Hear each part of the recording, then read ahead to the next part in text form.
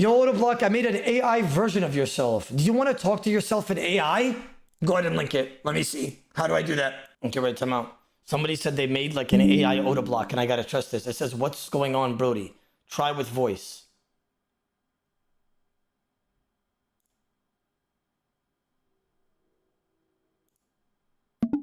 Yo, how you doing? Not too bad, brother. How are you? I'm doing all right. Are you the best PKer?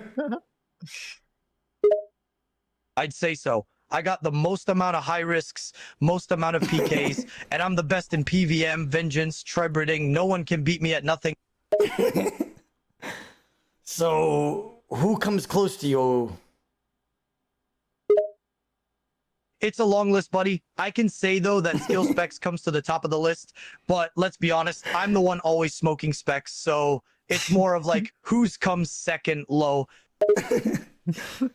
What happened to your last group, Hardcore?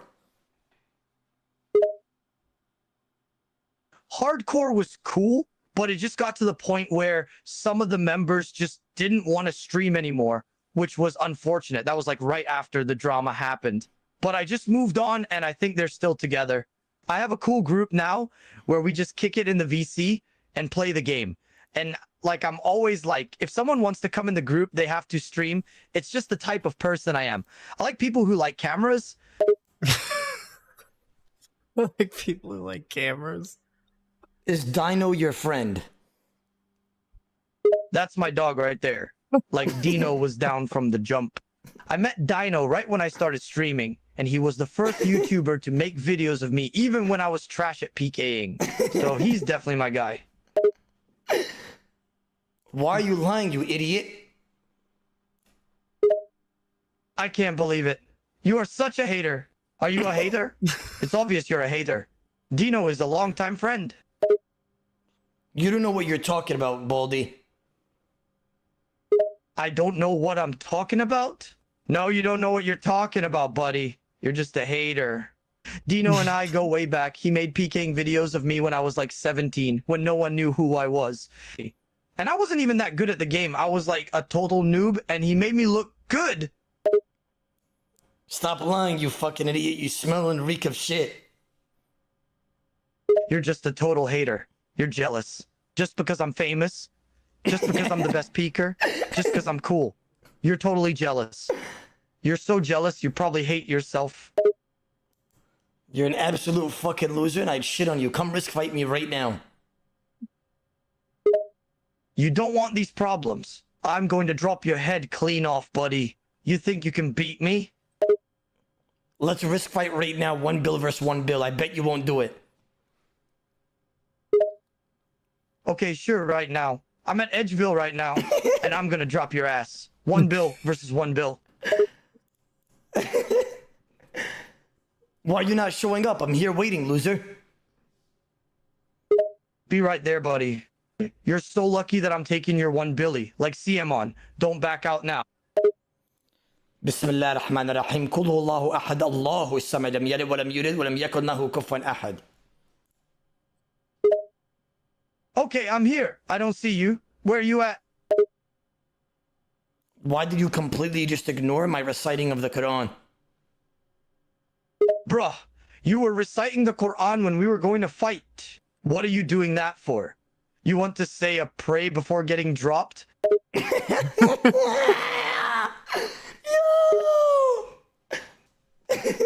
So now you're not gonna fight? Why you chicken out? I thought you were so confident. So now I won by default. I'm literally right here in Edgeville, World 337 Edge. I don't see you, you liar. Oh, I'm coming to you now. I'm at the Grand Exchange. You come meet me here. I'm literally here. Stop lying. You won't show up. You're literally a robot. I'm right here. What are you talking about? You think just because you are reciting some verse in the Quran, you think you can't be touched? Shut up, you fucking fool. You don't even know Quran yourself. Why does he go British? Bro, why you so mad? Why you mad just because I'm about to drop your head? You just scared, that's all it is. You're a About fucking to idiot. drop I'm gonna your go head. now because you're just mad annoying. Later, kid. Baldy. Fight later, hater. Don't start beef if you don't want to get cooked. Peace. Baldy. There's one along. There's one. I'm flashing. You are getting cooked. I'm gonna snitch on your wife, you loser. How can you snitch to my wife? You don't know who she is. You don't even know me IRL. I do. I'm the real Oda Block, you fucking idiot, and I know her name and you don't. What's her name? What's my wife's name? Oh, you want to play that game? Her name is Serena. I got What the- married on December 31, 2020. Oh my There's your God! hint. What else do you know about me? I didn't even know that. What the hell? Oh, so you don't know everything. I ain't no robot. So now who's the idiot? What's my son's name? Hadi, your next question, please. What's funny? You thought I was a robot and you were tricked this whole time, and now you don't know what to say. Nice try, though. What's your dad's name? My father's name is Al-Dakil. What else you got? Okay, no, that's bullshit. That sounds like some sort of Taliban guy. What the fuck is that? That's not my dad's name, by the way. You're a liar. That's not even Oda Block's dad's name, you idiot. You mad that I answered your question? You ain't got nothing now. You know nothing about Serena, you asshole. I know the date we were married. I know a lot more about my wife than you do. That's my wife. That's not your wife, you fucking idiot. Prove it. I spawned a kid. That child named Hadi, that's my son. You idiot. You need to calm down. You're getting so frustrated. Fuck your mother. Wait, that's my mom. Astaghfirullah, I need to hang up. I just basically flamed the robot's mom, which implies it to me. Because it's Oda Block, the robot. I had to X that out. Bro, I'm not gonna lie. AI is getting out of hand. I'm not gonna lie. How did it know my wife, like, when I got married? What happened? Wait, I know one last question before I stop this segment. How tall are you? 4'2", tall buddy. Okay, 4'2". That's it. He didn't cook me. He said 4'2". That's bullshit. I'm 5'7". I'm not gonna lie, that AI link is fucking crazy. One of the boys in the chat made that, by the way. Agaga, are you here? I gotta give you credit. Because that was actually like a little bit of Zontan. He said, yeah. How the fuck did you even make that? That's crazy. What is that? Was I married in 2020? No, I wasn't. I just realized it lied to me. Dang. I wish everyone would do that. If everyone would talk to the AI version of themselves. Didn't they just make a website where you could do that? What's going on, guys? Welcome to Top OSRS Moments, where I feature your clips. The best clip of every video will receive 50 million GP. Simply vote by leaving a comment under the video. Let's go. Dolbix is on his pure and is found a fight. I say, dude, is he not gonna eat there?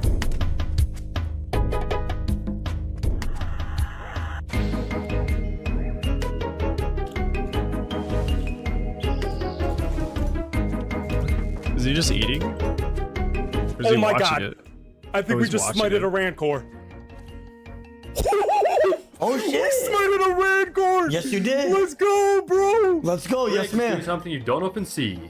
Regular hibernate. Show us something, Greg. Show us something. You got the toothpick in your mouth. Show us why they call you Gregory07. Show us why, Greg. You're the best. Come on. Okay. You only have one brew sip. You're gonna have to keep your HP high. Double eat here. No, you're camping too low, Greg. You're gonna get stacked out. Wait, sorry, what am I doing? I should have... That dude just reminded me. I should have farming stuff while I'm doing agility. Duh. Okay. He's dead. Like, what was that? Why didn't I tap? Opponent Metal's opponent's completely out of food. Change prep. Damn, a 42 dead? player. A 0. A 0 on 50, okay. A 0 on 50 on protect melee, though. Freeze him. The refreeze? I would have bolted there. I beg of the Jesus the Lord. A 0 bolt. Please, for the Lord above, hit the number. I beg you. Please, hit the number. Please. Please. Please. No, oh my God. I'm not gonna lie, his RNG was kind of ass, but he was hitting unprotectedly a lot. What are you, man, a little bear guy? Oh my God, it's wait, skill he spec. actually fixed the set. Respect. Respect. Listen, I'm gonna just pause this one time and say, listen, I believe he's gonna get a kill here. I know it's like a 1 out of 10 drop table for me to guess this, but I believe right now this is a kill. I believe in him. I believe that Soul Reaper skill specs has some luck to him. He has a chance. I respect that, bro. Soul Reaper versus the Soul Reaper, dude. Who understands how to work their tool the better, you know what I mean? I think I do. I am the master of the Soul Reaper X. There's no way I'm gonna let this man take on my hardcore Iron Man. Yeah, I never had faith in skill specs. I would literally be clean. Yo, Chaos, what's up? You passed 800 subs? Nice, nice. Very nice. If I gambled on Skilly, I would literally have 0 GP. I'd probably have no leg either, just chucking my fucking organs.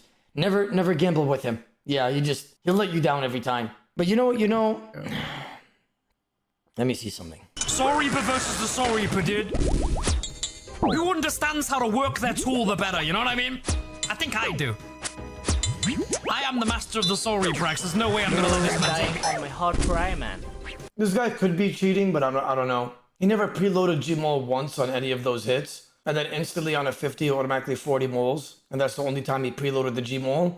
It could be auto hotkey or something. I'm not sure though. His name is IDFNH2. I wouldn't be surprised. That's probably client. What I mean by that is, let me tell you why. If you're gonna go for a whip double mole or like a Soul Reaper axe double mole, as soon as you hit, you have to click your Gmol, then click it twice on the spec bar, or you click it 3 times and it goes off by itself. But he didn't ever pull it out once and preload it during all of his hits. And then as soon as he hits a good number, he automatically specs after. I'm setting some sussery, gentlemen. I could be wrong, but I'm leaning more towards AHK or client. One of you guys wins an entry to this goodie bag worth over 500 mil every single video. If you'd like a chance to enter, simply subscribe, like the video, and comment your favorite clip along with your RuneScape name. Wasn't he waiting for XP drop? You still have to preload them all if you want to whip double mole or Soul Reaper axe double mole. He found himself down almost 300 damage with almost no food left, so he's trying to find an escape. And now he's freshly frozen with no more food.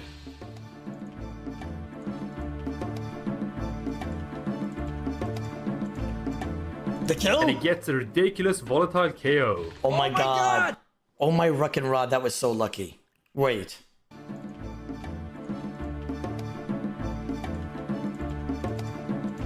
Bro, no occult on either on this spec. No occult. And it's the headshot with no food. Gets a Redemption's the recoil damage. And then instead of dying to the crossbow, if he didn't redemption, he got hit a 13 on 14. Volatile KO. Oh my god, that was so risky though, because I feel like if he hit a 14, he would have just lost his volley when he didn't have to do. So the recoil procced his redemption. It put him to 14 health, and then got bolted a 13 on 14.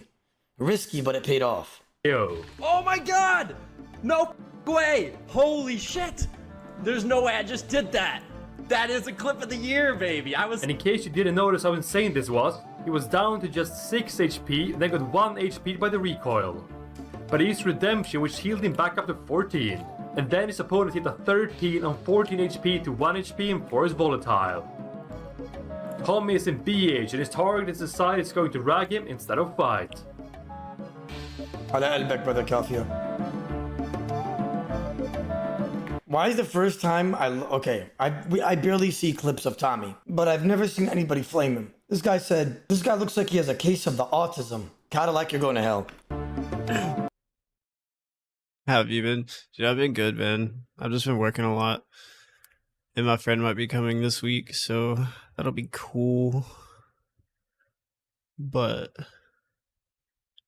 yeah, I want to stream more. I've been saying that for like a month. Watch him get a And then I get tired. big ass kill here.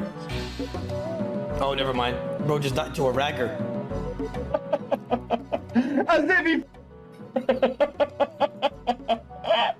I was like, I win! Oh my god, he wins. Anglerfish and half a brew. I'm running.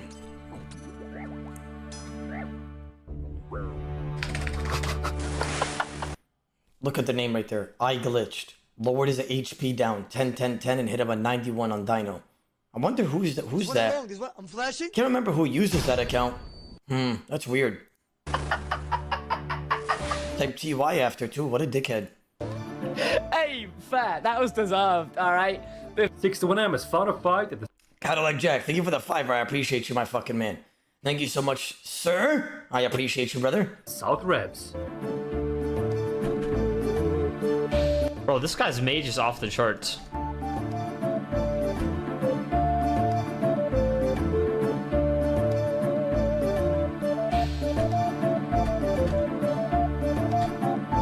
And he died to the first claw spec. I actually did.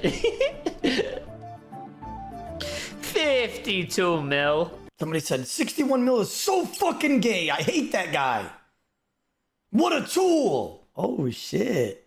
61 mil is cringe. Oh shit. Oh shit. Let's go. Rag leader is in a fight with the guy in some absolutely insane gear. And he's only in errands.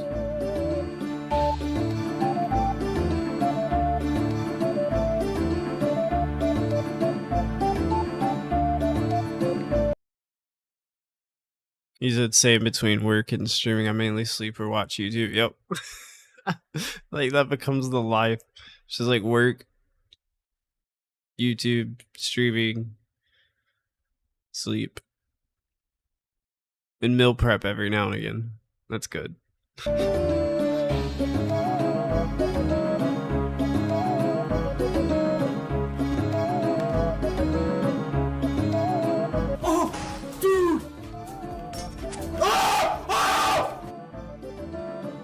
Time to another Get Spec.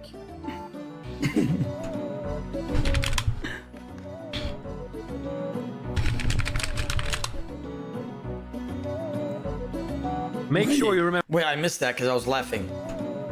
So he got hit at 31, 45, 21. Started typing on his keyboard. The guy went for the bolt.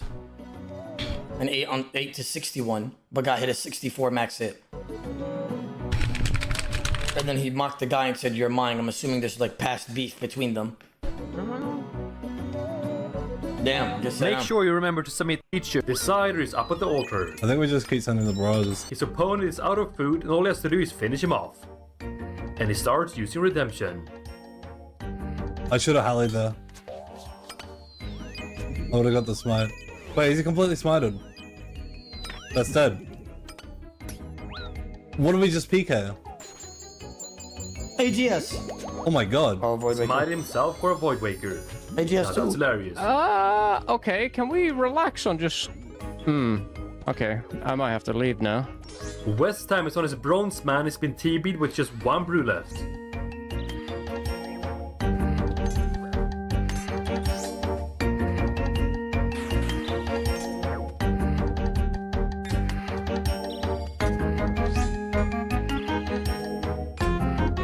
That guy's dead. Just come here. Oh my god, a 5 tick into a 30 and the guy dies for Mac? Are you serious?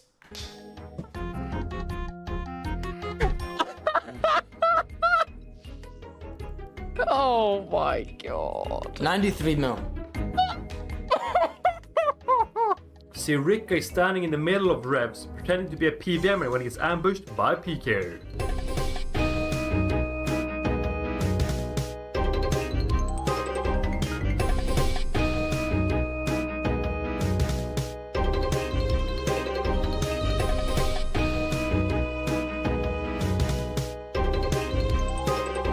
Could have been cleaner, but it was still And nice. then knocks him out. 153 mil. It's coming.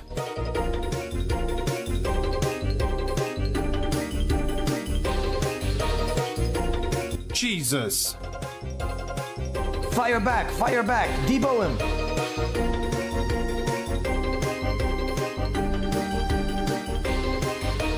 You're dead, mate. Maybe?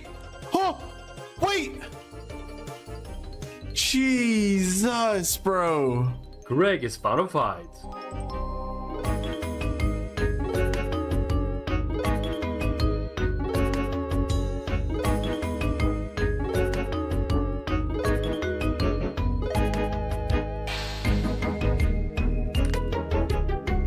I'm not even gonna lie, bro. Greg looks like Shrek. Like, Walla, what the hell? Bro, Greg's been aging, I feel like. Greg's been aging a little bit. Fight over. Good fight! Oh! 65 medal points.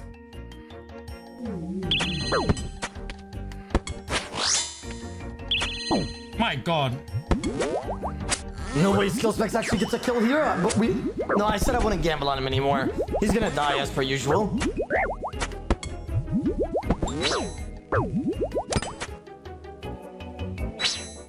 It's good. It's warming me up. This is fun. Dead. Yeah. TY. Should have gambled on him. Good. Good.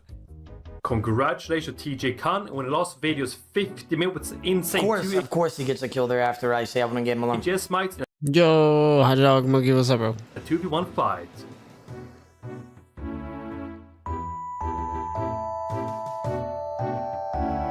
OSRS imp. By the way, chat, that spider shit, I don't know if anybody's ever been attacked by that spider and the webs get shot down on you and then you're gonna get smited and you gotta tank the fucking spider and the smite and the stamina goes to shit. When the webs fall down under your feet, oh my God. That is almost impossible to tank. I wanna go ahead and stroke my own meat here and say that I tanked Dino and West Ham and All-Stars while that web was under me twice and they still didn't kill me. Yeah, I just wanna go ahead and point that out there. Like, it's extremely hard to tank, just saying. Killer 28 when he lost video's goodbye giveaway. Beat number 3, which was a light bearer.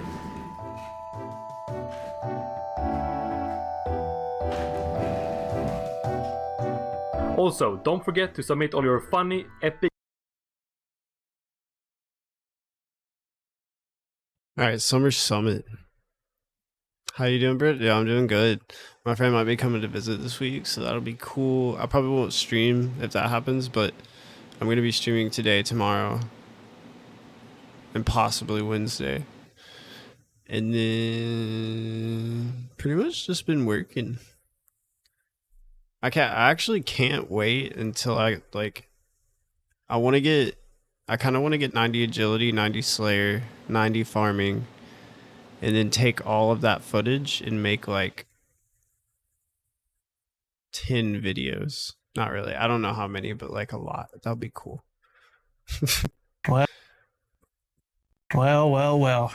If it isn't me and you back here in our favorite private theater that we rented out for a lot of money. It's good to see you. I haven't been in front of a camera in a while. I've been behind it, talking about quests and whatever I was doing. Yeah, buy release is done. People were asking, what are you going to do after that? As if it's this big conundrum. What are you going to do after buy release?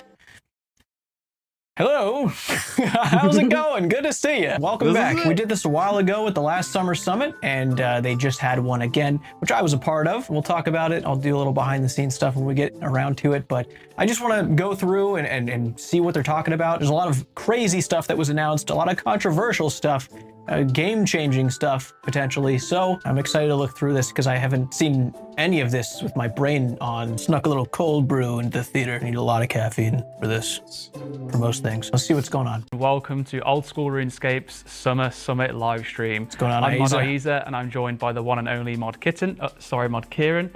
Common mistake. We all say that by accident. Doing fantastic. If you're not already in the Old School RuneScape Discord, then you need to join now. We have a bunch of giveaways. I've joined it a few times. I always end up leaving because people at me saying very terrible things.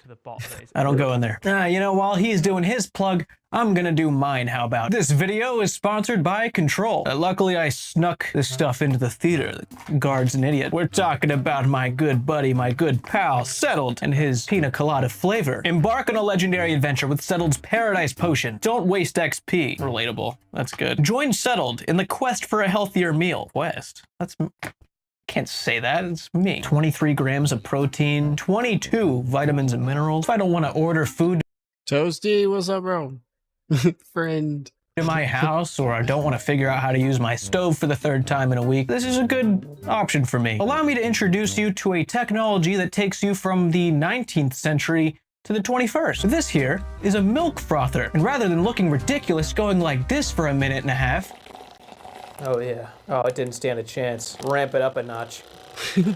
Oh yeah. Control is a great replacement if you're about to skip a meal or something, which a lot of gamers tend to do. Don't do that. It's quick. You don't have to stop your gaming or whatever really non-important thing you think is important you're doing. Try Settle's flavor. They've got options. You can bundle stuff together. They've got protein cookies and bars. drinkcontrol.com/J1MMY. You can get 10% off your order. Try it out. See how you like it. Try Settle.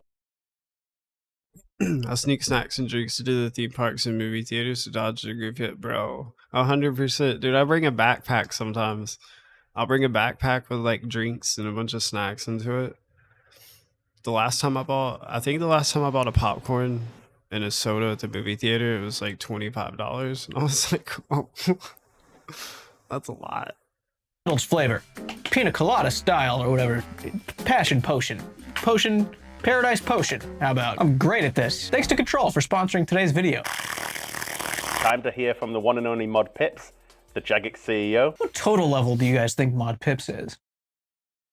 And I'm delighted to Audio. welcome you to the Old School RuneScape Summer Summit. Old School RuneScape is enormously important to everyone here at Jagex. The J-Mods on the Old School RuneScape game team channel so much passion and energy and creativity to deliver for you, the community. I wanted to say thank you for your continued support and passion. From showcasing the best of Old School to the wider gaming community with events like All-Stars and Gillinor Games, to engaging with our blogs and streams, to voting in... I know Gillinor Games. I've seen it before. ...that makes Old School RuneScape so strong. We'd originally planned to be doing today's reveals in person with many of you at RuneFest. Instead, we look forward to seeing you there in March next year.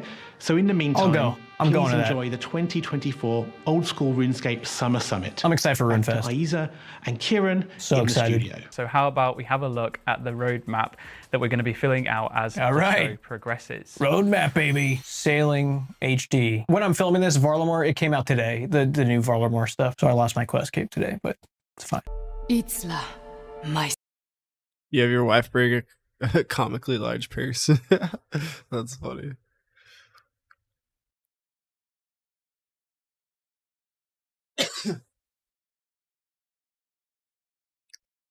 Do you know any decent bosses for GP?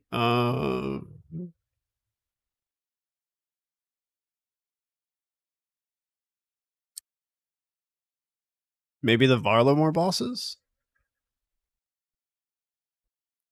I forgot what they called them. The Perilous Moons bosses. This man has some big ass ears. He did have some big ass ears.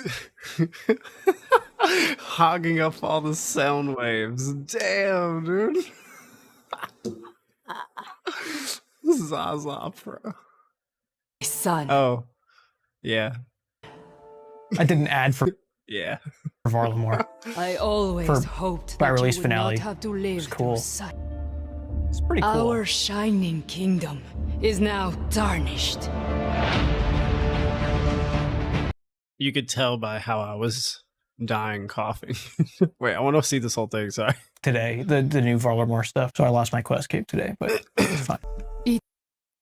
No, dude, this is just normal me. I just laugh at everything. At work, I just like, someone could be talking to me about something serious, and I'm like, yeah. And I'm like, oh wait, you're talking about something serious. Sorry. Let me actually tune in. Itzla, my son. I did an ad for Varlamore. I always For hoped by that release you would finale. not have to live It's cool. through such... It's pretty cool. Our shining kingdom is now tarnished. When it comes to like the trailers for this stuff, I have such mixed feelings about the whole Blender thing. Like they make this in Blender, and it's cool, but I just feel like it kind of takes. It has nothing to do with actually RuneScape, but like every single game in the world does that. They make a cool trailer and then the game's shit. But with RuneScape, at least the game's good. Takes me out of it almost because it's not RuneScape, like it's not old school. Like it doesn't look correct. When we did like the Trailblazer thing, like the Trailblazer song, whoever had done that Blender did such a good job with it because it was smoothed.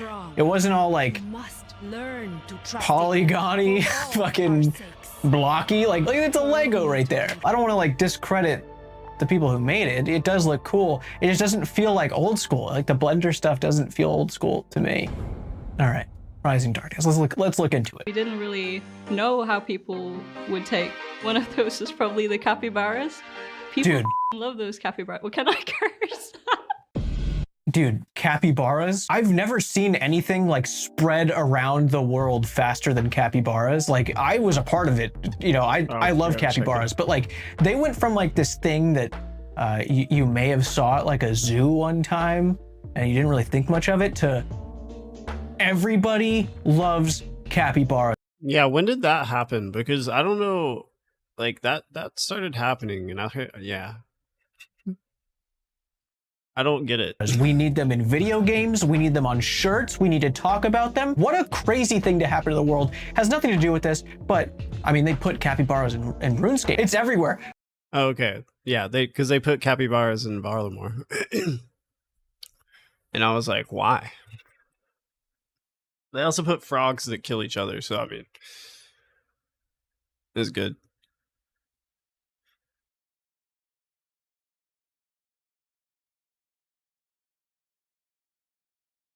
Wait, what? Outside the USA is what they call gas station heroin. They call it Zaza?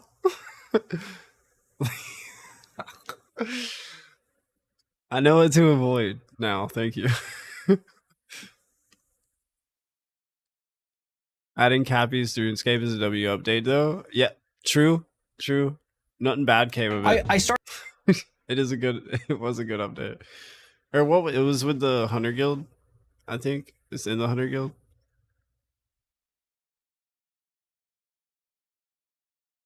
That kind of makes me want to go see them. Let's go see the capybaras together. I wish I would have brought my Quetzal whistle. Is that what it's called? Quetzal? Where am I going? Hunter Guild.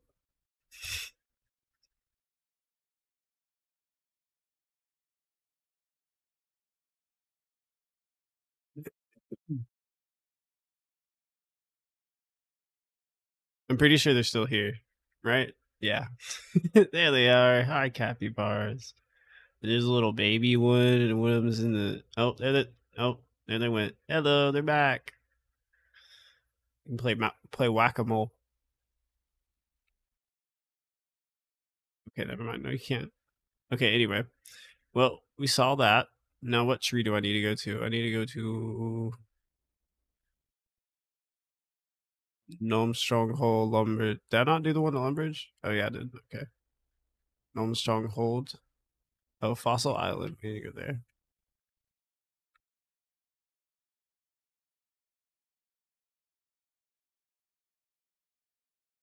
There's so many teleports in this game. How do I get to Fossil Island? It's this one. Fossil Island.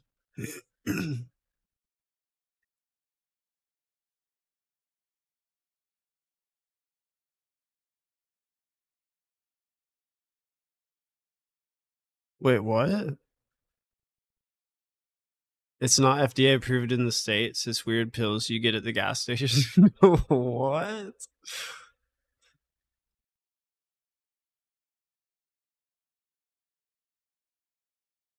Wait, is Zaza weed? Are we are we talking about gas station heroin?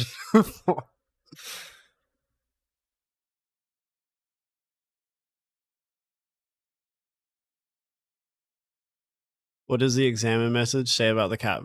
Aw, man, I didn't see. I kind of want to find out now. All right, we're gonna go back. No, wait, I should have stayed. No, it's okay. This is a good mission. This is a good mission we're going on. This is information we need to know at this moment.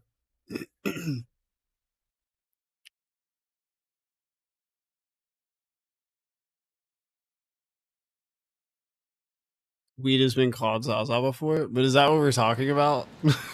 I thought that's what we were talking about the whole time. Examine capybara. What a happy Cappy. All right, that's pretty good. I like that. I'm glad we came back and we did this. Hold on, I can actually. There we go.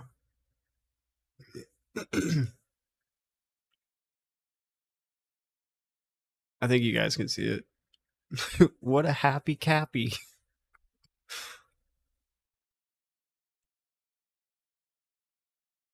What was I doing? I don't remember. I call weed Zaza. Do you really? I've never heard it called that before. What do I call it? I call it I guess I just call it weed. I think, yeah. Wait, no, for real, what was I doing? Fossil Island. Alright, there we go.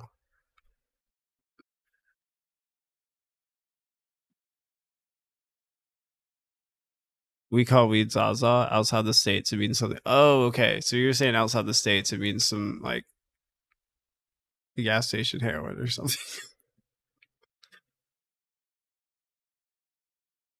Yeah, my train of thought's insane. I don't want to look. Where did I say I was going? Fossil Island. That's bad. Oh yeah. Okay. So yeah, we learned about the Cappies. So started playing Genshin Impact, and the new update that came out, they put capybaras in it. I was like, no way, this is still happening. Like this way. Those are like really cool anime capybaras. They have haircuts. Wave of capybaras is still happening. What a crazy thing. Like, maybe capybaras are like, they're gonna become like the new penguins in old school. Like they're just like these secret agents because of how much they're taking over the world. Varlamore was cool. Obviously the Colosseum was basically like the big highlight. I'm glad that they put things in like the Riveting Tale. It was a nice addition. I won't go too into the Varlamore questing because like I said, I have plans to do the by-release movie in Varlamore. I think they did a very good job of kind of setting the scene up for everything. I haven't done the quest that came out today yet, but I'm hoping they start intertwining and connecting each other because there is like a lot of scattered things. There's a lot of very new names and religions and a complicated dynamic of this new area, which, I mean, it gives that feeling of, you know, this is a new place, everything's confusing, we don't know much about it yet, we're still figuring it out, but you can't really figure it out yet because this is all we have so far. Great release, a fantastic release compared to the initial Koren release. Bar was about as low as it can get, granted, but still. It was awesome. I think a lot of players liked Varlamore. What I will say about Varlamore, the one thing I will say, why the fuck is the clothes shop the same as the Varrock clothes shop in a brand new, culturally different nation that we've been waiting to enter for years, that have been hinted at over the course of years, and we get there and you have a fucking pink and blue skirt in the store. Dude, even on Lunar Isle, you go there and they have these little aesthetic things. One of the aesthetic things from Lunar Isle became one of By-Release's little hats that he wears almost every episode now because it's just a unique thing. Why would you not put just these little items, no stat bonuses, 500 GP from the store? What? Someone didn't want to do that? No one wanted to. Wait, why did Nightbot do that? Hold on. I want to know.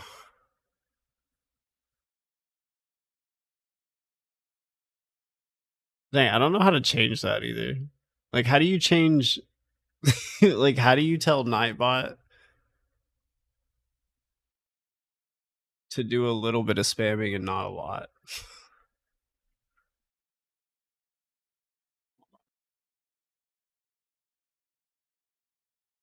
Maybe it's just okay. I'm just gonna disable that. Maybe okay. Try it again. Maybe. Okay.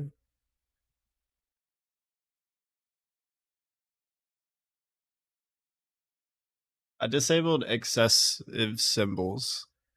So hopefully, I don't know, maybe that works. Add something that players could just go buy and wear just for fun. Varlamore came out while I was like doing the Gary party thing, so that was like the first thing I went to, looking to see like what items you could get now. And this clothes store was the same fucking thing. So I hope there's some additions made to that, because I think that is a huge part of world building that was seriously overlooked. It's the little things like that, the attention to detail, like making 4 new shirts or pants. I don't know, dude. There's no reason that the everyday clothes shop from Varrock should find its way in the center marketplace of Varlamore. Colosseum's obviously cool. A lot of people liked it. Perilous Moons is really fun. We did the video on it. If you haven't seen that, me and Jake did a project for Jagex walking through Perilous Moons and you know, the whole 3 bosses down there, the self-sufficient. Go watch that if you haven't. It was really fun. Tone shifts a bit from part 1. It gets a little bit dark, a bit more gritty. You're going to dig more into the underlying going-ons of Varlamore. There's something for everyone. There's quests, there's new skilling, there's bosses to take on, and there's also a lot of landmass to explore and find new things. My favorite environment in the Rising Darkness is probably Alduin, just because there's so much to explore, as well as quite a fun color palette with all the grapes. Oh, and people love the orangey grapes. Buildings you will People see were around huge there. on the grapes. Sunny, there's grapes. People have really nice... I just realized if a homeless dude or someone with no clothes wanted to buy a new set of clothes at the RuneScape's clothes store, they would look wacky as fuck. Dude, they would. Have you ever... I used to have, like, if I made a new account, I would go to the clothes store and just, like, buy stuff so I could just put stuff on. And you look... you look fucking weird. Nice villas and expensive areas, and just a nice kind of luxury island to live on. There's a lot of wine. Pretty area. A lot of grapes. If you don't like the wine, you can run off to the Hailstorm Mountains, where you'll meet a group boss encounter that you can do with your friends, which is fairly accessible for mid-level players. It's kind of cool. What's the boss's name? Huey Kotal. It's a big boss, Huey. big snake, dragon, bird boss thing coiled in the mountain itself. Huey is a lady dragon. It is the Lady Dragon. Wow. It's a lady dragon? It wasn't like the first dragon ever in the game. It was also a lady. And there's also a pet and a new seed That's a good for looking growing pet. a herb, which will be used to create the prayer regeneration potion. Prayer regen potion, huge. Mod Other's been working on the new murder mystery quest in Alduin. Cool little puzzles and a bit of deduction. I had a lot of fun creating suspicious NPCs. You add mysterious glasses to a dog, suspicious, straight away. Give someone a peg leg, how did that happen? Dunno, suspicious. Too much jewelry? Super suspicious, where did they get that? Very good. First is the pre-pot device. This allows the player to load up to 5 potions into the device. Just keep chugging those potions. The player can configure which potions trigger in which order, as well as setting loadouts for different situations. That's cool. Secondly, we have That is a potion really storage, cool which is update. a new area of the bank, which lets you store all of your potions and unfinished potions. The player can also purchase a secondary ingredient for a new potion, the Goading Potion. When drank, this potion will cause all monsters around you in a large area to become aggressive. The taunt, baby. We've got Regeneration potion taunts. is Finally. Granted, there's not a lot of content in the game where taunting would technically be super necessary. There's never been a big reason to have taunting in the game. This is huge, and it makes way for a lot of future group bossing PVM content where a dedicated tank is essential, and they can start designing content around tanks having supplies like that available. This is a great step for introducing more raid-like challenges. I hope they start experimenting with someone becoming a healer, where maybe it can scale with their magic bonus and a spell that can heal others that isn't Venge Other or anything like that. There's a lot of things they can experiment with. I think this potion does make way for a lot of interesting boss encounters in the future. Don't tell Donkey it's a girl dragon. Taunting for boss rushes? Wait, I wasn't paying attention. Are you talking about that potion? The new potion?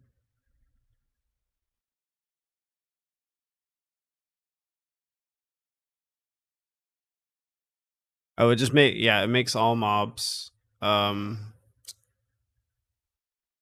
makes all mobs aggressive towards you.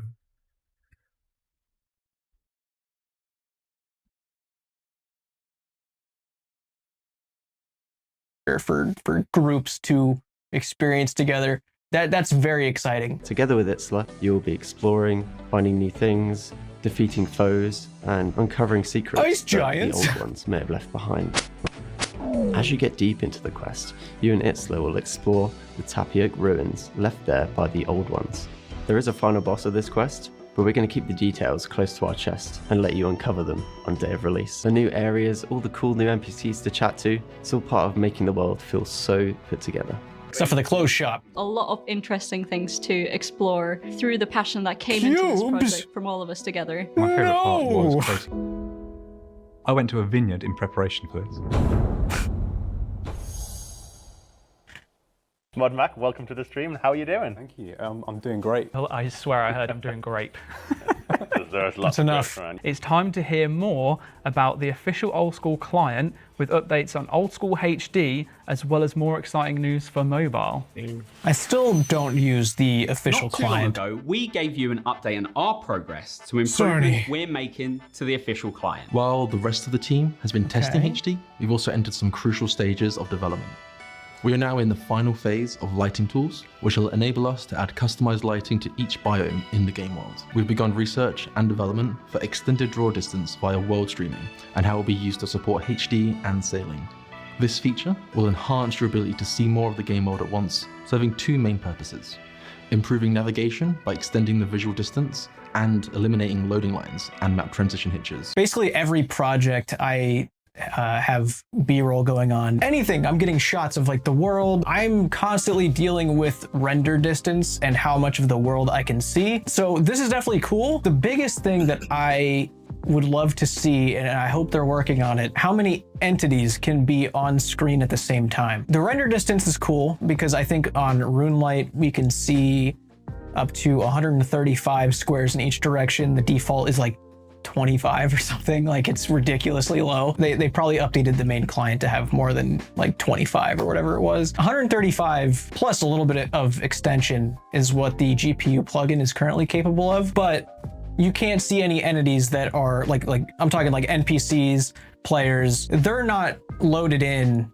until you are that default distance away. If they're able to figure out how to do that, that would be huge. I really hope they figure out how to show more than like 100 players or 100 players and 100 pets on screen at the same time. When we were doing the Gary House stuff and when I was getting my quest cape, it was like ridiculous that even with Entity Hider, granted that's a RuneLight sided thing, not game client, so it made sense that even when I was hiding people's pets, they still weren't showing up. It would be so cool to see a ton of players in one area because there's so many situations that happened this year that I just couldn't see anyone because there were so many people in like 4 squares, so it looked like it was empty everywhere else. I've experimented with everything there is to experiment with render distance. I hope they're able to figure out how to make it so we can see people from farther than the default render distance. That would be amazing. I know nothing about coding. I don't know how possible that is with the limitations of the engine, but I hope that this is something that they're looking into and we can see improvements with. I know I've said it a bunch of times, but I mean, the amount of amazing available plugins from a content creation side that's available through RuneLight, I don't see myself switching to official client, but if it's something you never need to worry about, you don't have to worry about using like Creator Kit or a certain function of GPU, Entity Hider, anything like that. I don't know, maybe this will be a better option depending on how they handle the final releases of everything. I don't see myself switching over just because of how many utilities I have available on RuneLight to create cool shit. This HD stuff looks cool. I know players like to play in HD. I don't. I'll never make a video in HD. I'll never film in HD. I will keep it how it looks now. I think the GPU anti-aliasing looks very good. It keeps the old school aesthetic while smoothing everything out. That's all I want. Especially with the upcoming sailing update. The team has done an Sailing, I incredible forgot job about the sailing. building the in-client water system and refining the final tools needed to achieve high-quality water within the client. Our next update for HD will be in early 2025. That looks pretty. The desert shell looks really pretty. The plugin API will soon be in the hands of various members of the community, including plugin creators. Before then, there's some fundamental security measures we need to put in place so that we can safely and securely share the API with them. It's also crucial for us to put measures in place so that we don't open more avenues for those naughty bot makers out there. Naughty bot makers. Yo, what's up, Gasper? Just gonna do it anyway, dude. They've got all the avenues they need. What are like the most crucial RuneLite plugins? A lot of people want ground markers in True Tile, want Quest Helper, Menu Entry Swapper. Let me know what the most crucial plugins are, because I've done my best to kind of disable as many as possible because of filming, and I want as little on screen to take away from the actual content itself. So I don't really know the plugins that need to absolutely be included on the official client. Let me know about that. We'll be celebrating the 6th anniversary of OSRS on mobile. 6th? And we are ready to celebrate. Jesus Christ. To start, I can't play on mobile, dude. I'm not built for mobile. And we're looking to elevate the mobile experience by adding much requested features like tile markers and NPC highlights. And as an extra treat, we'll also be adding NPC high highlights scores as one of the newest features. That's a big one. So, to recap, October 9th, we'll have the following new features coming to mobile. They can't do that, that's swamp. The new mobile UI, with more to come in the future. Sorry guys, who is reordering my menu? Talk about the other feature. Of course, Menu Entry Swapper is coming to mobile and the official client. That's actually coming to mobile. That's big. Like, I don't play on mobile at all, but I would actually play if they put Menu Entry Swapper in there. Here to join us is the wonderful Mod Genghis, and he will be able to tell us a lot more. Where'd Mod Genghis come from? Recruited an American-speaking man. Where'd they get him? Even just like the early concepts of water and the different water textures that are on there that were showcased just in the video alone, I thought looked absolutely amazing. And that's not even final product yet. So RuneScape players losing minds over water. God damn, it doesn't take a lot to impress us. What are we going to do to ensure that bad plugins don't make it into the game? Well, it's a good question, and it's still very early days in terms of how we want to structure this, but we're working with our partners at mod.io, and they're known for hosting kind of plugin infrastructure for other games. I've talked to Ronan about this a few times, because he's developed a few plugins that are on the RuneLite plugin hub. Yo, coconuts are worth 4K each? It's like a Dragon Ball. RuneLite and the guys running RuneLite, they are so strict about plugins. Like, they just need to follow the RuneLite guys. Like, obviously RuneLite complies with Jagex rules, but they take it so seriously, dude. Like, you cannot just submit something and hope they kind of breeze through it. Like, they take their time. I mean, it's a liability, obviously. They have to take their time, but if Jagex just does what RuneLite does and how they handle submissions, they'll be fine. I know I'll be skipping over a few things, so I'm sorry if I skip through something you wanted to hear more about. I'll link the full thing in the description. You can watch the whole thing without me if you'd like, but I will be skipping ahead a few times because, I mean, I don't have much to say on it, so I'm not going to just stare at it. I guess I will say the only thing with mobile that I've personally gone to Jagex about is just how difficult it is to switch accounts. Even if you're on the same Jagex account, logging into a different account is terrible. You have to log out the entire Jagex account, log back into the Jagex account, doing the authentication, and then pick the account you want again, even if it's all on the same Jagex account. It sucks. It sucks. So hopefully they fix that. Now, though, it is time for our next reveal of the night. So take it away. Let's watch the video.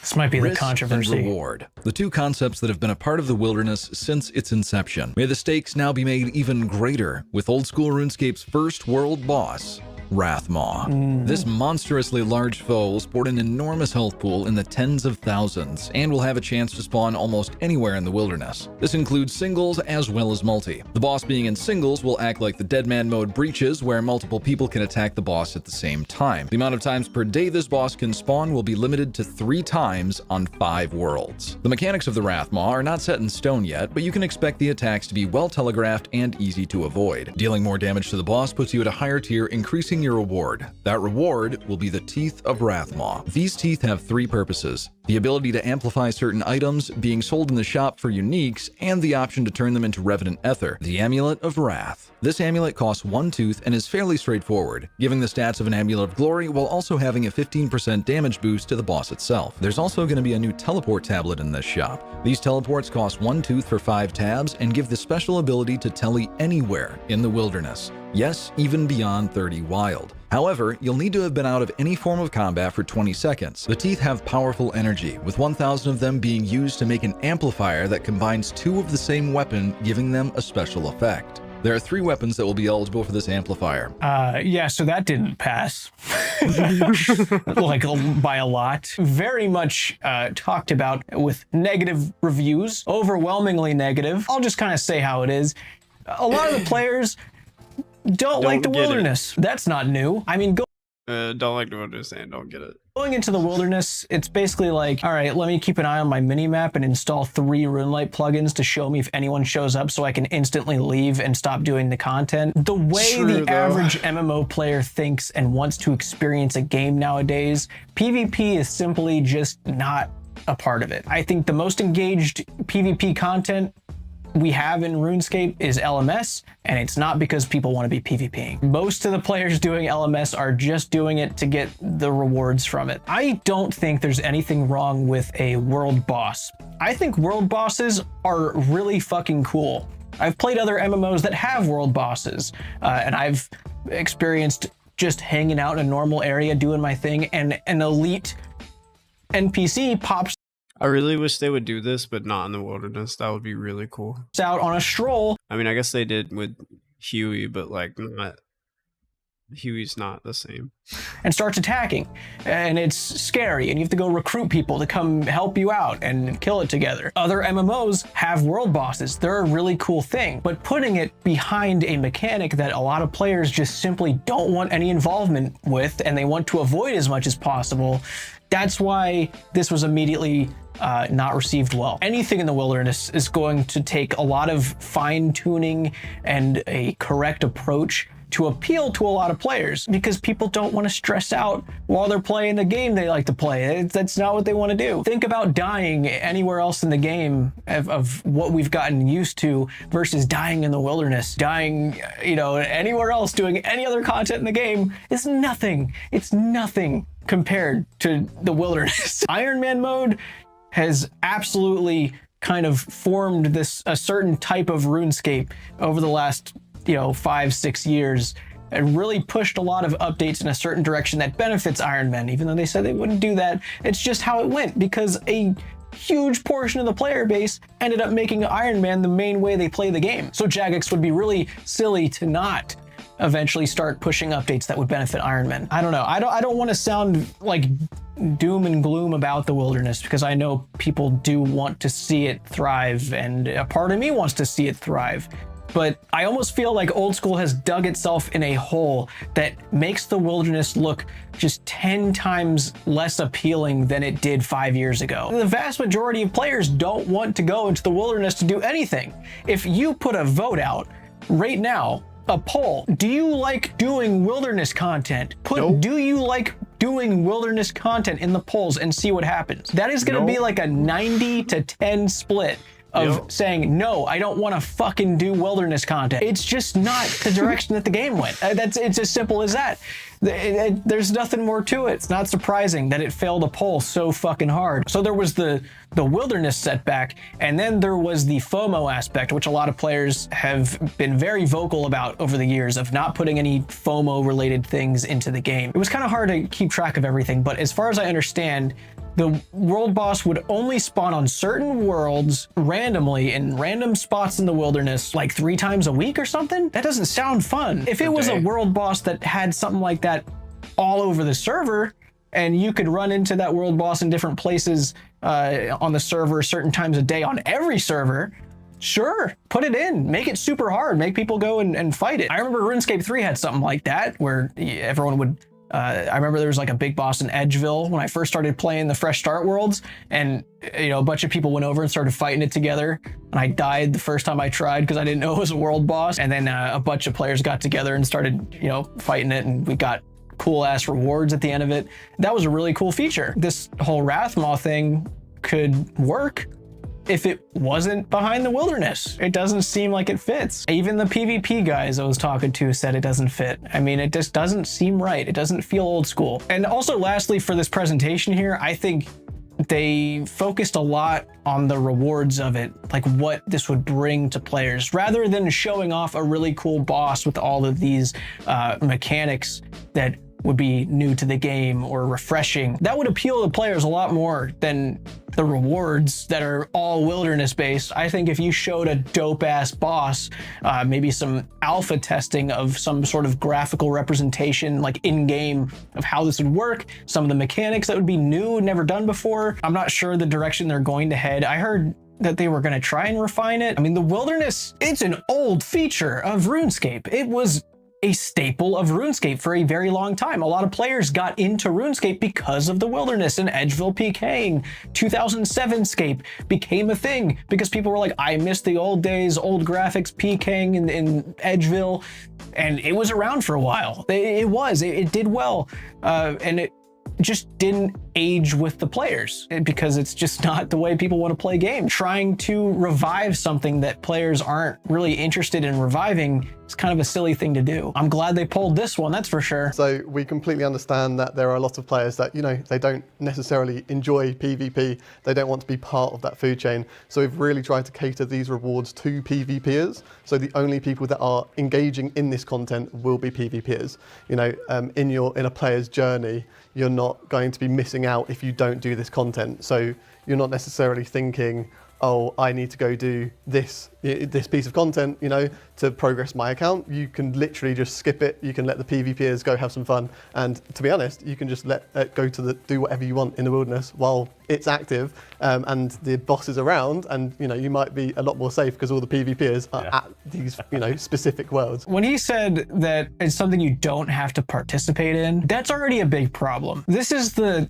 game that players log into every single day to experience everything. It's the reason why players that don't want to be in the wilderness go to the wilderness, despite technically not really having to. You're already saying that we're making content for the lowest population in the game. Not for all of you. Players are going to want to do the content because it's being put into the video game as an update. If you're a maxed player and you are trying to experience everything and you get someone announcing that, oh, this is for PvPers, not for you. It's like, well, then what the fuck? What do you mean? I've done everything else in the game. Why is this not for, what do you mean? I have to go. This is a concept to keep around and experiment with, but they really should leave the whole wilderness only thing behind. That's the direction we've been heading for a long time, and it's no surprise that these are the results given what this pitch was. For a little bit of a change of pace from PvP, let's talk about a new PvM encounter that you might be able to partake in. I will preface this by saying that it's very early into the design. I'm sure Mank and Daizong will be able to attest to that. This encounter, we called it the Royal Titans. So in this encounter, player will You have a full week off of work and you're gonna celebrate with Zaza in games. That's what's up. I almost had this whole week off, but then I was like, or my friend was supposed to come, but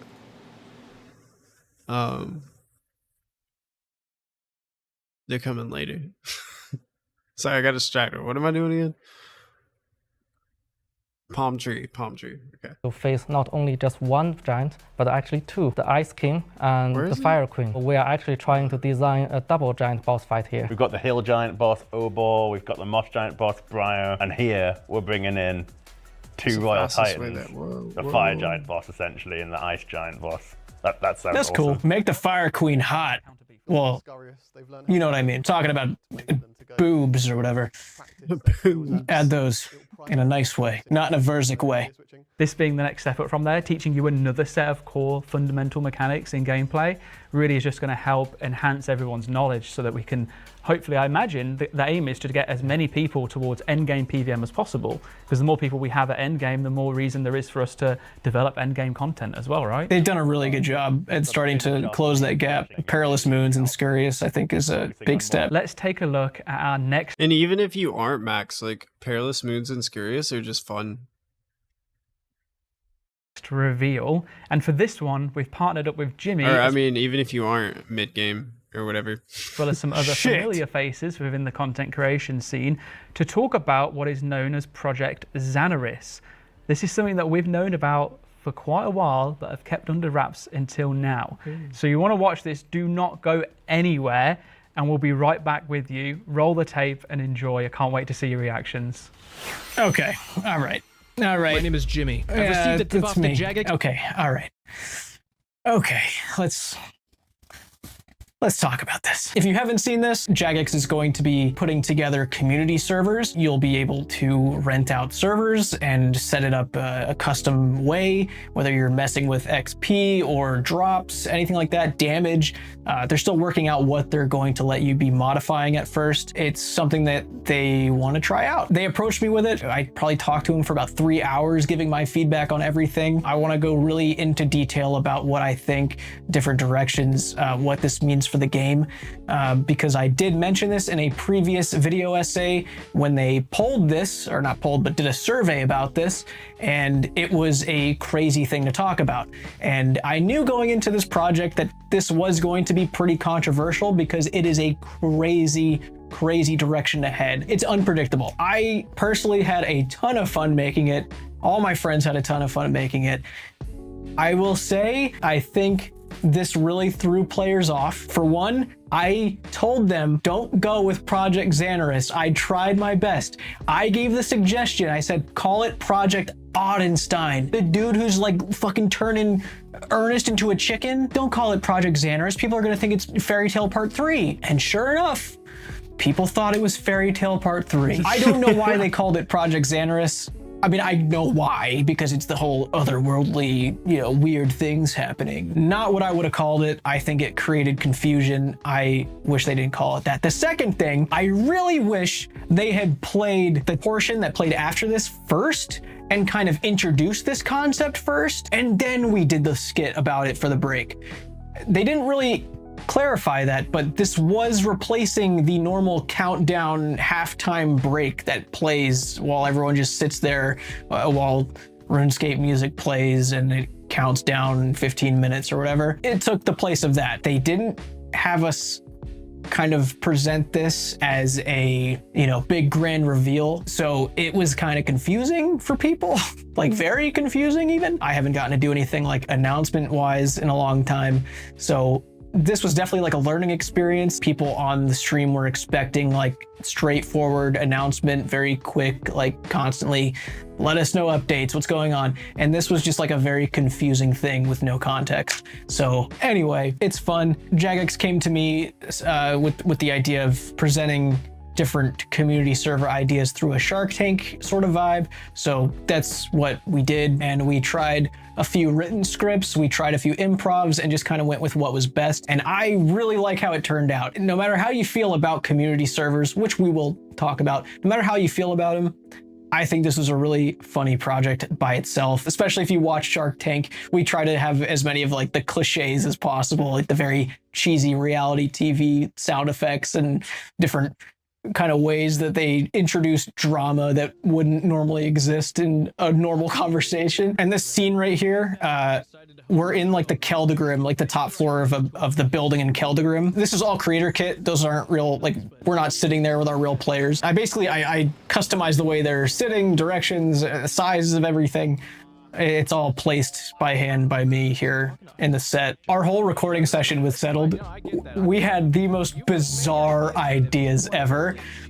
And it was like, we can't fit this in the time span, dude. You're also bald. Every character will be bald. Is there a reason for that, or does that affect your gameplay? So your idea is lock to more. This was completely improv.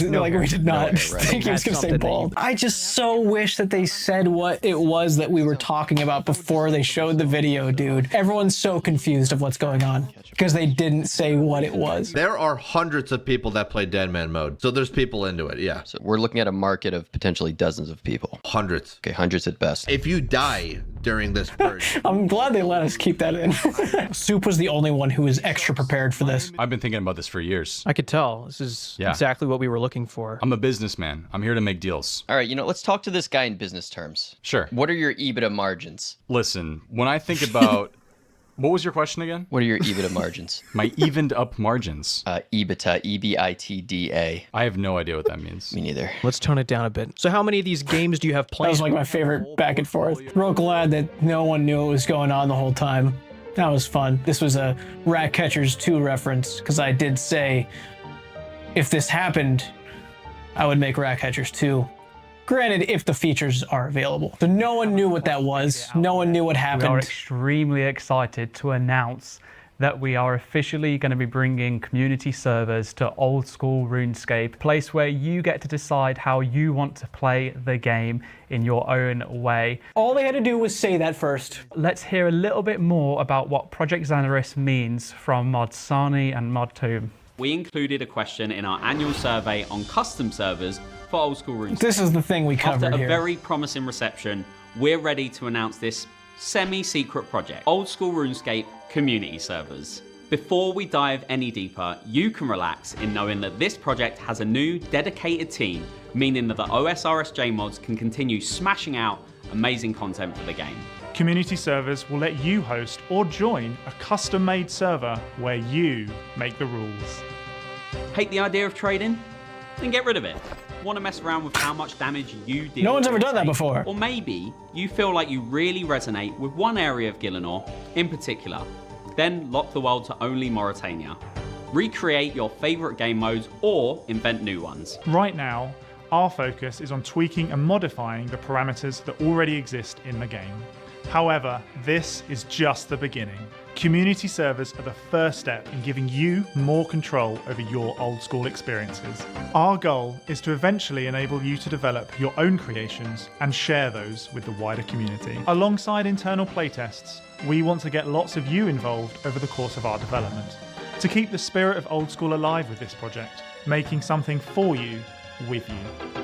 For now, you'll hear us refer to this as Project Zanaris, while we continue in development with your guidance and support. It's the wrong name. You picked the wrong name. To an otherwise I'll stand by that. community, and hope that you'll work with us to make it the best it can be. Thank you all so much for your time, and we can't wait to get you involved.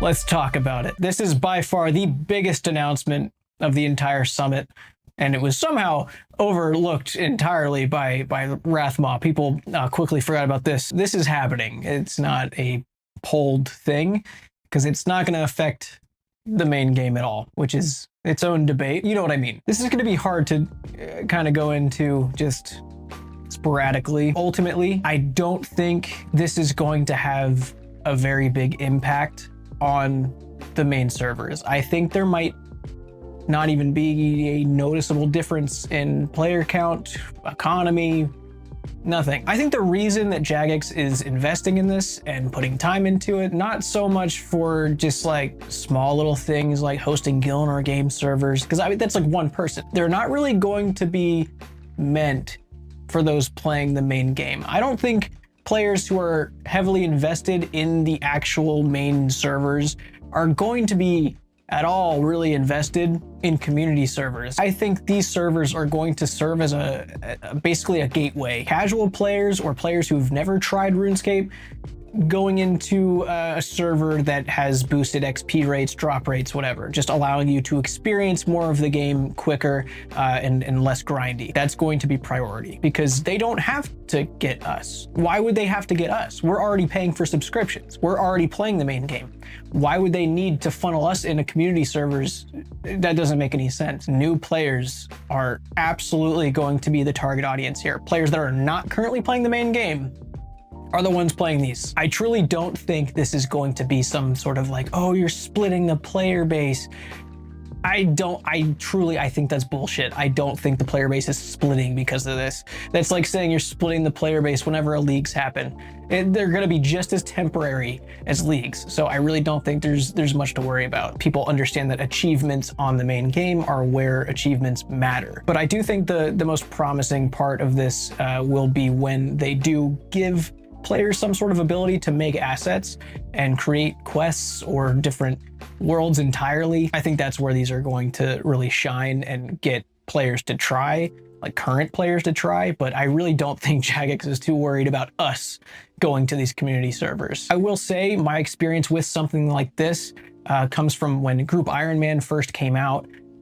We had those content creator servers that had like 10x XP rates or 3x drop rates, something crazy like that, which is exactly how these community servers could be tweaked. It really did make for like a very short burst of fun when I had a team of content creators that don't normally play RuneScape come in and just experience early game and a little bit of mid game with me and experiencing Iron Man a little bit.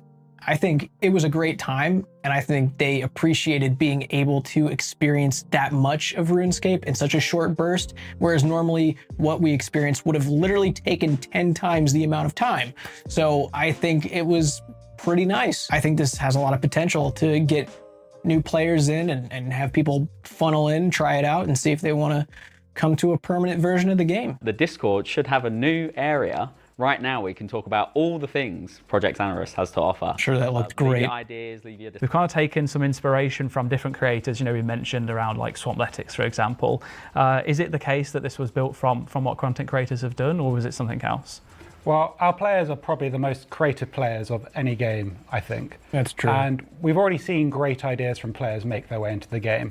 Things like Iron Man, things like rooftop agility.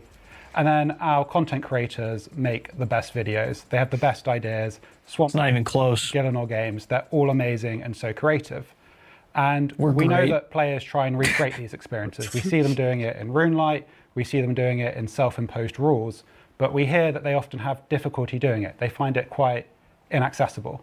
So we asked ourselves, why not give the players the way to do this themselves? I just don't know how well that's going to translate, because I think part of the beauty of these restricted accounts, what makes them so special, is that they are a self-restricted game mode in the main game where everyone's playing normally, where everyone has access to all these things that they have to literally see other people do, and they are stuck doing shitty things. I think that's more so what the appeal is of restricted accounts. I don't really think that these community servers are going to be featuring a lot of these restricted game modes, like people redoing Swampletics. Even if they have ×5, ×10 XP rates, I don't, hey, what's up, bro? Don't see those kinds of servers really thriving, especially for a long period of time on a community server where it doesn't really count. Players renting out a 6 to 10 person server, having their buddies who normally wouldn't ever touch old school RuneScape come along for just a week or two ride with boosted XP rates, and then they call it there. And there's nothing wrong with that. We know how important the integrity of just old school is, so this is why there's a whole new team being built for Project Zanaris. Like, we're not taking things away from the main game. We're not taking, your Eds, your Ashes, and putting them onto a new project. This is a completely new team that has so much passion behind it and so much drive, and they understand the old school ethos on the way. So that's why it's exciting, I think. Mm-hmm. I think it just has so much potential. I've seen other games that have literally thrived off being, I guess you could call it very similar to a modding scene, right? We have community servers, your own essentially modded version of the game that people can jump onto, and the possibilities that have came from those have been quite literally endless. And imagining that in a RuneScape environment, there's so many different things. I'm getting excited just thinking about it. Yeah, Aiza's right here. The modding communities of different games, there's always going to be a modding community in games. Our modding community up to this point has basically been RuneLite and the plugin developers. I mean, Door Kicker plugin, that is like straight up mod. Like, that is something that you would see on Nexus mods and download and put into your game. It's taking it to that next level that I hope eventually we're going to be able to see players have created assets, new storylines, new bosses, new items, new NPCs to talk to, different aesthetics around currently existing towns, just changing anything about the game. I really hope we get to that point of just seeing people create new worlds and experiences. It would be really cool to be able to join a server that has, created a whole new storyline or like an alternate timeline of the Mazerats or the fucking Myerky storyline. They've changed how it starts from the very beginning. Every quest has been changed. Servers dedicated to those types of creations and just experiencing alternate timelines, basically. I think that'd be really cool. It's amazing to see what modding communities can do when given the tools to make those creative ideas come to life. I don't really know other MMORPGs that have gone down this path, but we've been the first to do a lot of things, such as create Old School with a small dedicated team that tried something. And even though it didn't really work at first, once some tweaks came in, some new members came around, and people started figuring out how to play Old School, the game blew up and we got so much cool shit. So who's to say this can't be that next really ridiculous, ambitious idea? It's completely different circumstances, but what I'm saying is Old School and Jagex, they've taken risks before. This is a huge risk. It's impossible to know. We're all guessing. We'll see. If it brings cool shit to our community and lets us experience new things in Old School we would have never experienced without it, and it lets them work with new artists and new writers and just bring people along on the team that they found through creations to better Old School's main servers, that's awesome. I hope that's the result we get. Let's talk a little bit about The Curse of Arrav, which is a remake of the 2009 Master Tier quest that continues on with the Majorat storyline. We've seen this story now advance through the likes of While Gothic Sleeps and Desert Treasure 2. Kieran, please tell us more. Absolutely. So we don't want to give absolutely everything away, but there will be a distinct Old School version of this quest, which is exciting. To set expectations, mostly the story will be pretty much the same. There'll be adjustments to dialogue, though it will pay respect to the original. But excitingly, there'll be a couple new sections of gameplay, and there'll also be elements from another RuneScape quest, Missing My Mummy, which will also feature. I really hope that moving forward with the Majorat storyline, they really kind of take the reins and they don't port things very much. I mean, I know he said for Curse of Arrav, they're going to be taking a lot of the dialogue. Story's going to be the same. I really wish they weren't doing that, because while playing through Path of Glufry and While Gothic Sleeps, I could really feel the old game there. I don't know if it's because I know that it's from RuneScape 3 and it's the original quests that were taking place in that original timeline. The dialogue didn't feel consistent to Desert Treasure 2. The writing has matured since then. I think the writing is a lot better. It's a lot more thought out. Going from Desert Treasure 2, which was amazing, and the characters felt so alive, to While Gothic Sleeps and Path of Glufry, it was like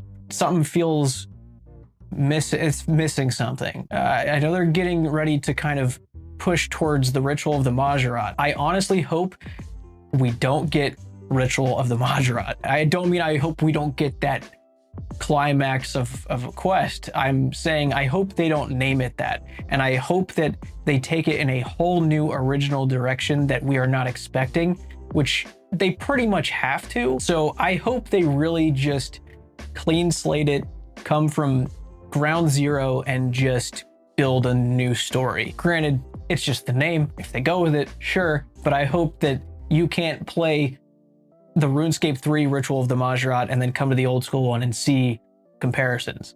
I hope there's no comparisons other than some characters share the same name. I would really love everything to just be an Old School original. I think that's when it's at its best. But you'll also get access to Zemarigal's Fortress, which allows you to fight the higher level variants of armored zombies. I've been saying Zemarigal. I've not been saying that right. And you will also be able to get now a zombie helmet. It sits between the Dwarven helmet and the Inquisitor's Great Helmet, and it'll be a crush. I just want that Rune Guthin helm that Lucian created with the skeletons. That was like the coolest helmet ever. We need that. I hope that's what he's talking about. It covers very important story beats that will set the scene for future Old School specific story plans. Teehee. How about now we talk about Game Jam? We released a blog earlier this year which had a bunch of cool proposals in it.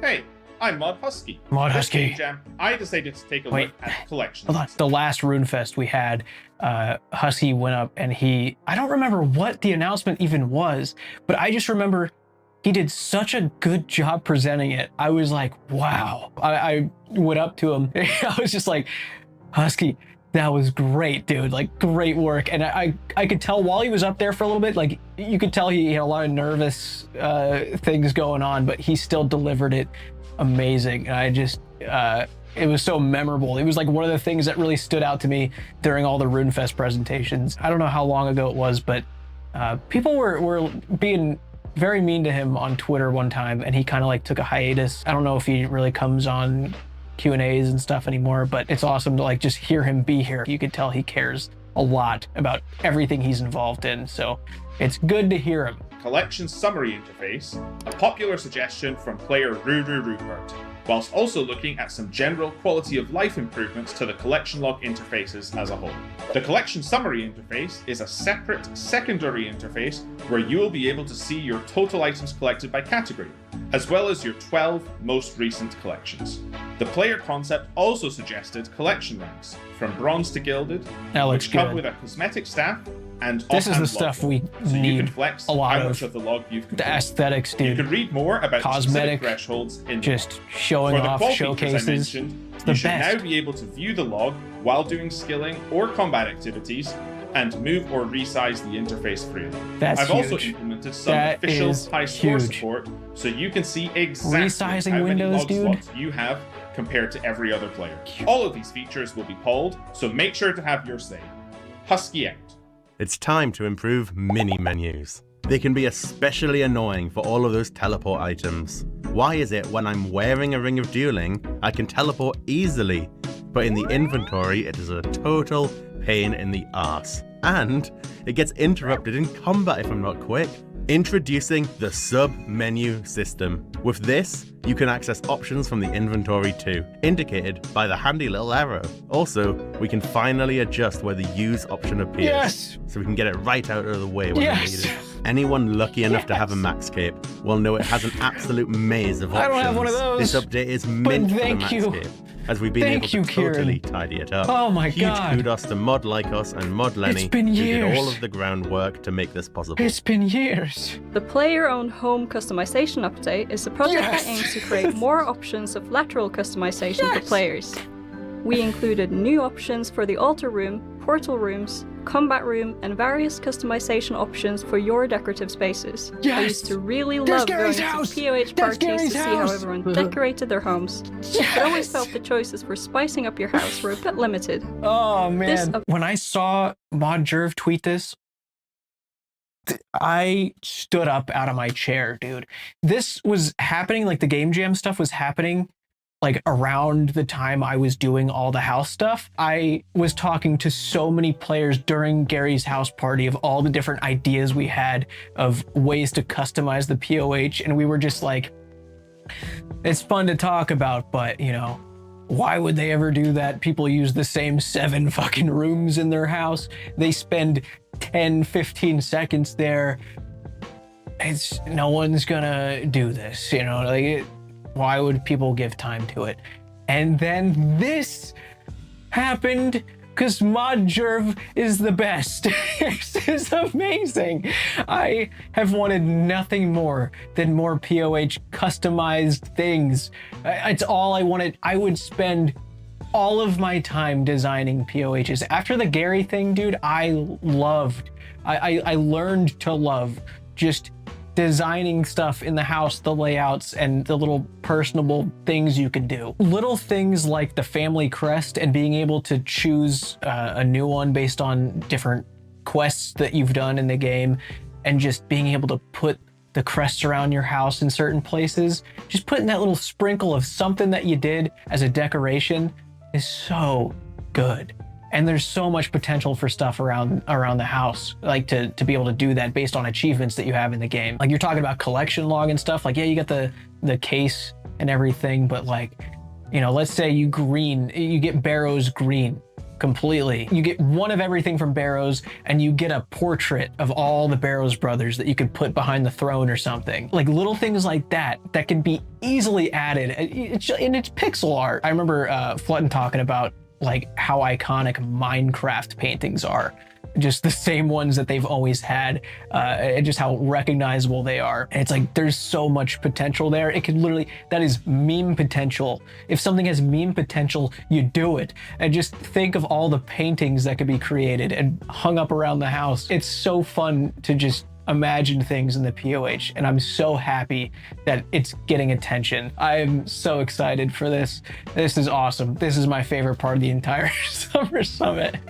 It's like the most minor thing out of the entire thing, but that's what I'm most excited about. Mod Halo here.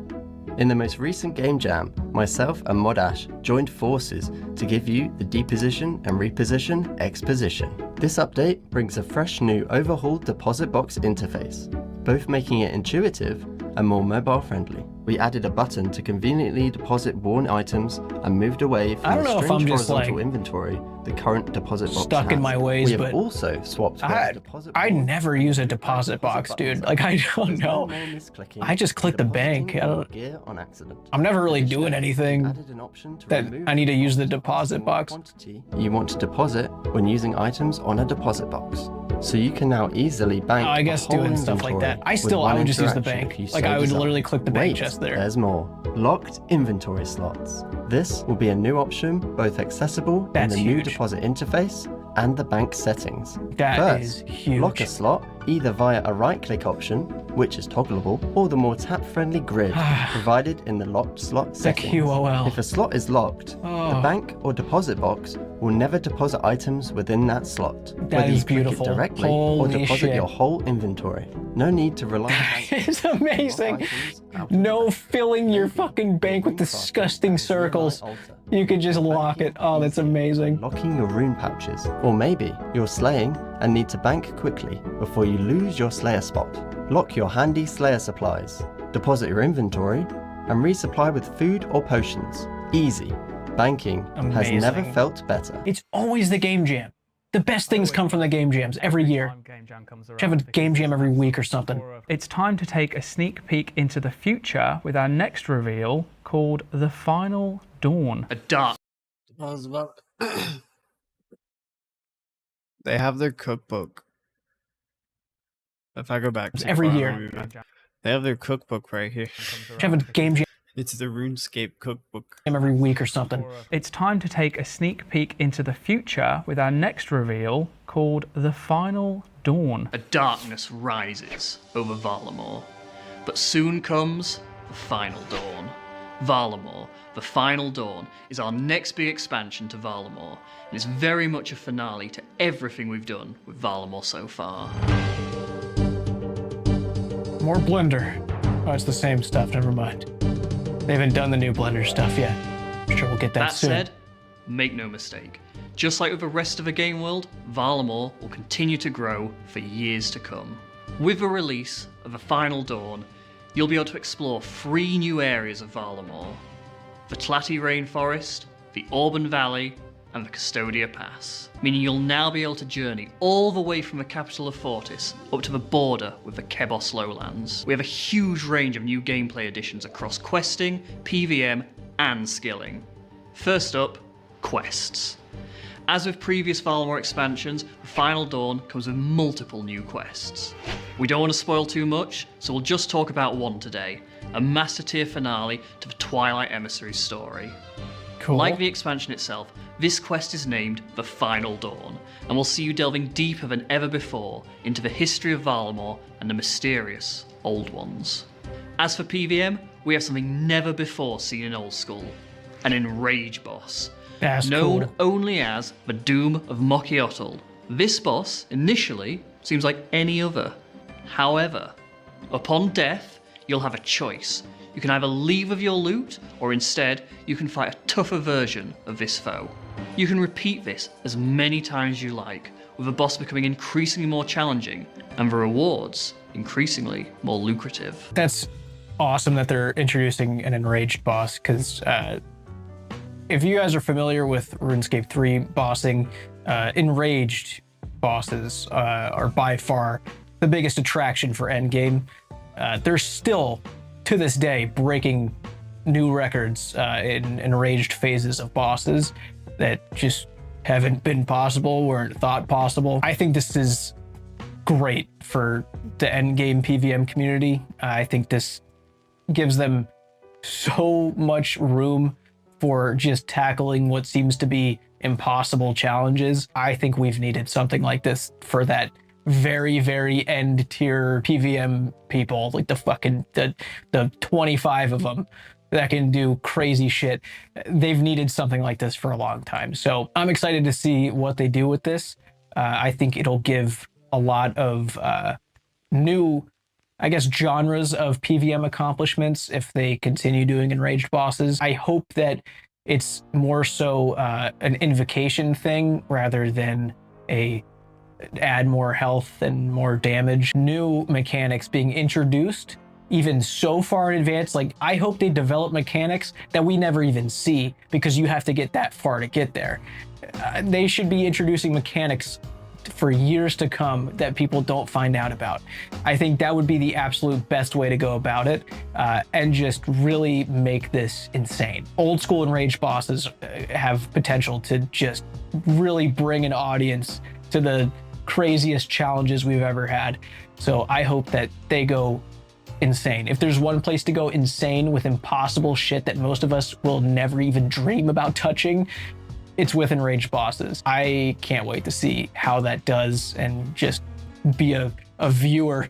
I'm not going to be participating, but I can't wait to watch people do that because that's going to be really exciting. Seeing that there is no finish line, they can't master it completely because it gets harder and harder and harder. That'll be fun. I can't wait to watch like poor Khazard, see how far he can get. Join with them in a new fletching method that sees you recycling your old bows into mystical totems My in which God. you can appease the ancient ends. When have we of the seen a Auburn new Valley. fletching method? This is just a small taste. Have of we what's ever to come gotten in one? Varlamore, the Darts, final maybe? goal. I think darts. As alongside Those these are the last headliners, new we also fletching have method. plenty of other new features coming to the area. From an AFK crab boss to some elusive slayer creatures, Dude. there's plenty of other things. AFK crab boss? I hope that means like shooting star but combat. If it means like a shooting star event but combat, that is amazing. The thing that's really important to us with Varlamore is that we want this area to feel alive. Like, it wants to feel not like for some of the mistakes we made with Corona. We'd launched And put some shirts in the clothes shop. Any more stuff like the frog quest? No, Cuthbert. All the effort we put into all these other big pieces, and everyone loves the frog quest. Oh, the Frog Quest.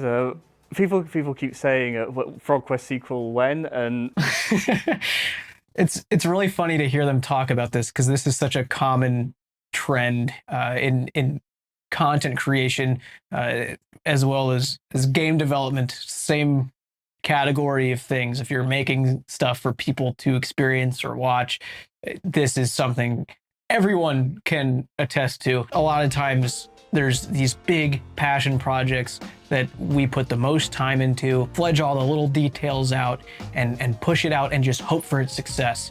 And everyone should do that. Obviously, that's what you have to do as an artist, no matter what field you're in. And then there's a chance you just throw a side project out that you kind of feel like you just half-assed, or it was just a small thing that you just kind of had fun with, and it ends up just destroying the performance of your big passion project. It's happened to me plenty of times here. It's just how media works. It's how game development works. It's just, you never know what people are going to be attracted to sometimes. And it's a lot of times it's the simplicity, and you don't think about it like that when you're making it. In this situation, from their perspective, and they're fledging out all the details of the Twilight Emissary storyline and making sure that it's polished and it tells the story right. And then this frog quest that they probably spent the least amount of time on, they put that out, and it's everyone's favorite part of Varlamore. It's probably everyone's favorite update. It's like by far the most talked about thing, like other than the Coliseum, obviously. But I mean, the frog quest was like, you straight up murder a frog. It's so funny. It was the talk of the town. That's probably the last thing they expected. It's the little things that you never know. You just gotta put stuff out and be silly, be goofy. Don't take yourself too seriously. You murder a frog for, what was it? It was like for a crazy dude.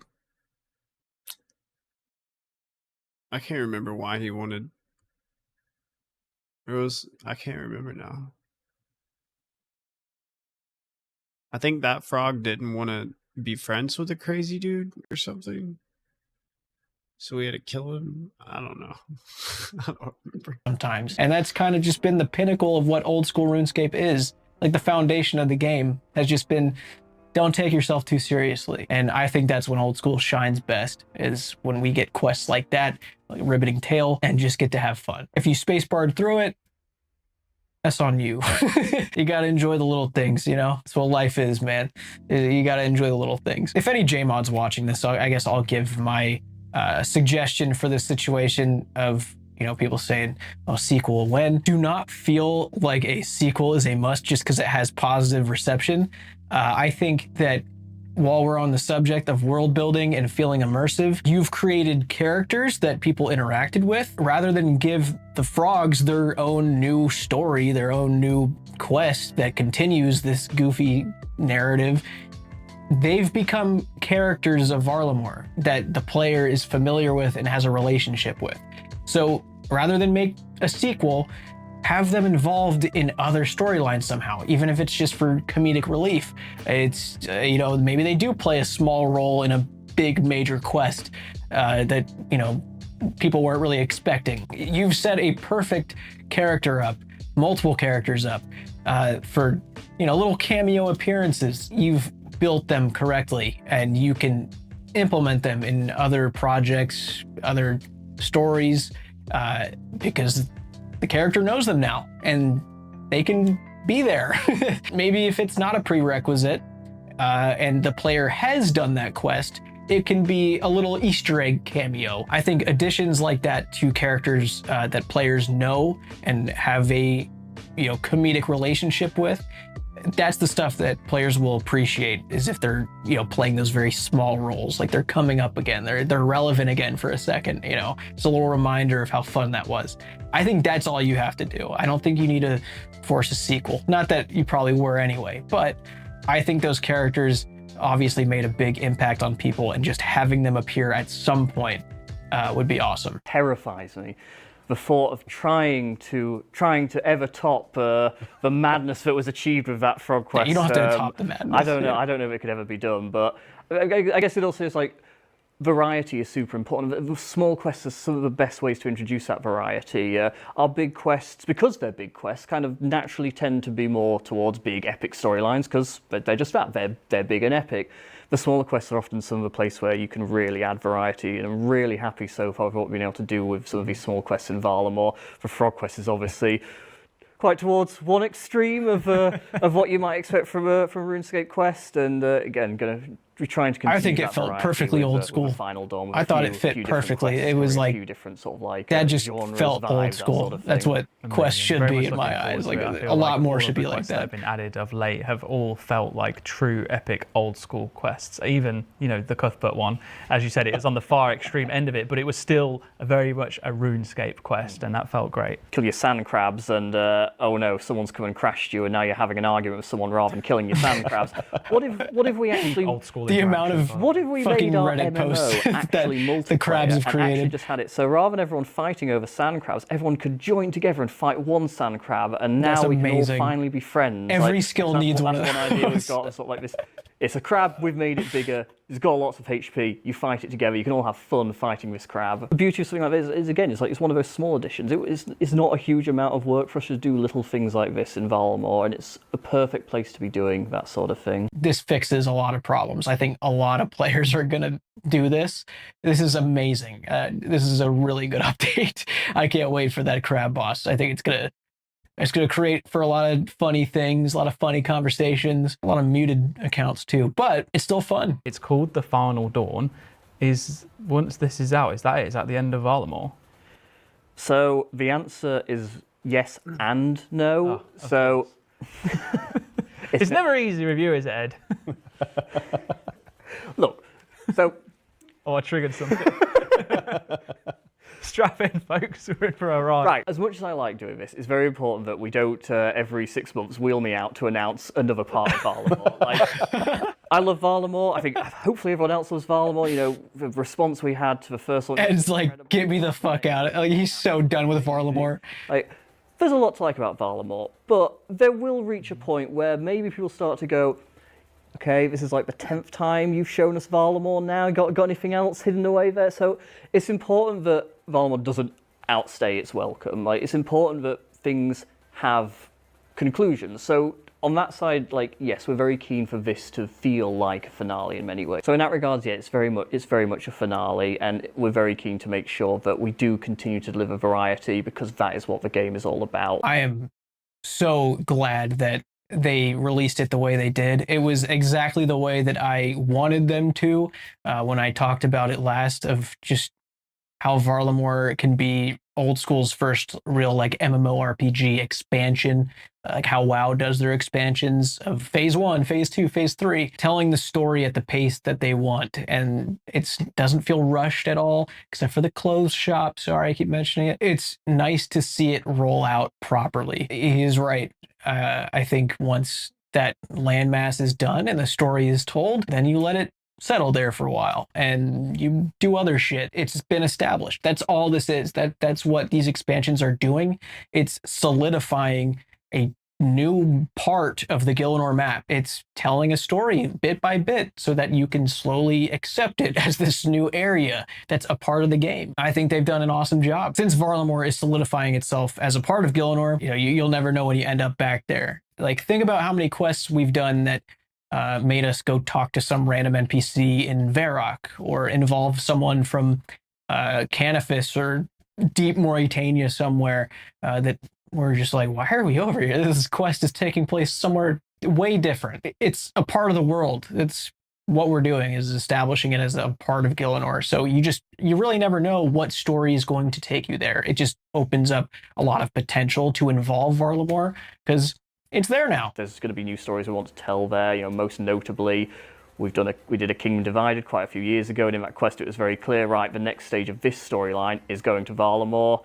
Obviously, with all of Varlamore mainland complete, we've now unlocked the ability for us to continue that storyline into Varlamore. So there's plenty of things like that. So while this is a finale in many ways, kind of just spoiled some stuff that this in all sorts of ways. Varlamore emissary story is not going to involve. I mean, it makes a lot of sense. It's a huge interesting, so I guess very we can interesting. probably say that it's going to be a bit of Vala-less, right?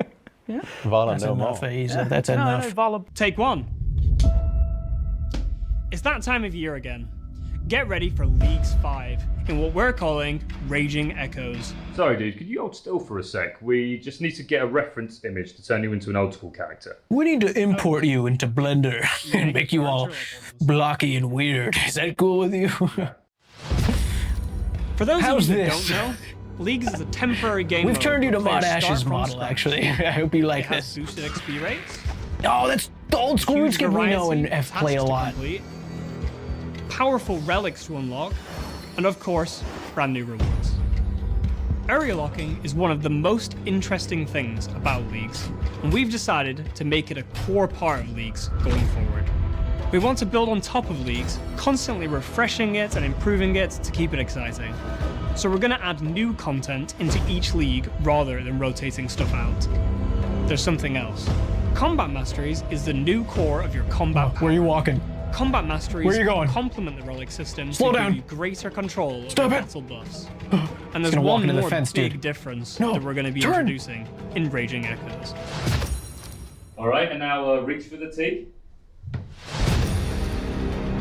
In this year's League, each new area will feature 1 or 2 enhanced bosses. These bosses will drop a desirable, unique item that's not normally found in that area itself. This means players will have to choose which areas to unlock who is wisely. Do they play it safe and go for an area they're comfortable with? Or do they venture outwards to use the exciting new unique boss drops? It's not just the drops. I just saw Foe type like 6 L's.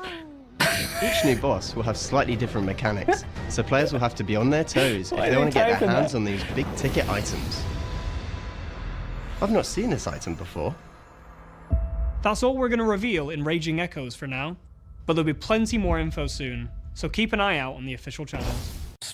Alarmingly soon. I didn't really play Leagues 4, which was Trailblazer Reloaded, which happened last November. I was hospitalized the day it came out, so I didn't really get to experience it with everyone like I normally do. And then by the time I was back home, ready to go. I don't really want to play anymore. So I didn't really play it. I think I'll still play it just because of the, the power trip you get, just getting a lot of XP immediately, boosted XP rates, boosted drop rates, infinite run, all that fun stuff. I think that part is just fun by itself. I'll probably play it. I'll give it a shot. I don't know if I'll make videos on it. We'll see. I think eventually they have to come up with some more twists, some more interesting ways to go about it. I think Trailblazers was like the simple foundation, and then Shattered Relics introduced a lot, like too much going on. And then Trailblazer Reloaded tried to balance it, but I don't know if it got it right. Eventually, there has to be a very different idea. Leagues is still a really fun event. I think it's obviously still gonna bring a lot of players in. People are gonna enjoy it. A lot of people are gonna try it, even if it's for a week or two. A lot to explore with Leagues still. I don't think the potential's been tapped. So I guess we'll take a look at the final roadmap, see what we just looked at for a long time. So new Varlamore update that came out today, 25th. That's when I'm filming this. Curse of Arrav, Wyrm boss, that did not pass, that's not happening. Leagues 5, Game Jam stuff, giant bosses, and another Varlamore. And then below that, we've got Sailing, HD, an API, and then Project Zanaris. Out of all these, I think I'm honestly most excited about the Game Jam stuff. I think all of that looked so good. I'm not gonna talk about Sailing because they didn't talk about Sailing during this, and I have a lot of thoughts about Sailing. Very controversial thing to talk about, but I think I want to talk about it. I might talk about it on second channel just because it's very up in the air. I don't even know how I feel completely about it. Very excited to decorate the POH. That's my take on all of this. Can't wait to fix my house up. Yeah, there's a lot, but this was fun. I'm glad we did this. We rented out the theater together. It was great to be back here with you on this parasocial date. I'll have like real video essays coming soon. I just needed something a little more chill this time because good God, that was a lot of production. It was, wow, I need to chill. I gotta just take it easy for a little bit because that was very draining mentally and physically, finishing that series up in the time that I did. That was wild. But it's done. I don't really think I have much else. Go to my second channel. I'm going to talk about some stuff over there in a couple days, and then I'll see you back here. You guys talked a little too much during that movie. That was a little rude. Talking about stuff. Oh wait, that's not recent at all. Okay, let's go. Minty memes. Are you guys ready for brain rot? Because we got some more Varlamore Part 2 memes, some art, and some questionable insight from Reddit. So let's begin. Let's just dive in. Starting off with some art. Lumbridge Castle made in Tiny Glade. I don't know what Tiny Glade is. I have no idea, but I gotta say it caught my eye. And I'm loving it, dude. I'm loving it. I don't know, did anyone get some dopamine sparks in their little brain when they saw this? It is... Oh yeah, I think RuneScape's got us so brainwashed that we see anything resembling RuneScape and it just makes your brain happy. I wonder if that's like what happens when a crack rock dude sees like a ball of salt. Where was I going with that? Also, realistic world map of Gielinor. In case you guys don't know the meme, last week people were recreating whole continents RuneScape style, adding little icons to the map, a general store, a smithing icon. Dude, they did America, they did Canada, and now we got the whole world, except it's not American, it's Kurend, it's Varlamore. So they actually got these areas locked, and sadly, dude, sadly, we cannot really read the text, it's too blurry, but we can see the big old bridge. Oh yeah, the bridge meme still lives, boys. I really was hoping they added a bridge from continent to continent. Is that what they call it in RuneScape? Region to region. Just one long ass bridge. So yeah, here we got Maximus, dude. I'm gonna have to go watch. Oh. Astrobot is everything. Nintendo all at once. Uh-oh.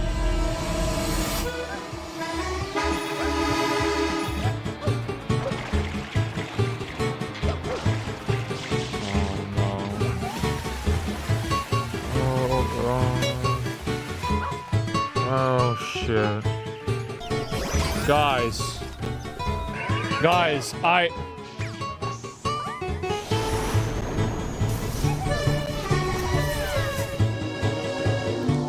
bro.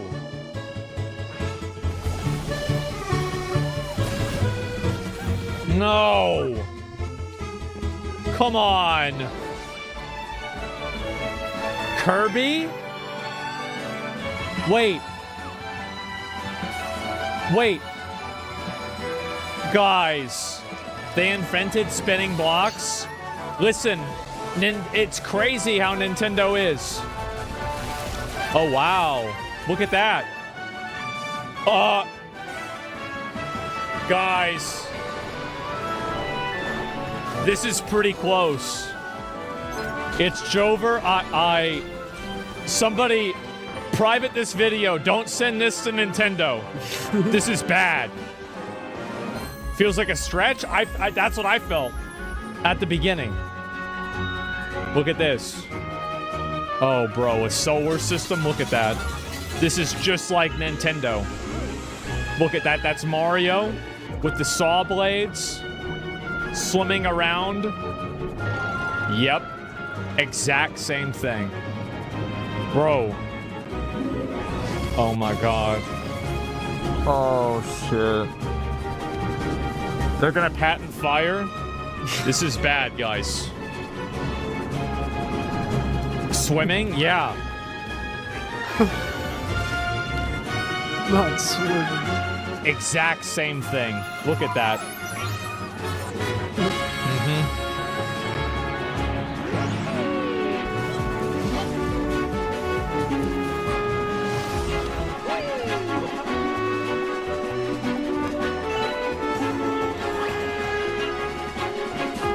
I think it might be over for Sony. In a patent pressing? Yeah. Nintendo invented gaming? I think that's what the patent says. Look at this. Oh, come on. It's the same thing. Look at this. Man. They patented giant robots? Yeah. Obviously. Exact same thing, guys. This is 3DS World? Or 3D World? Oh, wow. Wow, look at this. Ooh. There it is. There's a snowman.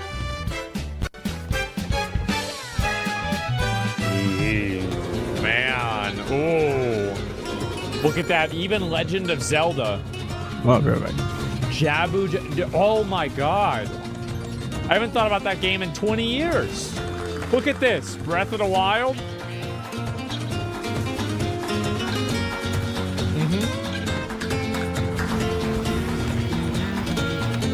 Wow.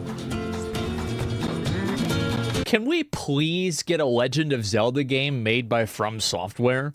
I'm so sick of this femboy Link bullshit. I'm so sick of this, like, limp dick, like, weird, bright, like, no, bro. Like, let's go back to the Link to the Past, the Dark World, Dark Fantasy, fucking, like, Savage, like the Triforce, the real shit, man. What happened to that? It's like the Legend of Zelda's being made for girls now. Yeah, I want Elden Link. I want Dark Zelda. Let's go. Fuck, man. It all started with Wind Waker. That was the beginning of the end. Majora's Mask, you had the villain was the fucking moon. The moon was going to crash into the earth and kill everyone. Why was it going to do that? Because fuck you, that's why. It's going to kill itself. It's going to kill everybody. There's skeletons. People are dying. It's scary. And now...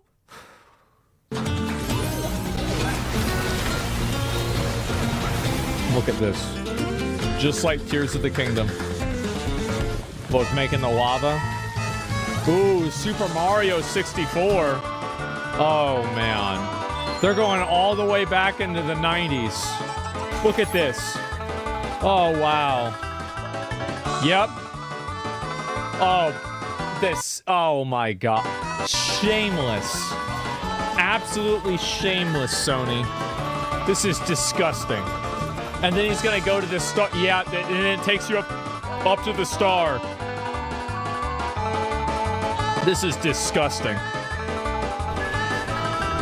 Oh, no. No. What? This.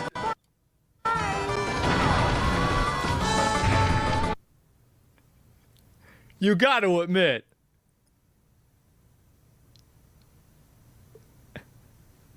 It's pretty close. So long, Gay Bowser. Where's the patent for this? We're gonna find out soon. Look at this. Look. Uh-huh. Oh, wow. Oh, wow. Look at that. Zippers as well. Man.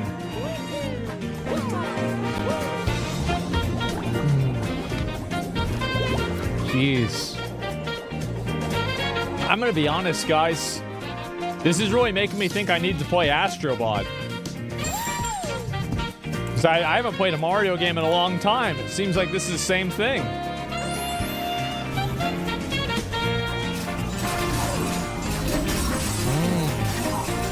Look at that.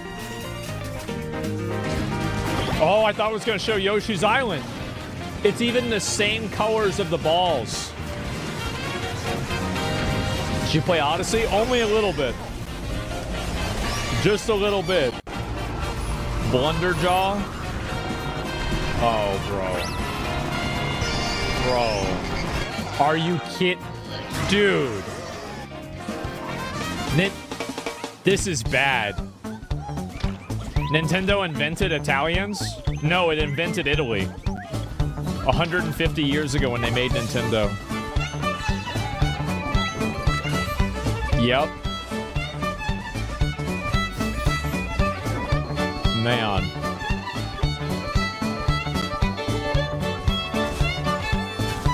The funny thing is, like, a lot of this is a meme, but let's just be honest for a couple of seconds here.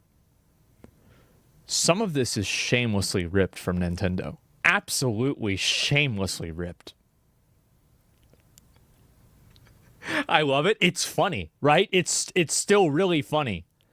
The Bowser boss fight took it over the edge for me. This is insane. They had some oh, wait a minute, guys.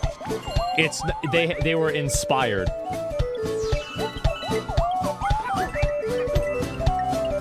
By the way, Yellow Yoshi used to never do that. Each of the different Yoshis had different abilities they could do. Like, Fire Yoshi could do fireballs, Blue Yoshi could fly, Yellow Yoshi could do more damage with his ground slam, and Nintendo forgot their roots, and they forgot the different reasons why different Yoshis can do different things. And this is very fucking upsetting for me, because I played Super Mario World all the time. See, I remember fucking everything. Okay, and that's how it used to be. And they had Yoshi's Story, and then they expanded the lore on the Yoshis, and then there was additional Yoshi lore about Yoshi Island and Super Mario RPG, and that was like a whole different thing. And then Yoshi's Island showed the different Yoshi. It's disgusting. They don't even care. This is nuts. They woke Yoshi up? You think so? Oh, wow. Look at that. Oh, it's a gotcha machine. Wow. Yeah, from Smash Brothers. I forgot all about that. Look at that. 1 for 1. Oh, yeah. Look at that, guys.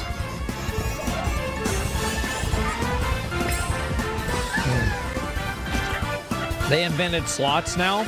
They did. Look at that potato. Oh, wow. A volcano the exact same way. Oh, look, this is going to be Luigi's Mansion. Yep, there it is. See that, guys? The same exact thing. Astrobot right here. Use the boost to get through.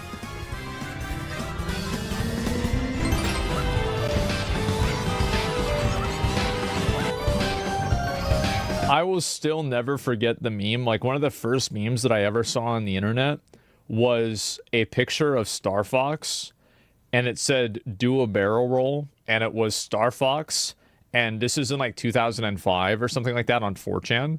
Maybe probably 2006. And it was him flying at the Twin Towers.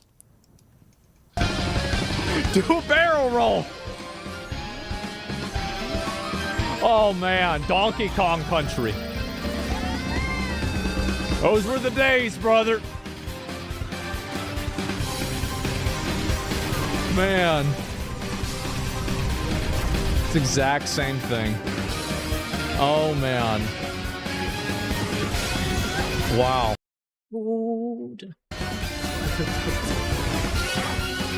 Nope. No, Remnant 2 did a boss fight like this too. Game's actually sick? Yeah. Man, guys. Wow. Okay, turns it. Oh, Metroid Prime. Yep. Uh-huh. Yep. Yep. Same thing. Bro.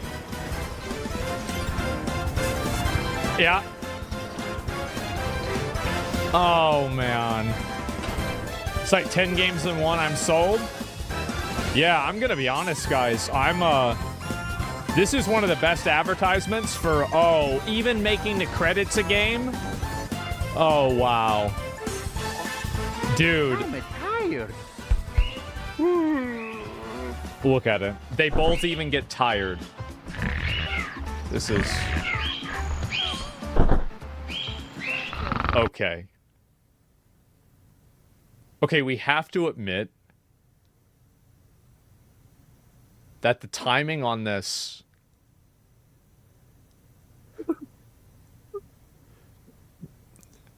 Like, all jokes aside, that was pretty similar. You have to at least...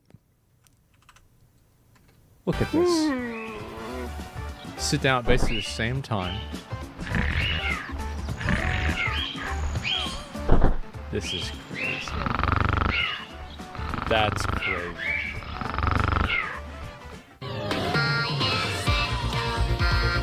Wow. Astrobot's credits. Nintendo Land, Metroid Prime 3, Star Fox, Super Mario Galaxy, WarioWare. This is a serious video. Somebody needs to send this to the Nintendo legal team immediately. Ooh, you. Oh, wow. Yay. Man. Astrobot's better than all those games? Thank you so much for playing my game. Wow. Thank you, Mario. This is so fucking good. This is absolute fucking cinema. There's the video. Give it a like. This is amazing. Based Mario? I guess so. Oh my fucking god. Must be a Sony pony? You think so? I guess so. You sold me on Astrobot? Yeah, this is... Dude, imagine if Sony used this to sell Astrobot. It's so fucking funny, man. Oh my god. Same? Yeah, I guess so. W Astrobot? I guess.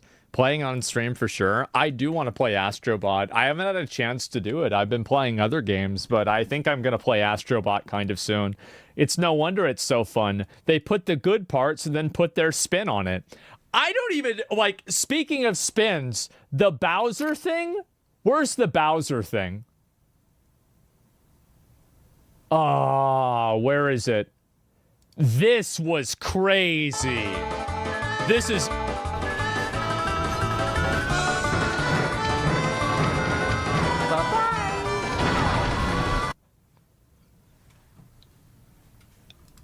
Unbelievable. Unbelievable, man. Holy shit. The same shit. It's not even close. Like, it's just the exact same. I'll be right back.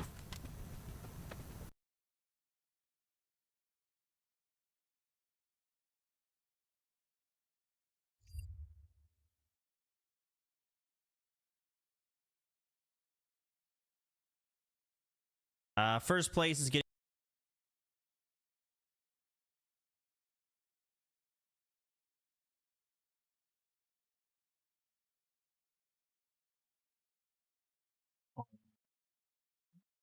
Look at some of these trailers for new games. There's been a ton of stuff that got announced, and we'll take a look at it. I feel like Metal Gear Solid is where we start. Yeah.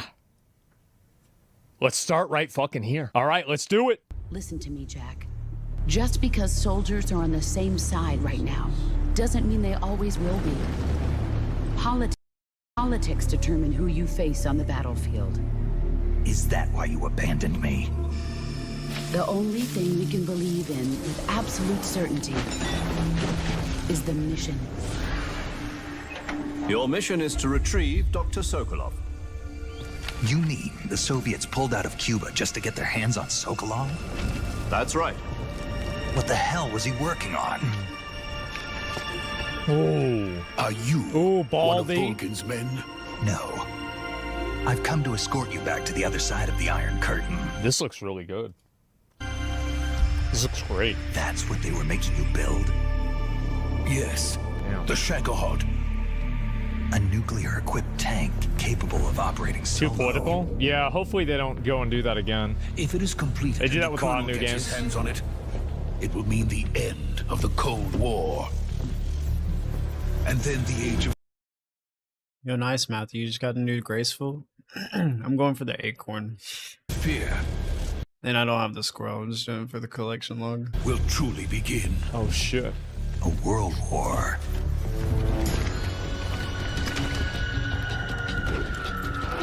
Ocelot never lets his prey escape. This is the only Metal Gear Solid game that I ever played, by the way. Hunted by crew? Snake, it sounds like this could be even hotter than... I had it on PS2, I think. I'm defecting to the Soviet Union. This is so good. Sokolov is a little gift from my new host. I don't even remember most of it, honestly. Are we taking him with us? No, this one is still just a child. Oh. He has not yet found an emotion to carry into battle. Damn. Even if they are our enemies, they're still our countrymen. But it won't be me that pulled the trigger. Colonel! It'll be our friend, the American. Dude, like, the quality of this is so good. Look at that. Fuck. This is exactly like whenever I was a kid, this is how I imagined the game looking. Right? Like, in my mind, I was like, yeah, this is how the game is. The American defector. That's exactly how Halo looked back in the day, too. Metal Gear Solid Snake Eater. Fuck yes. People aren't the ones who dictate the missions. Then who does? The times. Sorry I'm late. Bro. What's so crazy about this is that they're trying a new strategy, and the strategy is instead of remake the game and make the chick uglier, remake the game and make her hotter instead. And you know what? That seems pretty good. I think that's a good idea. Seems like a great idea. I like it a lot. Yeah, she looks hotter. She is. Yeah, somebody did a 1-for-1. Oh my God. Are Studios? Yeah, imagine that. And that's like the last thing. And I can't wait to climb the ladder hearing the theme song. Can't wait for Vogan Ball seeing Truly Cinema. It's been a long time. I don't remember hardly anything about this game, man. That's why, like, I want to go back and at least play Metal Gear Solid 1 and 2 before this game comes out, so I know, like, what's leading up to it, right? So, yeah, they had a new trailer for Metal Gear Solid, which is pretty badass. Monster Hunter Bridge?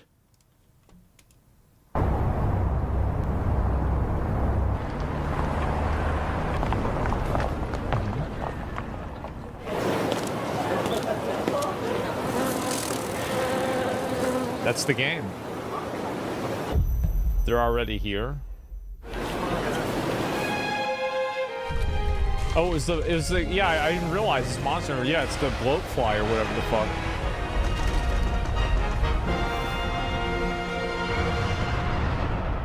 It's just a Rathalos out of nowhere.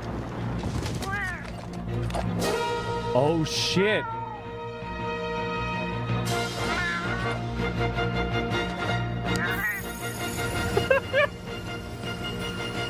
Where dreams become reality. Oh my god.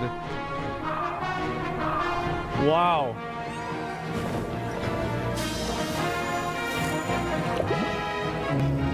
Oh yeah, I killed those things. What is this, like Pokemon Go? Ooh.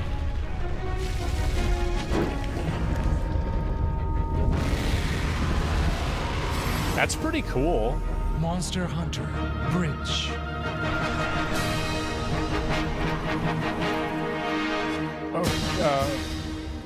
Oh, is it mobile game? Is this mobile game? Oh, okay, it's mobile game. All right, next. We'll watch the Monster Hunter Wild. Like, is it not crazy though that you could watch a whole trailer and be like, so what? What is this? It's official game overview trailer. Okay, here we go. Welcome to the world of Monster Hunter Wilds. Together, we will journey to the Forbidden Lands, uncharted territory that the Guild has begun investigating. The Forbidden Lands were believed to be uninhabited until just a few years ago, when a boy named Nata was found there and taken into Guild protection.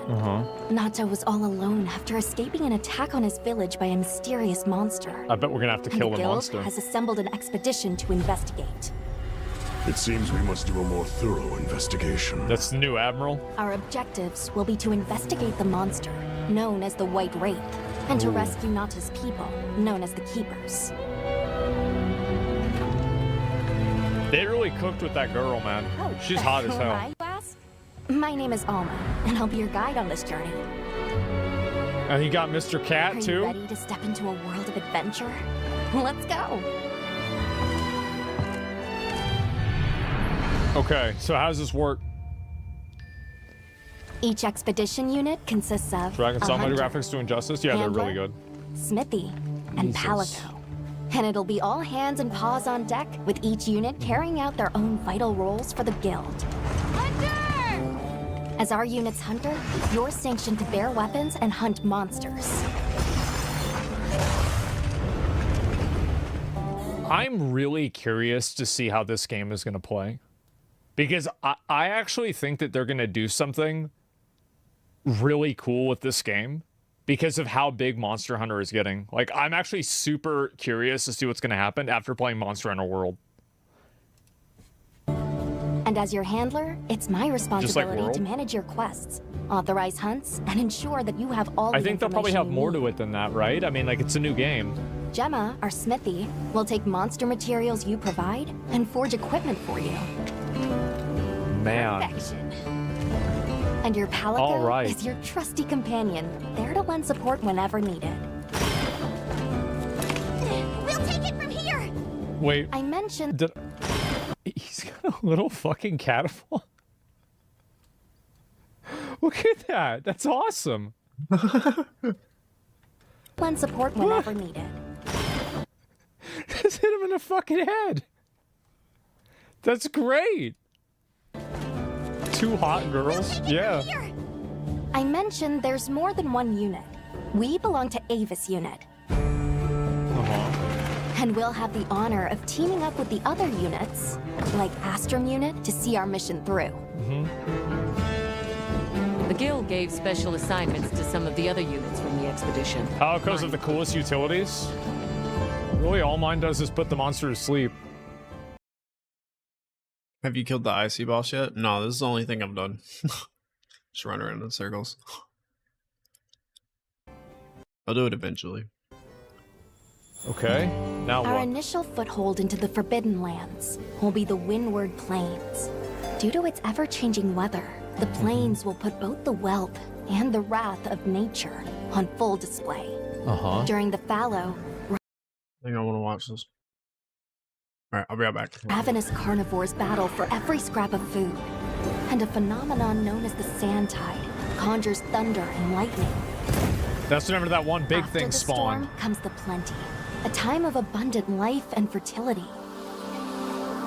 So you have to like fight them at different times? With every shift in the environment, the creatures of the plains change their behavior to adapt and survive.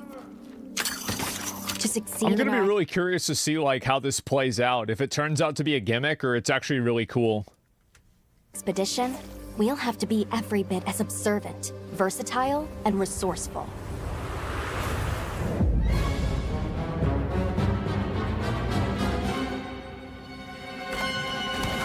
A rich, diverse ecosystem has arisen from the Windward Plains' unique climate. The Doshagama, for example, form packs centered around an alpha.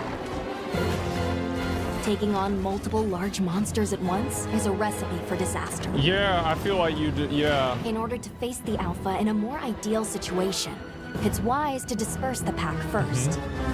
Sure. In sandy areas, you'll encounter Balahara. You mean Their a flexible sandworm? bodies allow them to maneuver freely in and out of the sand. They're capable of creating quicksand traps. That's cool. Unfortunate not just for hunters, but for any large monsters that get dragged into Oh them. shit, they getting sucked up. You may also encounter Chotacabra, toad-like monsters that favor the more rocky areas of the plains. These monsters apply sticky saliva to their forelimbs and then fortify them with minerals. The Chotacabra's sizable tongue, while crucial to its survival, Bro, if you can cut off this tongue, this is a Game of the Year contender.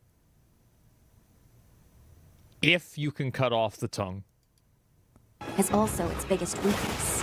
Don't miss your chance to attack when the tongue That is would be exposed. insane. Nature has one rule. You're either the hunter or the hunted.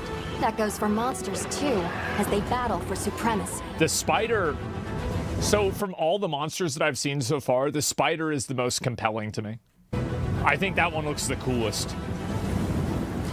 In the Windward Plains, one creature sits squarely at the top of the food chain. Ray Dow. Ooh. Often spotted during the onset That's of a the big sand boy. tide, Ray Dow has adapted to the relentless lightning storms and is able to use this adaptation to discharge devastating attacks to any that threaten its territory. That's a cool boss. If you are called upon to face it, Hunter, He I turns ask into that a you take laser beam? extreme precaution.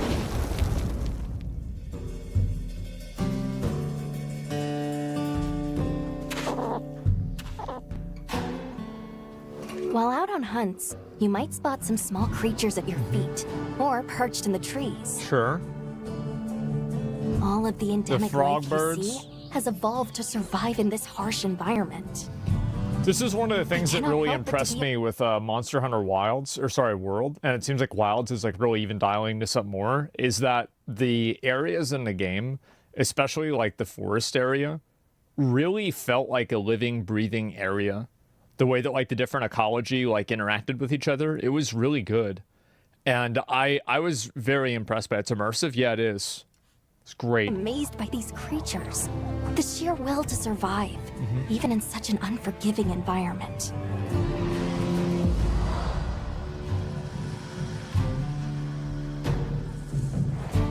Let's talk about the expedition's base camp. Uh-huh.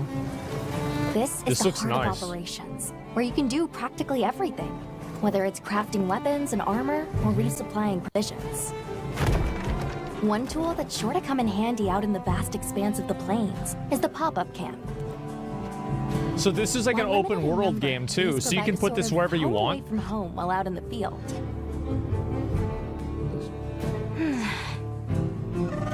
Pop-up camps serve as fast Yeah, I guess travel so. waypoints. Okay, so there's all the weapons. Is there anything new here? I feel like no, these are pretty much just the basic weapons. I might go with the lance because I feel like it's basically my Elden Ring build. A place to change your equipment? and an item restocking point. See, Looks like, bro. Not changing anything, bro. There's the shock trap. Those are the little things that you shoot. There's the little berries that get rid of your stuff. There's the rations for stamina. Like the potions, there's the good potions. Yeah, they're doing the exact same shit. Okay, how yep. useful they are? Why change it? I know. Of course, if a monster Yeah, finds true. one of them, it might not last very long. If it ain't broke, don't fix it. We'll need to think carefully where exactly we set them up.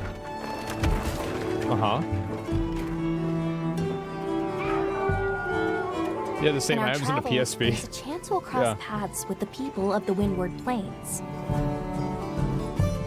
Our interactions with this new culture Mm-hmm. could be what sustains us on our quest.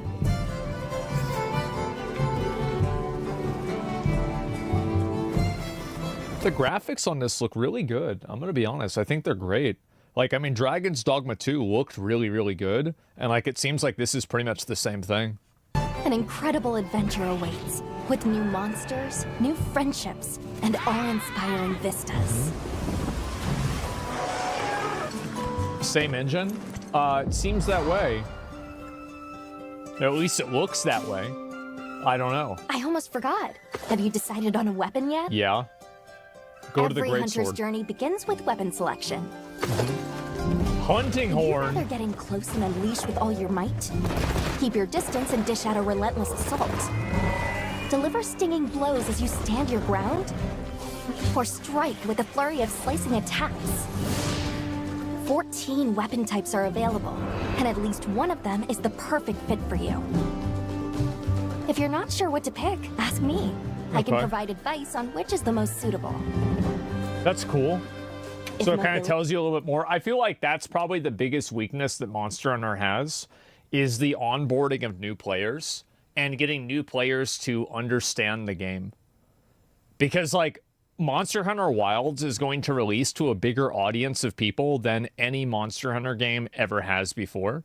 So it's going to be like kind of Elden Ring was, where you're going to have a lot of new people to the franchise. They're going to try the game out. And making sure that those new people actually stay with the game, I feel like is like, that's their biggest challenge. Because like Monster Hunter is definitely one of those types of games where it's like PoE kind of, where it's like a huge game, but it's still a niche game. Is your first priority? That's what World was for? This weapon Yeah, but this is going to be like twice that. I think it's going to 2x World. I think so. Hunters can't just rely on weapons. You'll need to make use of items like shock For sure? traps and Yeah, barrel 5x? Maybe. Not to mention any endemic life and geographical features that you come across. It's up to you to read the situation and use all you've got to take down Ooh. your target. Gotcha, bitch. One thing's for sure, hunting is hungry work. With your portable barbecue grill, you'll be able to prepare meals on the Nice. go.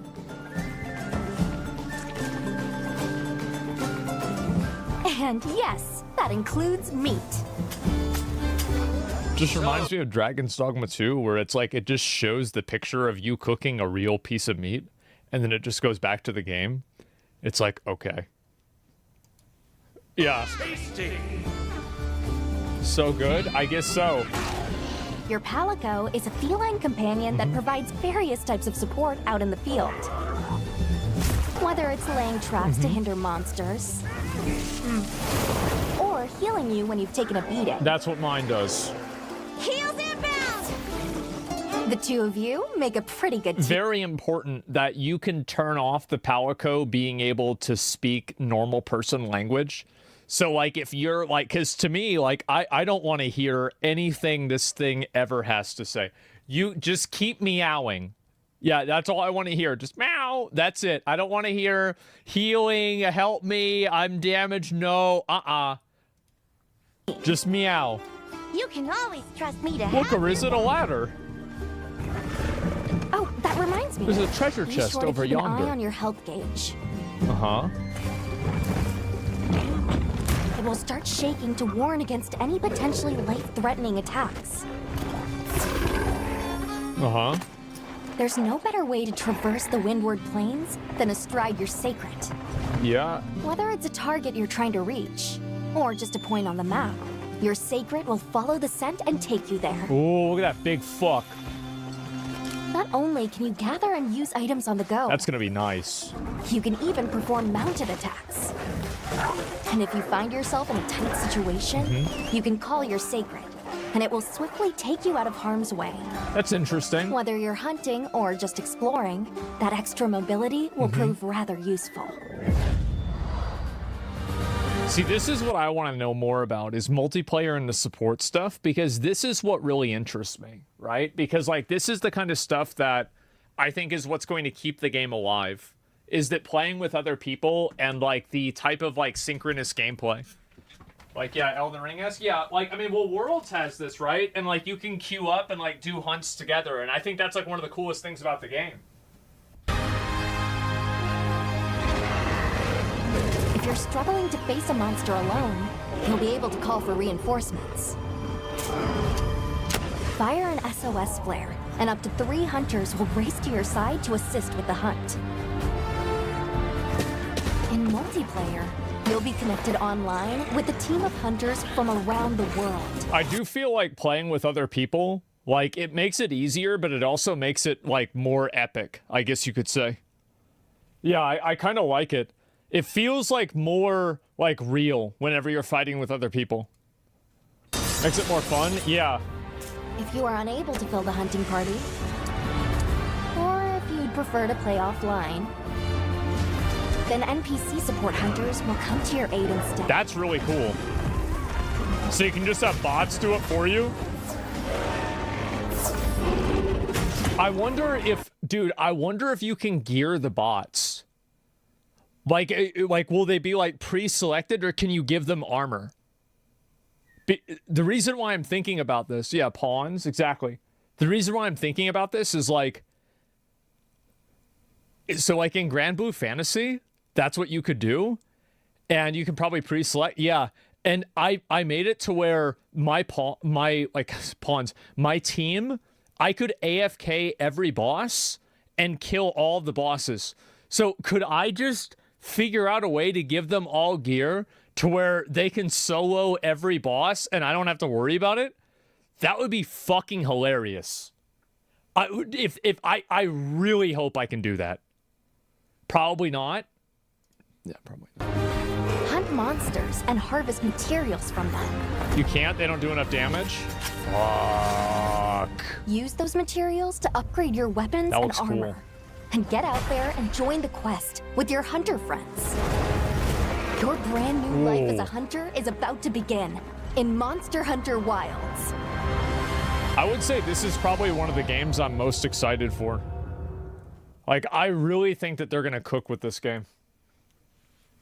This could be the game that, like, takes Monster Hunter from being, like, a popular cult game to being a popular mainstream game. I think it could absolutely happen. Ooh, wow. Deluxe edition. Oh my god. What? Oh, whoa. Yeah, I'm not surprised, man. This is good. Monster Hunter first hands-on preview. Mounts and storms are game-changing. What is this? Oh, this is from before. This is from a long time ago. Not in terms of optimization. I have no idea. Oh, there's one more, too. Monster Hunter Wilds with Transformers? What the fuck?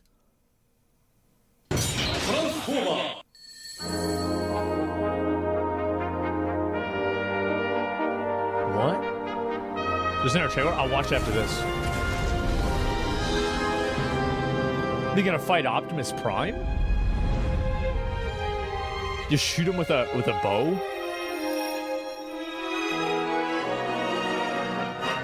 I gotta see this. Okay. Yeah. Oh my.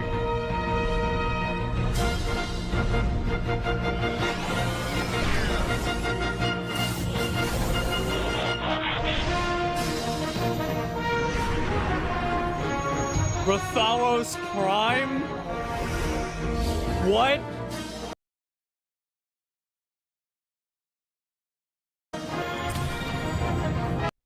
You just pooped your pants? That's all right. It's fine. We all do it sometimes. God. RuneScape or old school RuneScape and watching Asmongold watch a Tokyo game show. Yeah. It even transform. Yeah. Oh wow. Is it real? I thought it was going to be a boss. I think it's just an action figure. The first collaboration with Transformers, which celebrates its 40th anniversary this year. Man, 40? Tomy will release the collaboration product Rathalos Prime. Oh my god. Rathalos Prime transforms from a Rathalos into a robot mode designed after Optimus Prime, the main character from Transformers. Yeah, I heard about him. The monster This is mode ridiculous. faithfully reproduces Rathalos and is able to recreate poses from the Dude, game. I thought they were gonna do Pre-orders this start in on game. September 27th with a planned summer Like, 2025 you fight release. Rathalos and This halfway miraculous through he turns collaboration into celebrates Optimus Prime. milestones for both series. Can you imagine that? That'd be fucking insane. Yeah, that's what I thought it was gonna be. Stop this bait. I know. That's what I was hoping it was gonna be. But no, they did not do that. Let's go back over. We'll see what the other things are. Overwatch My Hero Academia. I don't give a shit about that. Phil Spencer's Xbox update. Oh. Konnichiwa, Xbox no Phil des. Welcome to the Xbox Tokyo Game Show 2024 broadcast. I guess that was good. It's a pleasure to be back at Tokyo Game Show with the latest announcements and updates from our creative teams and our publishing partners. Special thanks to everyone at CESA for your continued work on behalf of players. What are you trying to say? What are you trying to say with that?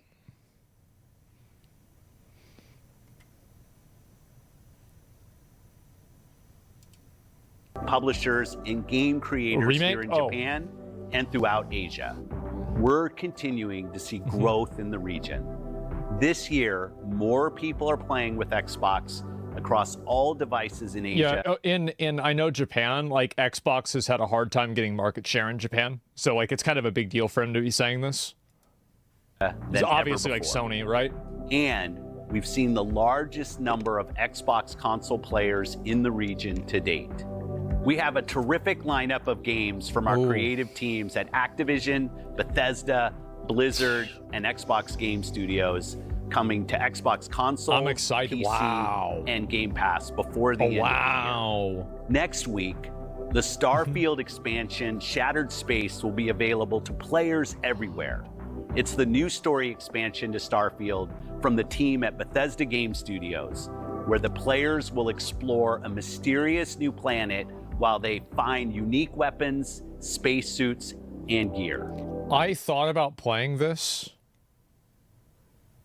but I don't think I will. Because I don't really want to. Like, I just don't really want to play it. Like, I wanted to do it, like, because it would be funny. But then I thought about, like, I'd have to re-download the game. I'd have to remember, like, what the buttons do, and... That's... Oh, God. You know what I mean? And as someone who's played a lot of Starfield, I'm pleased that players in Japan a lot of will get to... Starfield, bro. I'm you know what level? You know I'm level 200 in Starfield, right? Bro, I'm maxed out. Like I have like every weapon. Like bro, like I can one tap a level 98. Why? Here's what's fucked up: is you get an achievement for getting level 100. They don't even have an achievement in the game for getting level 200. You know what they should do if you get level 200 in the game? Pay for a year of therapy for you. To experience a fully localized Shattered Space with the interface, voice acting, and subtitles all available in Japanese. In October, Did you enjoy anything about it? Blizzard will launch Vessel of Hatred, the first expansion for Diablo 4. Players will venture into a new region of Sanctuary with an all-new character class and mercenary companions to fight alongside. and challenge themselves with a new endgame co-op experience, Dark Citadel. Let me guess. Wait. You have to stand inside the circle and then kill the guys? Oh. Ooh.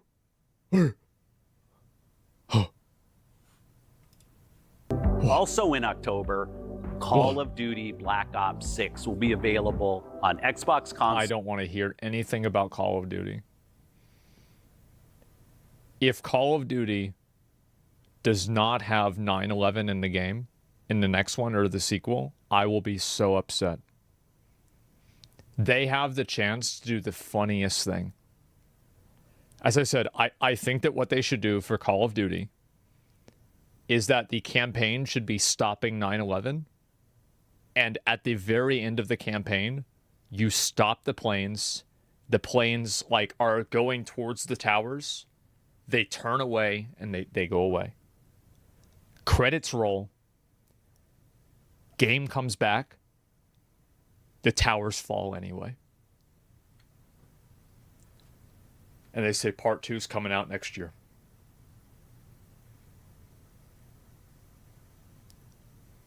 Bro. If they did that, Call of Duty would be the game of the year. Like, it would be fucking insane. Unreal. That would sell. That would elevate Call of Duty to a level of like it would be too much, yeah. But can they do it? I think that they are such, you know what?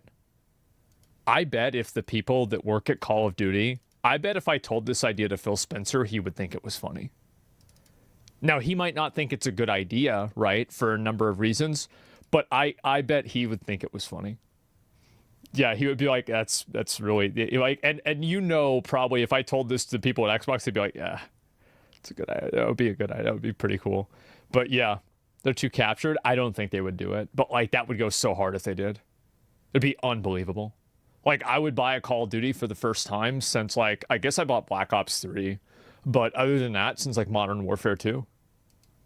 Souls, PC, and with Game Pass.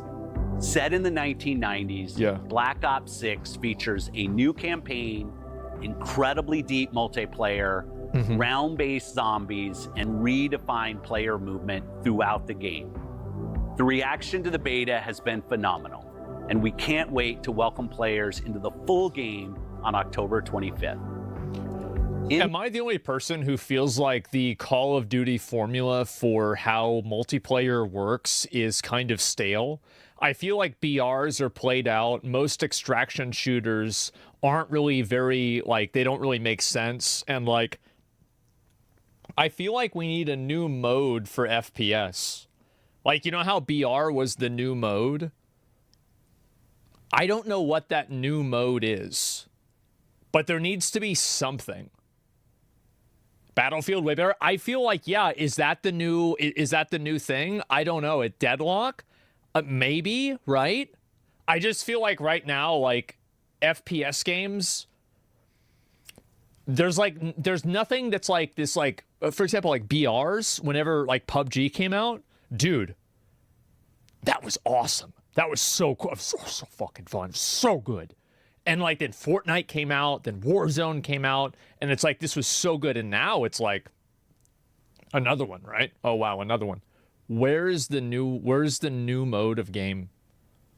I don't know what it is.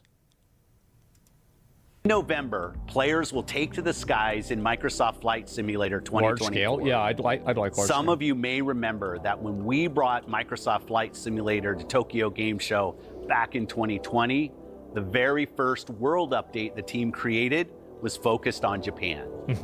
The audience here has grown significantly. We have more cool content planned for our Japanese players in the future, so stay tuned. And in December, Indiana Jones and the Great Circle will make its debut. The team at Machine Games, in collaboration with Lucasfilm Games, has crafted a first-person adventure game that puts players in the shoes of the world's most famous archaeologist. I really like... So, everything about what I see about the game, this game, makes me think that it's not going to do well. But some of the dialogue and like interactions in the game from like the gameplay I've seen does kind of make me feel like it has a bit of heart to it, you know? It looks okay. Yeah, it does. It's got a little bit of personality. So I will probably try this game out. His whip, his wits, and more than a bit of luck to overcome his enemies. And like Shattered Space, Indiana Jones will be localized in Japanese. Next year, our lineup of games keeps on going. Like what? With Avowed, South of Midnight, Doom the Dark Ages. That's gonna be fucking Fable, crazy. And more. All available on day one with Game Pass. I'm also proud to announce that on November 5th, StarCraft Remastered and StarCraft 2 will be available with PC Game Pass.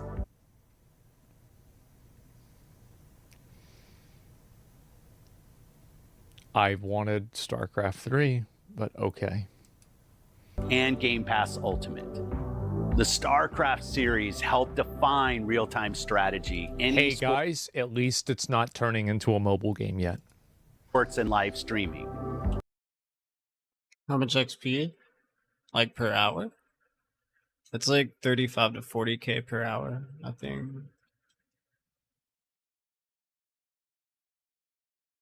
And we're thrilled that even more players will get to experience the campaign and multiplayer modes from these two iconic games. So enjoy the rest of the show, and arigato gozaimasu.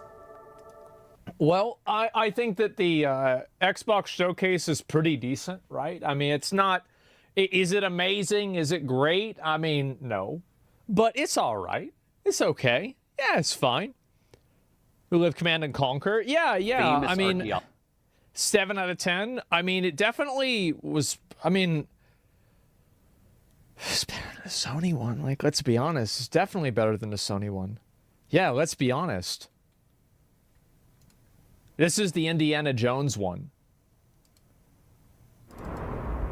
打天使の守護者か。 Oh shit. 守るのは Yo, that sounds cool. キルクルス・マグヌス。大円環だ。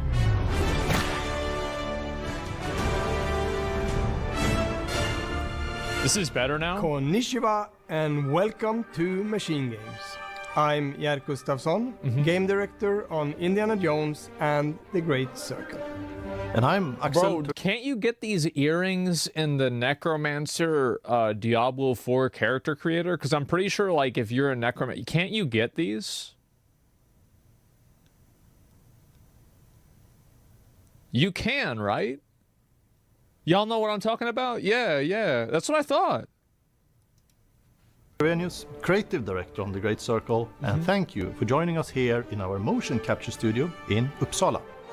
Indiana Jones and the Great Circle is a first-person single-player adventure where you uncover one of history's greatest mysteries. Finding out that the Earth is flat. In 1937, sinister forces are scouring the globe for the secret to an ancient power.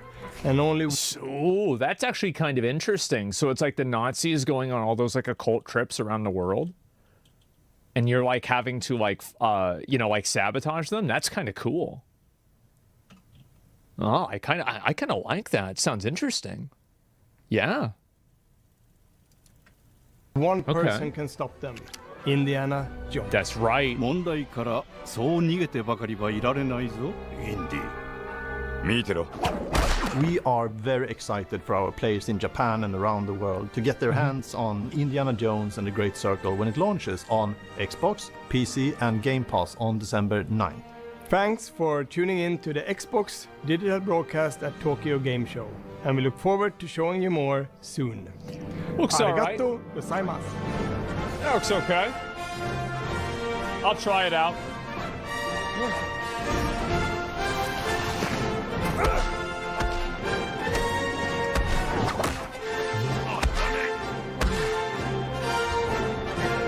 I wonder how it's gonna feel to play. That's what I'm kind of curious about. Because I could be worried about the game feeling like very clunky.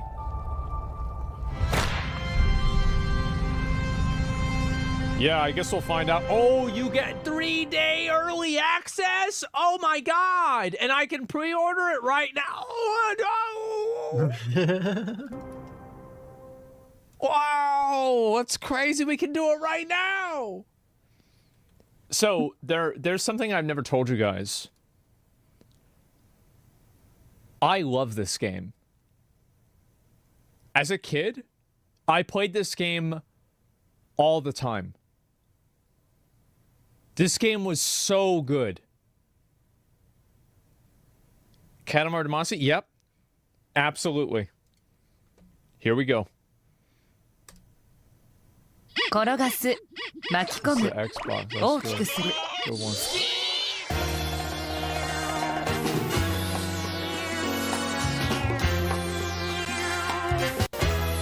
So stupid, bro. So stupid. Show the gameplay.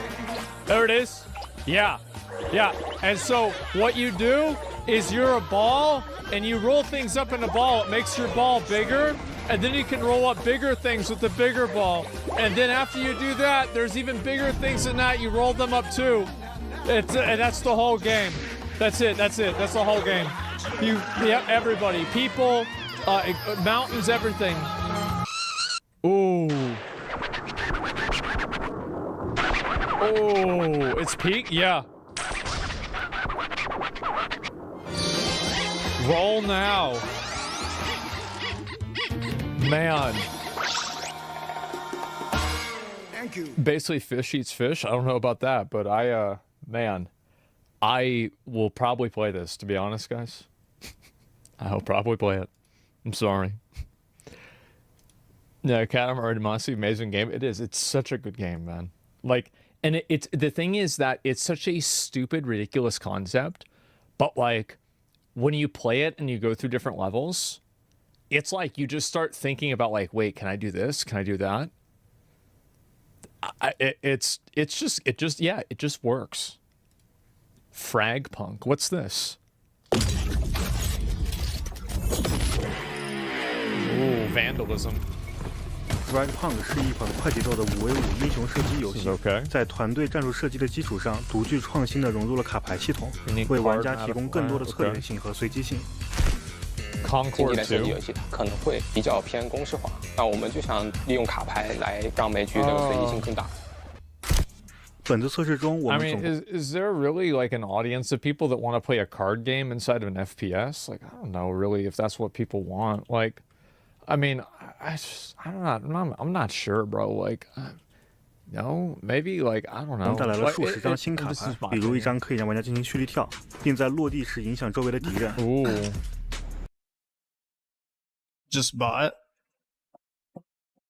but then I wouldn't be playing the game. And then what would be the point?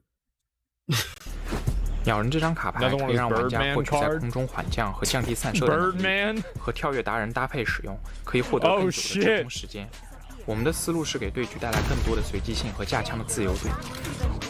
说到强光手电这张卡的话，它的实际作用会类似于一个可控的闪光弹这样子的一个功能。我们常见的是游戏里的闪就是白，网上其实有很多的梗，你被闪了以后，你的屏幕全白，顺势而为吧。 This is the wait, guys, is this the Valorant killer? Wait, really? 闪光的持续时间和强度会减弱很多。类似的卡牌组合与克制的例子还有很多，比如剑圣和龟背的组合，可以让玩家获得前后无敌的防御。我们希望通过这种趣味性的设计，带给玩家更纯粹的快乐。本次测试我们会带2名新英雄，他们的能力和设计理念呢都与环境相关。Sona 是一个以声音为核心的战场侦察兵，它可以利用声音元素进行侦察和隐蔽，帮助队友掩盖行动声响，提供关键支援。这使得 Sona 在团队中显得独特而具有战略意义。它的设计灵感来源于海洋生物在声音应用方面的卓越能力。此外，我们还很高兴推出另一位新英雄 Spider， 他能够带领团队快速移动，布下致命陷阱，或者将敌人捕获到自己身边，凭借其敏捷和神秘感 ，Spider 提供了令人兴奋的游戏体验。我们相信这些新英雄不仅会多样化玩家们的选择，也能提升整个游戏的动态性。在接下来的 beta 测试中，我们会将测试范围扩大到欧洲、亚洲、拉美等更多地区，并积极听取玩家的建议。欢迎大家来体验我们的游戏，参与 beta 测试。Yeah, this seems okay. I would try this game out. Yeah. FragPunk. Yeah, I haven't heard of that before. Looks decent. Bleach, Rebirth of Souls. Oh, that's a fucking anime. Sudoku, what's this?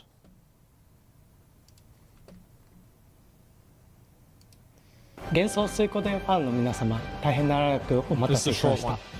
コナミデジタルエンターテインメントの崎山です。今日は幻想水湖伝 1&2HD リマスターの最新情報をお届けします。幻想水湖伝シリーズは1995年に第1作目が発売されたコナミを代表する RPG タイトルとなっております。今作はそのシリーズの1作目と2作目が一つになったタイトルとなっております。昨年の発売延期告知から長らくお待たせしました。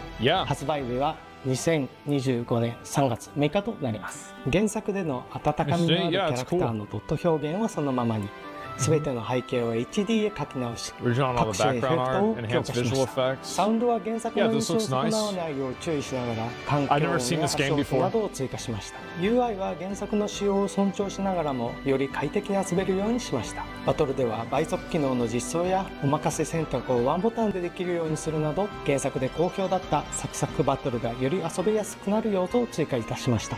The only game like this that I played was like Super Mario RPG. I never got into these games at all besides that. Yeah, it sounds weird, but yeah, I never really did. This is my youth. Really? A lot of people liked it? I played Secret of Mana a lot, but that was like action combat. So it's a lot different. There's Dragon Quest Remake. Okay, let me see this. 皆さんこんにちは。HD2D 版 Ooh, they must have stole this from Pokemon. Does Nintendo know about this? This could be an oddish. 本日は先行プレイ映像のご紹介をさせていただきます。どうぞよろしくお願いいたします。今回はここロマリアの街からスタートし、シャンパーニの塔にいる盗賊カンダタを倒しに行く場面のご紹介です。その塔へたどり着くためにこの広大なフィールドを進まねばなりません。まさに冒険の旅ですね。そして当然ながら冒険の危険はつきものです。今回は勇者、魔法使い、僧侶、そして新職業である魔物使いで編成されたパーティーで進んでいきます。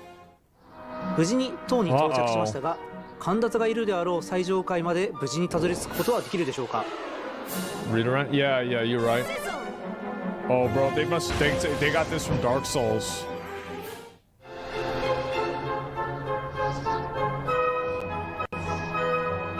I feel like a lot of these turn-based games are kind of the same thing. Am I crazy? You done all right, mate. Yeah, I feel like a lot of them are kind of the same. ユニークな見た目をしていますが強敵ですので、パーティー編成はしっかり整えておく必要がありますね。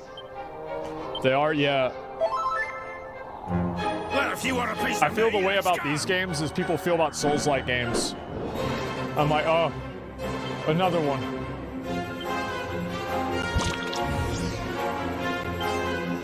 Same gameplay, different story, basically? Yeah. I think I should probably try to play one and like just try to, you know, go and give it an honest try, you know? See if I'd like it. 本作の新要素はそれだけではありません。それがこちら、モンスターバトルロードです。ここでは各地で保護したモンスターたちで編成したパーティーで試合に挑むことができ、勝利することで冒険に役立つ様々な報酬を手に入れることができます。というわけで、早速試合に挑むパーティー編成を決めましょう。スライムとアルミラージ、ホイミスライムを保護したので、これでエントリーをします。まずは初戦、彼らに作戦の指示を出し、どんな戦いをしてくれるのか見てみましょう。Killer Pillar? You mean Katamari? Katamari. 無事勝利できましたね。そのまま2回戦へと進みます。Butterfree? Yeah, clearly. 残念。ここから先に行くにはさらに強いモンスターを保護したり、今いるモンスターを強くする必要がありそうです。冒険をしながらぜひ彼らを見つけてみてください。本日の特別配信はここまでとなります。HD2D 版ドラゴンクエスト3、そして伝説へは11月14日発売です。I'm glad that there's a lot of studios now that aren't announcing a game that's going to come out in 2026 anymore. Hey there, how's the new agility course? I like it a lot. It's a lot more AFK than the other agility courses, but you don't get as much XP. But you do get termites. And a cool reskin color thing. Graceful recolor. Like, I'm very glad about that. I feel like for a while, it's like every game announcement was coming out in like 2.5 years. ぜひ Xbox シリーズ Yeah, it's like, yeah, it's coming out in 2 months. It's like, okay, great. 予約してくださいね。以上、プロデューサーの I feel like people like kind of lose interest, you know, over time. Like the hype dies down, then people forget that it comes out.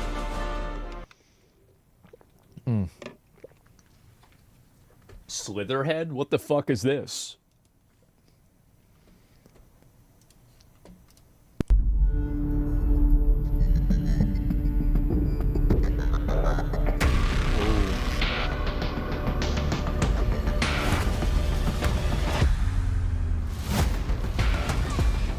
スリッターヘッドの、世界観的な部分でいうと90年代初頭ぐらいの東アジアの架空の都市クーロンというものを舞台に、しております。そこはまだまだわい雑さが残ってっていうかこう、現代ほど洗練されていないまだまだカオスな街の中で、そこに何か異物が入り込むというか人をThis looks really bad. I'm gonna be honest, it doesn't really look good. The combat for this doesn't look good at all. Yeah, like you look at this, doesn't look good. する未知の生物が現れたというところで、人知れずそのcombat not very great. Yeah. 人々の物語にフォーカスする。Terrible first impression. True.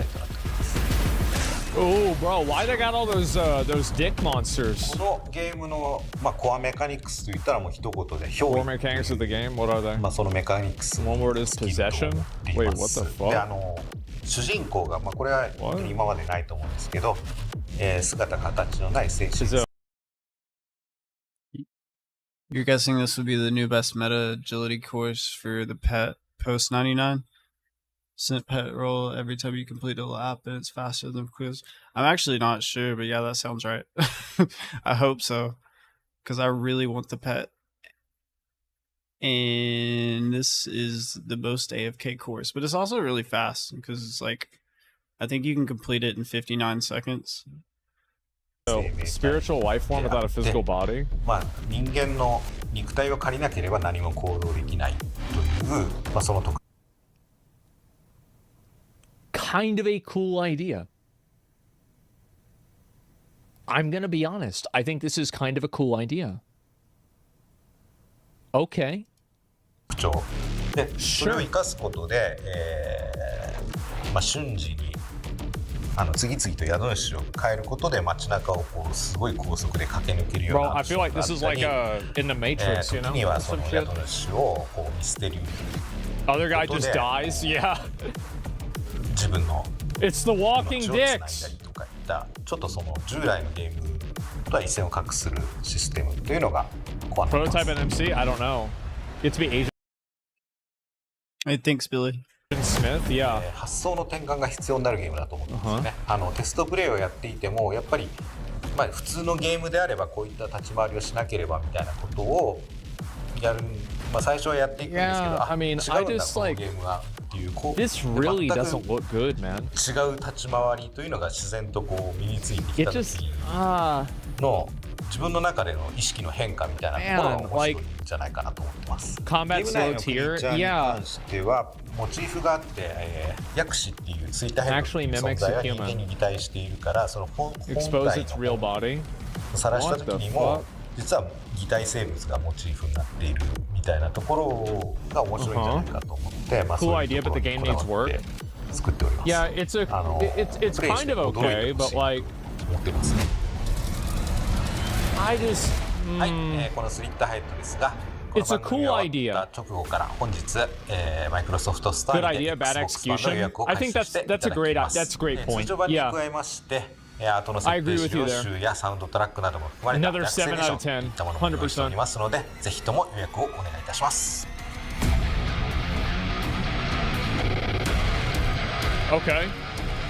Super interested in this. Concept seems interesting. It seems okay. Like, I don't really know if I would really take this that seriously. The game is alright. Doesn't really look super great. Secret of Mana. The Star Bites? What the fuck is Star Bites?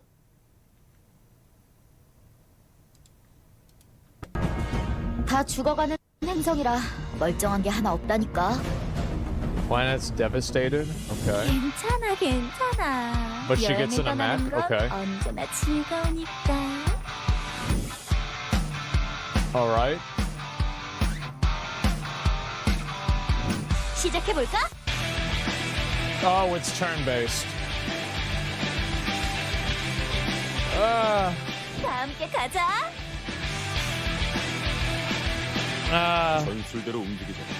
I don't think so. Yeah. This has to be a mobile game, right? Not my kind of thing. Yeah, Japan loves turn-based. I know. I know. Man. Great. This Korean? Oh, is it? I have no idea. Well, either way, you know, a lot of Asia likes turn-based. It's also Korea and China too, as far as I know. All right, let's go to the next one. Tanuki Pond. What is this here? Is this a... this is a show, I'm pretty sure. Metaphor Refantasio? Empire of the Ants. Okay, I care about this. I want to watch this. What? Yo, I just went outside the other day and it rained, so all the fire ants were like making little dirt balls and putting on top of their mounds, so it was really easy to spot them. And I went around my entire yard and I think I counted, and then I counted like 20 more today, but just yesterday I counted like 47 little anthills, and some of them were like really big and some of them were really tiny. But then I counted 20 more today and I was like, wow. there's over 60 anthills in my yard. That's crazy. So then I went and got some ant killer, and I used way too much on each anthill, so I only got through like 30 of them. And also, I think ants are kind of cool, so I kind of sat there and watched. Maybe that tells a little bit more about me, but like, it was cool. Oh. Get him. Get him. Oh yeah, but basically, so like, I think, like, what if the whole yard is just like a giant anthill? And I'm just like, I'm living, like, I think that the ants are living on my property, but really I'm living on the ants' property. And at any time they could just come up from out of the ground and swallow me whole.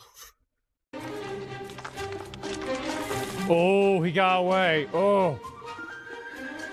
Oh.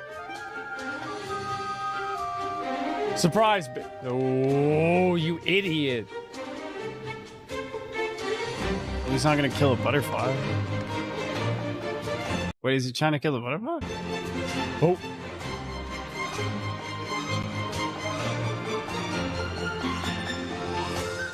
Oh. And then what? What, does he die? Is he trying to ride it? He's trying to ride the butterfly? Thing?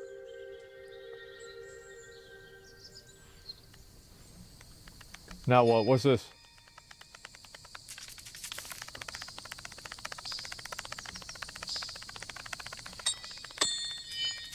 Okay.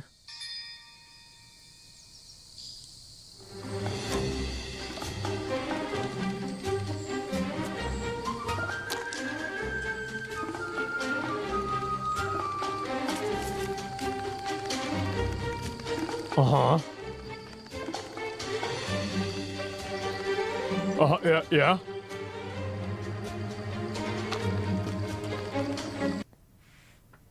What? Wait, can ant? I've never seen an ant jump. What if this game had a multiplayer mode where you could spawn in and you could have like 1,000 people playing in the same area, and you could be like ants in an anthill, and you could like collectively attack and kill a small child? It would be like a raid ball. You could collectively attack and kill a small child.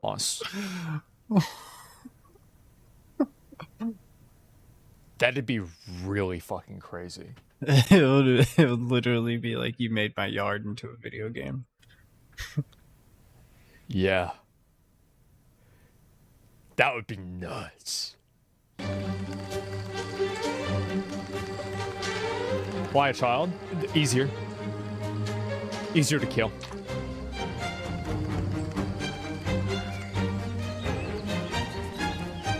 Okay. Okay. Oh. Oh.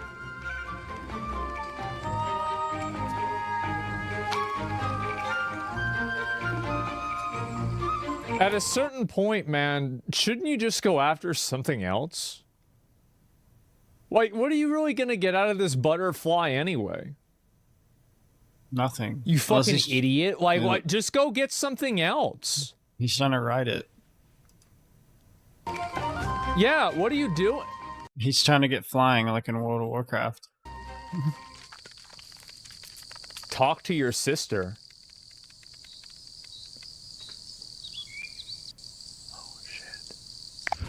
Hey, come closer. 103,683. You seem disoriented. Wait. Wait, is this what I think it is?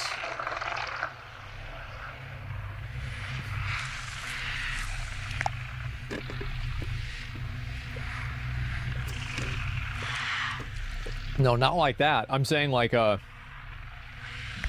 you like recruit a bunch of ants and you can kill bigger things? It's like Pikmin, but there's no Olimar. Ooh. Gotta go into soccer ball. His name's Olimar in Pikmin? I just always called him Omar.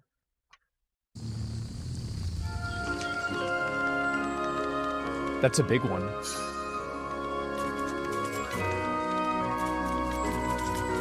Okay. Okay.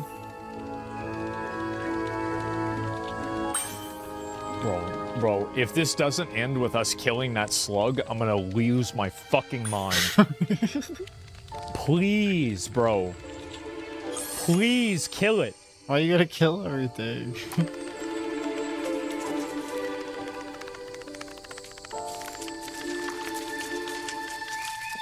Wait, what? Develop your outpost? Build a chemical laboratory? Upgrade 4 legions? Build a super predator legion? What? What the fuck? Now it gets interesting. Oh. Will you build an anthill? A wood yard? Worker? I wouldn't want to kill any of the ants. I would play this game and be like, oh, all the ants in my yard are my best friends. There's gunners? Oh my.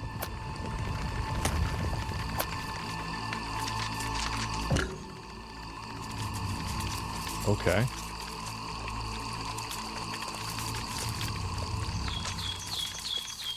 What the fuck? Lost Marauders?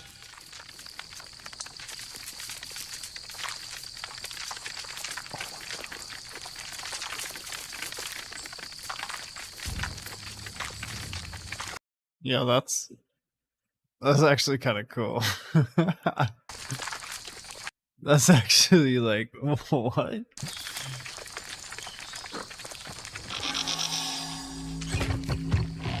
Is this what they do? Is this what ants do? I thought they were all friends and they all like work together. Do they attack each other? Fucking get them. Actually? Fucking get them.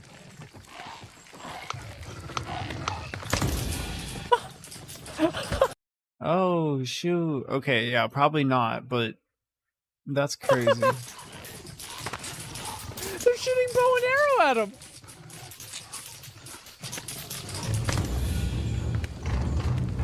Oh my god. Oh, you get beetles on What? Alright, this game looks cool. your side too?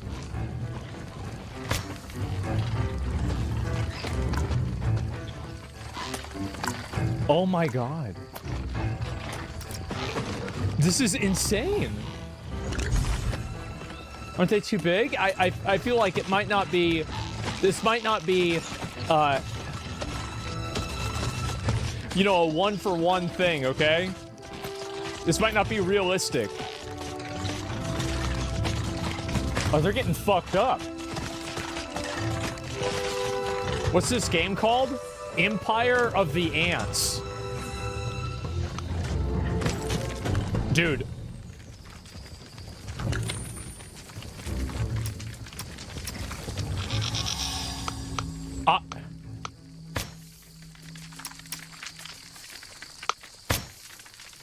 What they need to do with this is such a cool idea, but I feel like you have to be a little bit deranged in order to make it exciting.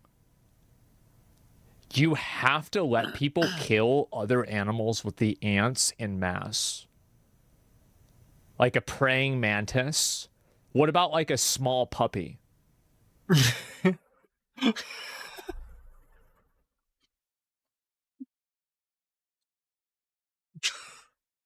Why does it always go back to small children and animals?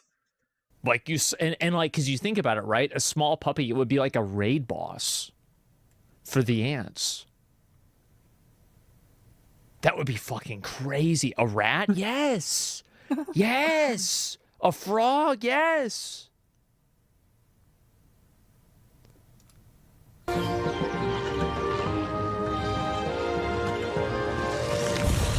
Ooh, look at them all.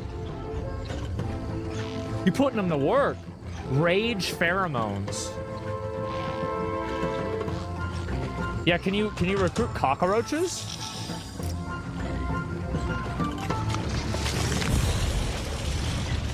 The premise is good, but the gameplay seems kind of messy. It's hard for me really to know what's going on here. I'm gonna be honest.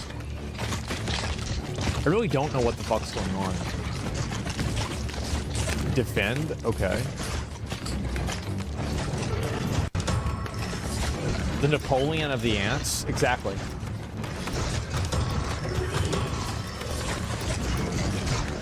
I don't like, who are they defending against? Who's shooting? Are the beetles on their side?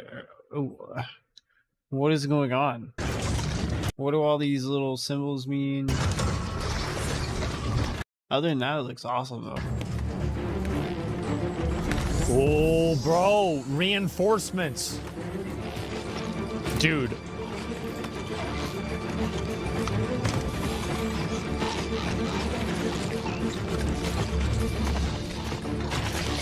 Bro, imagine, I'm just thinking about this. Imagine if like the last boss was like a fat drunk guy that's out in his backyard and he's like passed out on a lawn chair. And like the way you fight him would be like the way you fight a Cyclops in Dragon's Dogma 2. And you'd have to like come in there with like 10,000 ants. Ground and air attack, yeah, and you'd have to like fucking set up the whole plan and then fucking kill this guy. And then get him down, go in his stomach. Yeah, exactly. A homeless person. Oh my god. You can have the ants eat a homeless, like a fentanyl addict? Oh my god. Maybe if you eat the fentanyl addict, would that give them like a speed buff or something? Oh my god. This is, dude. This is gonna be crazy. Like, this game, dude, this game could be so good.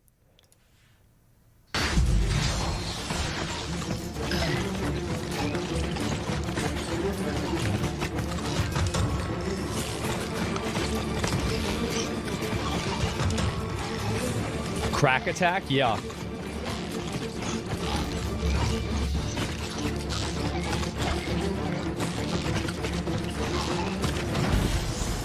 Damn, bro, he doing buffs and shit. You playing as Napoleon the Ant. Come on, show a big animal. Come on, please, please. That's kind of a big one. A snail, that's decent. Come on. Yo, what?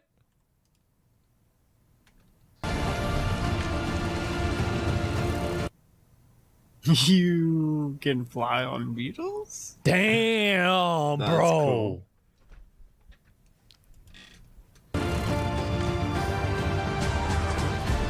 Wait a second. Wait a second. There was a frog. I think that was a frog. What was that? What are they killing here? That's a grasshopper? No, it's a praying mantis. It's a praying mantis.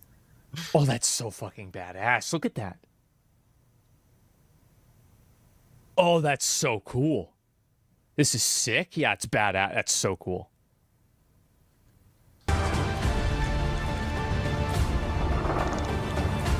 You can ride the snail. Empire of the Ants. Bro, I'm more hyped for this game than I am about anything else that I've seen so far today. Besides maybe Metal Gear Solid. Right? Like, obviously, right? Like, this is not. This could be so good. Oh, man. You missed a scorpion? Did I? Oh, maybe I did. That's so fucking badass. But I want to see fighting. Like, it should be bigger and bigger things. It should be like Katamari Damacy, but you just are a bunch of ants. You have to swarm something, right? Yeah, scorpion boss, you missed it. I guess I did. I shouldn't have, but I didn't see that. Let me see here. So that one was really cool. I like that. What is the Katamari?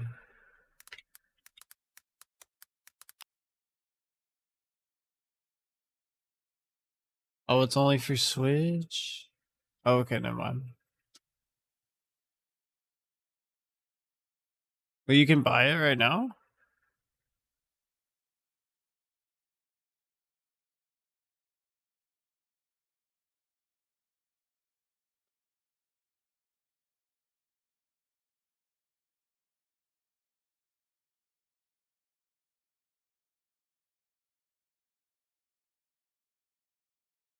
That was it, right? When did this come out?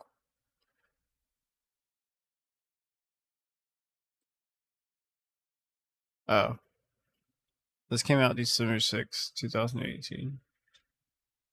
I still kind of want to get it, though. Oh, it's called Reroll.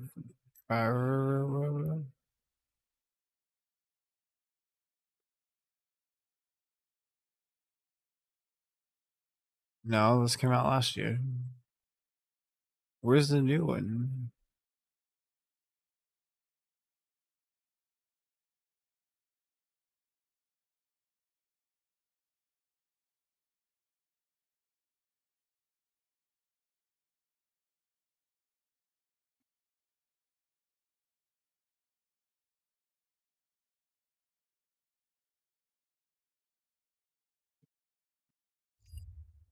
That a lot. Fate.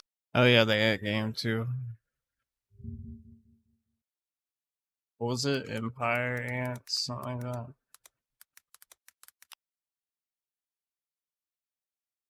Oh, I shouldn't have typed that. Oh. Game. There we go.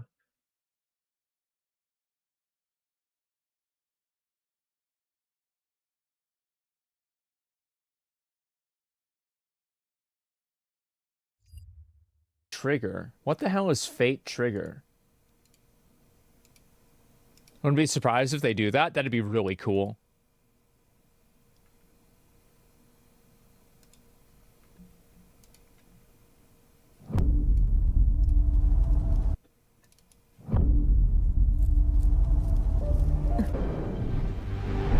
The pale blight is spreading. We have to move. Understood. We'll rendezvous at the ARC. Wow. Hot anime girls. With guns. Watch out! Wait.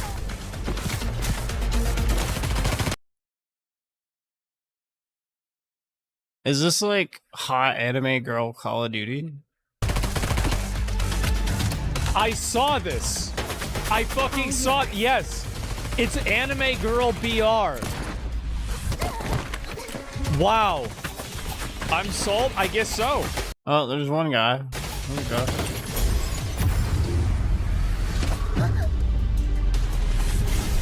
Another weeb game? Something like that, yeah. Oh my god.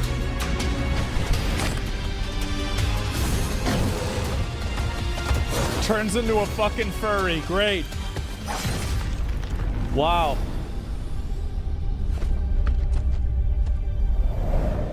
Man. Of course. Of fucking course.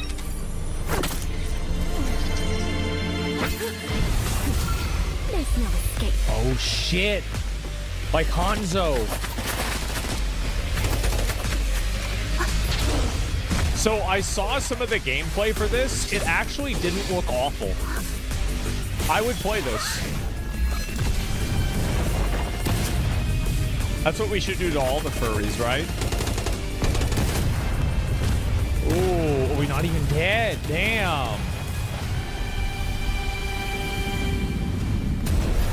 Get fucked, yeah. Trial complete. Helix core reactivated. Okay. Well, there we go. Closed alpha on September 25th. Man, if I can get into this, I will try and play it. Yeah, I would try and play this. This is fucking funny, man. Yeah, it's good. Have I covered Tokyo Game Show? The really funny thing about that, I'm literally doing that right now. That's what I'm doing at this very moment. We have a few other ones here too. What do you get me? Yes, really funny thing about that. Is a game? Yeah. Let me see what the other ones are here. Moana. Okay, Quidia Gaming? What the hell is this?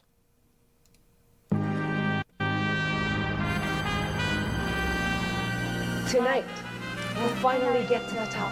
What the fuck? Wait, what? I wanted to change my lifestyle to be more like myself. Now we're chasing our dreams. What the hell here is in this? Kidia City. What the? This is my new home, where I'm free to live as who I want to be. By playing, we grow and create our future. Find the robot bartender. Add extra cinnamon. Thanks. Congratulations on joining the elite. This menu looks amazing. Is this a game? What is this? What the fuck?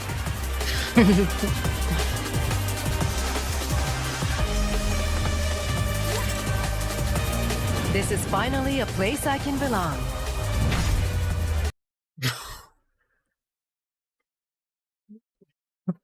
Bro, how do you have the whole trailer? And I don't like you have. I have no idea if this is a show, a movie, a game. Is it mobile? Is it an FPS? Is it an RPG? Is it PvP? Like what? Is it a fashion show? The first city built for play. I don't even know what this is. Does anybody saying what is this? Looks like a fake commercial that plays at the start of Metal Gear Solid 4. Here's my re-uploaded comment. This does not engage me at all, and it is extremely unclear to me what the product is that you are selling. Saudi money and no idea where to spend it, so they spent it all on a trailer that explains nothing. This is not even a video. I don't even know. Is this a I don't even know what it is. It's a meta. I feel like, yeah, it's kind of like an RP metaverse type thing. That's what it seems like to me. I think what I got out of it is it's a city. Yeah, an RP metaverse. It's just like a city. And you get to have your face on your character. What the fuck? Like that? You get to look all crazy. Bro, what the fuck is this? Google it? I don't know if I even want to. That's so crazy. It's a real city, apparently. So it's like a So it's like a what? Oh, I don't even know what to say. Okay, here we go. Mars Attacks. Hey, Mars Attacks. I remember this came out as a kid. This is really good.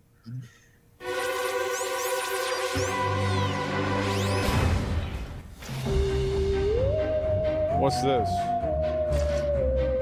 What? What? This is not what I was thinking of. I was thinking of the Alien game. Oh, no, wait, the other Alien game. What was it? It's like you got to destroy everything as an alien. I just remember that. What? What in the fuck? Destroy all humans? I think that's right. Yeah, destroy all humans. Yeah, that game was so fun. It was like an alien Grand Theft Auto. I was so young, that's what I thought it was. What the hell? You get a bunch of aliens. So what do? You just have them walking around? Doesn't seem too exciting to me. There's a finger? What the fuck? It's a zoo management game? Bro, I can't even manage the zoo in my own house. You want me to manage a fake zoo? You kidding me?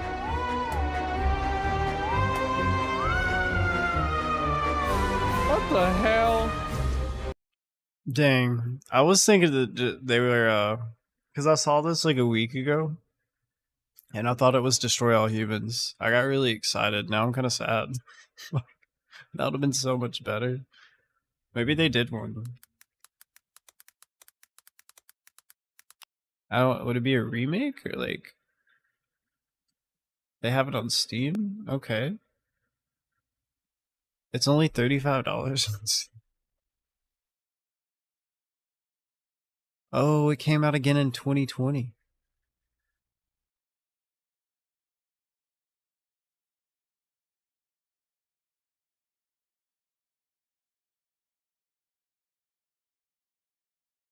I want to play this again. That would be fun. I love how anything space or alien related back in the early sci-fi film was easily identified by the theremin.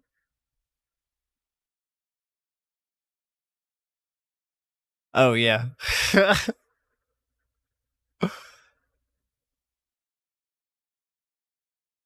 I know exactly what you're talking about. I'm trying to play it again. That Probing time. Wait, what? Wait, what? That thing. Okay.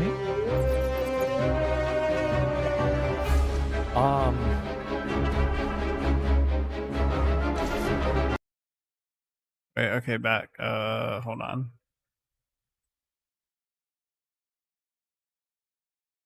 What is this?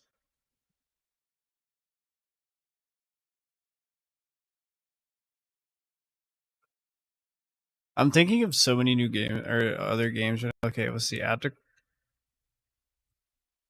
What is this one?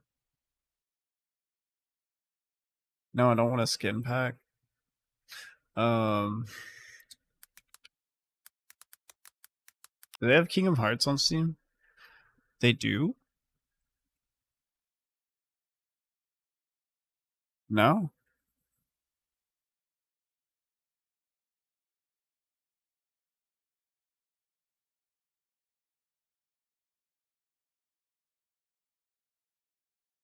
I would play this though. I would play any Kingdom Hearts game. Anyway, let's go back. Okay.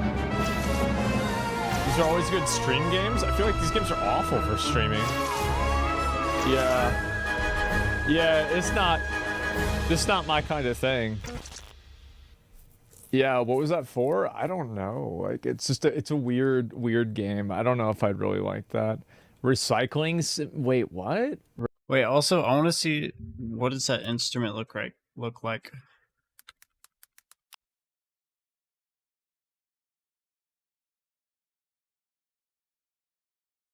That's how they make the weird noise?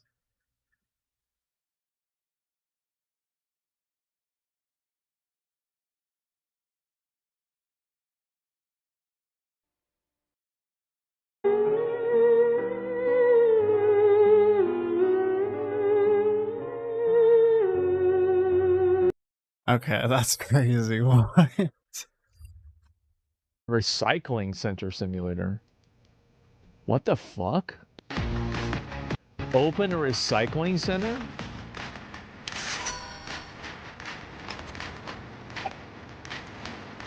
I'm pretty sure this music was copyright because it sounds all weird.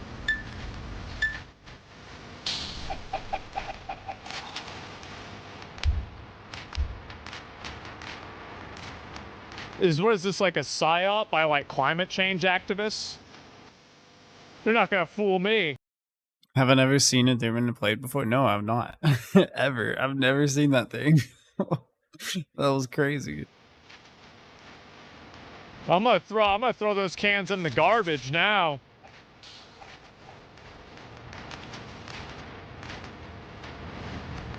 You know, one time I put a dead eye. What is it? A Dareman? Dareman? Is that how you pronounce it? Animal in the recycling bin. Deerman? And they took it. I just want to see what would happen. Like, what would happen if they do it? Yeah, they just took it. Yeah, it's like fucking 15 years ago or something. Oh, man. Okay, great. What's the next one? Warframe official mobile showcase. Okay, I don't really care about mobile game. What else did I miss out on anything so far? Like, is there any trailer that I haven't seen yet? Oh, this is good. Okay, so combat the pirate Yakuza. Metaphor and Bleach? Okay, let me do this one, the pirate Yakuza game. This is the official combat trailer. This is, wait, this is Devil May Cry. What? What? This is awesome. What the fuck?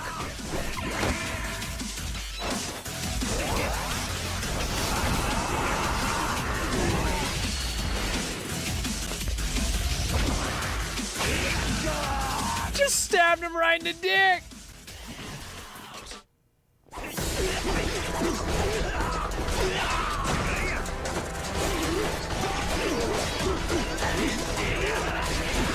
This is so ridiculous.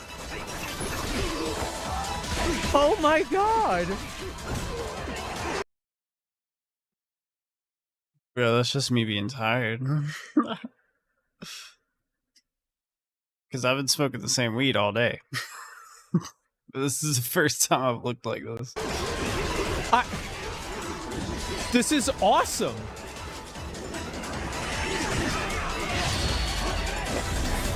What the fuck?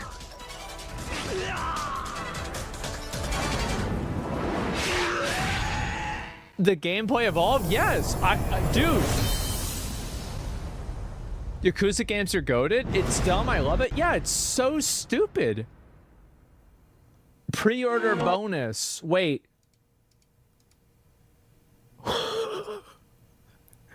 Just a crab, or like what even is that? Oh, it's a lobster. That's right, it's a lobster, not a crab. You're just gonna lobster? Oh my god. Crab, Pog, not quite. Okay, so I missed 2 of them. I missed Metaphor and the Bleach game. Well, let's look at the Bleach game first. Okay, Bleach, Rebirth of Souls. This is a game?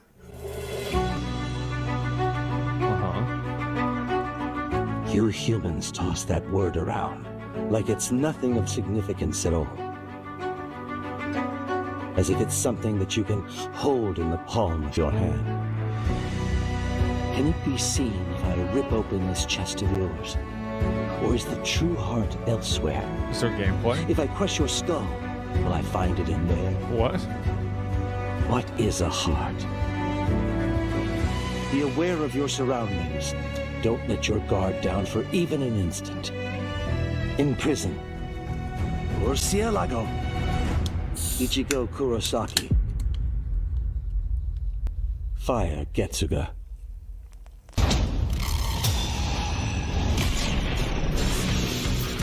Okay, alright, so we actually do have gameplay. So is this a fighting game? What the hell? Yeah, okay. Don't worry. I'll teach you. Observe well. This is what true despair looks like.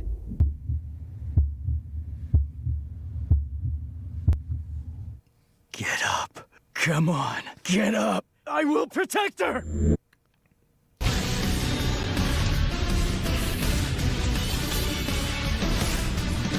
So this is it's a fighting game? Like, I'm not even really sure. Like, I think okay. I'd rather watch the show, I think. But I mean, I guess if you watch the show, you want to play the game, maybe? Is it? No? I don't even know, man. Yeah, maybe I would play that. All right, Metaphor. Where the fuck is Metaphor? I'm seeing if I can find it here. Give me a minute. Did I skip it? I didn't skip it, did I? There. Metaphor ReFantasia. Okay.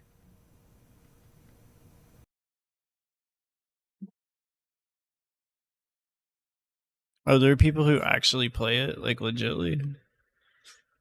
I will look up that person.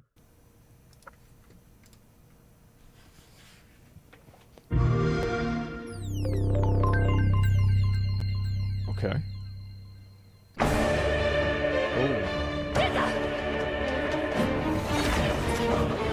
This is an anime. That's not a. This is not a game.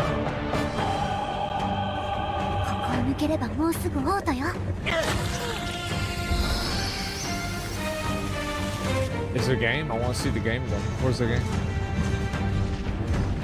The art looks great. I like the art a lot. It's turn-based.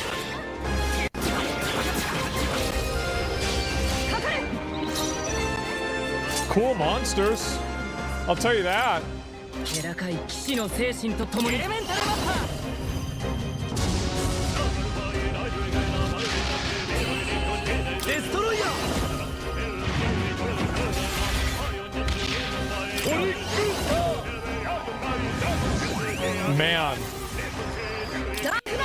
Man, this is a Persona universe, basically. I never played a Persona game.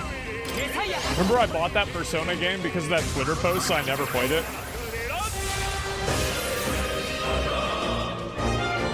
Yeah, never played it. Crazy, huh? How do you know so much about it? Do you look up, like, have you ever tried to play it? Or do you just like it, like, listening to it or something?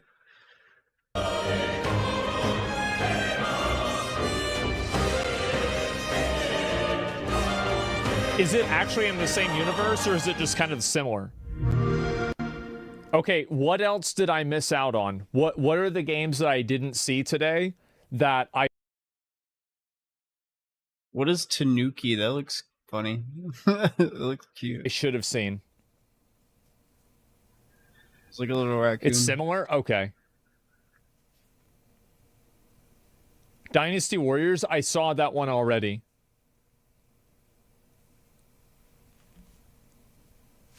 Wild Arms 2, Sparking Zero trailer. Okay, I will copy paste that in here. Sparking Zero trailer.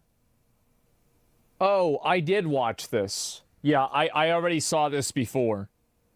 Play the demo for Metaphor. I'm not really a big turn-based game guy, right? There's a demo for it. Yeah. I saw the Concord trailer. Shut the fuck up. Yeah, watch Threads of Time. It's not on IG and YouTube. Threads of Time. Okay, let me see what this is. Threads of Time first game announcement. All right, let's take a look at it. I saw you. So I was reading. You're very musically versed. You spend a great amount of time listening to all kinds of genres, including a lot of classical pieces. That's awesome.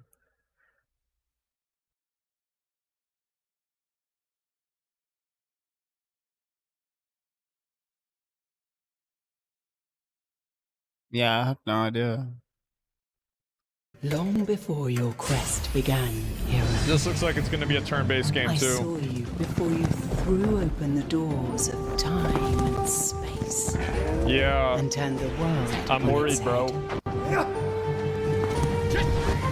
Let me show you a glimpse of what I saw. I kind of wish life was like that. Oh, wait. This looks like... What is this? This looks like Digimon. Yeah, where's the combat? Kind of.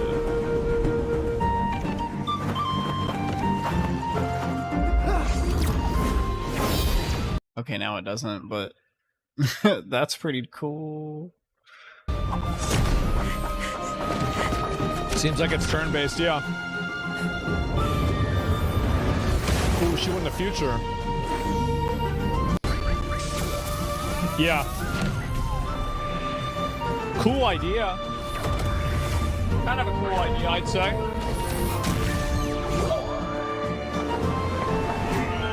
The style looks good? Yeah, no, it does look good.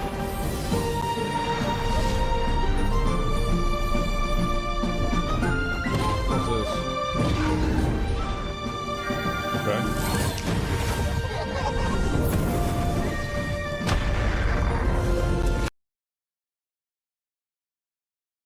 This is like genuinely one of the... Okay, I can't say the only trailer, but pretty much like the only trailer I've seen out of this whole thing where I'm like, wow, I really want this.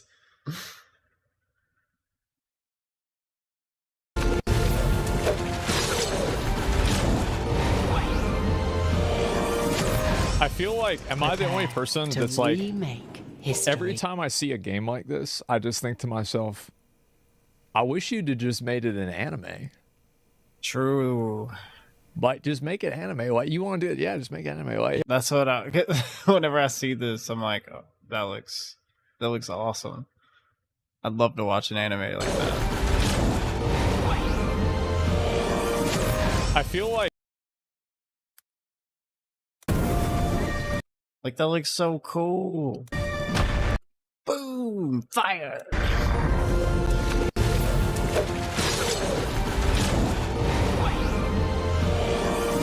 Scotch, I don't even want to play. I don't want to play that game. I want to watch the anime. Am I the only person that's like, every time I see a game like this, I just think to myself, I wish you'd have just made it an anime. Like, just make it anime. Like, you want to do it? Yeah, just make it anime. Like, yeah. That's what I would say, right? But it would look really cool if the gameplay was like this, like kind of pixelated and stuff. I like that style. And the little fox, nine-tailed fox. I don't guess it's nine-tails, but whatever. Mini-tailed fox. Hard to... Wait, was that thing eating his hat? Just make it anime. Like, you want to do it? Yeah, just make it anime. Like, yeah. That's what I would say, right? This little thing right here. He's eating the mage's hat. He's like chomping on it. He's like, yum, yum, yum, yum. Hard disagree. Well, I mean, hey, there's an audience for a lot of different games, right? That's just what I think about it.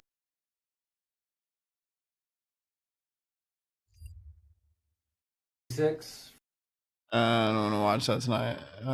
Let's see. Maybe something RuneScape.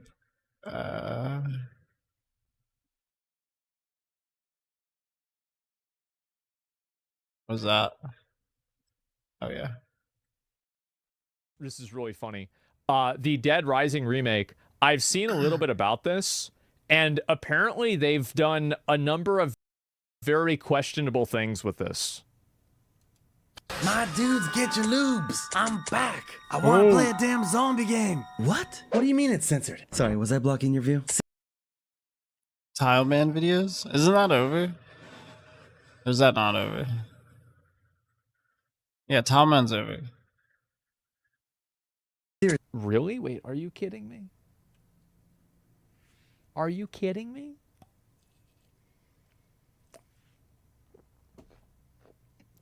Who asked for this? Who the fuck asked? Why you do this? Why would you do Seriously, this? this timeline sucks. Here we go again. Capcom, lacking in creativity, has decided to once again remake the cult classic called Dead Rising. Yeah. However, they have taken it upon themselves to censor random shit that left us fans of the genre scratching our heads. All balls itch, it's a fact. On the other hand, there's a bunch of people defending I these literally changes, couldn't but we care all less. know that they're Oh, just God. a bunch of beta boys buying betas, boy. Yeah, fucking Ash creation. I think that people really fuck themselves over by not caring about this stuff. I think they do.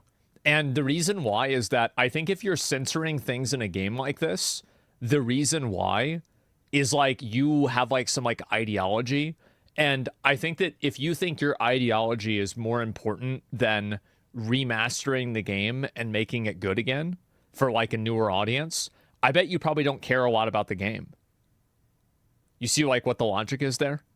So like if you're willing to compromise the game, you're also willing to not care about it? Yeah. So I feel like this is such a big mining canary for any game.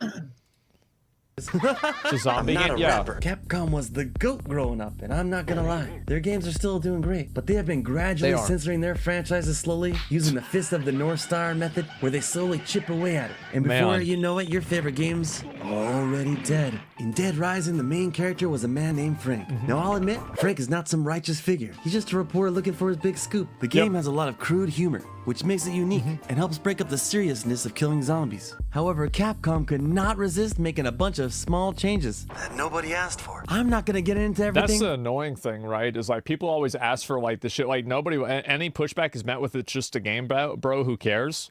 That's because at the end of the day, making changes to something like this is completely indefensible, and nobody wants or cares about it. Like, there's nobody that's like going to, oh, I was gonna buy the game, but now I'm not going to. You should But care. a few things that I stick mean, out are the I'm not obvious a changes fan, to the right? female NPC's clothing. You can clearly see they added some stripes here. Also, the fabric on Cheryl's dress looks like silk, but in the remaster, it appears to be what I can only assume to be Egyptian cotton. Now, Yeah, they changed the mod. Yeah. probably the most controversial thing that happened was to a Chinese dude named Larry. In the original game, he was just some crazy man that was lacking a few brain cells. But for some reason, they turned him into the whitest Chinese dude I've ever seen. Just the white guy? Oh my god. Well, hey, that's what you do, right? It's In order to racist? not I offend guess China, so. I guess. It just seems so damn pointless. You gotta ask yourself, why do they keep doing this? Is it some conspiracy or what? Well, not at all. Well, the reason why is that there's probably somebody at the office whose problem it is, or sorry, whose job it is to have problems. And the person whose job it is to have problems saw that and they said it's a problem. That's the reason why it happened. Guaranteed.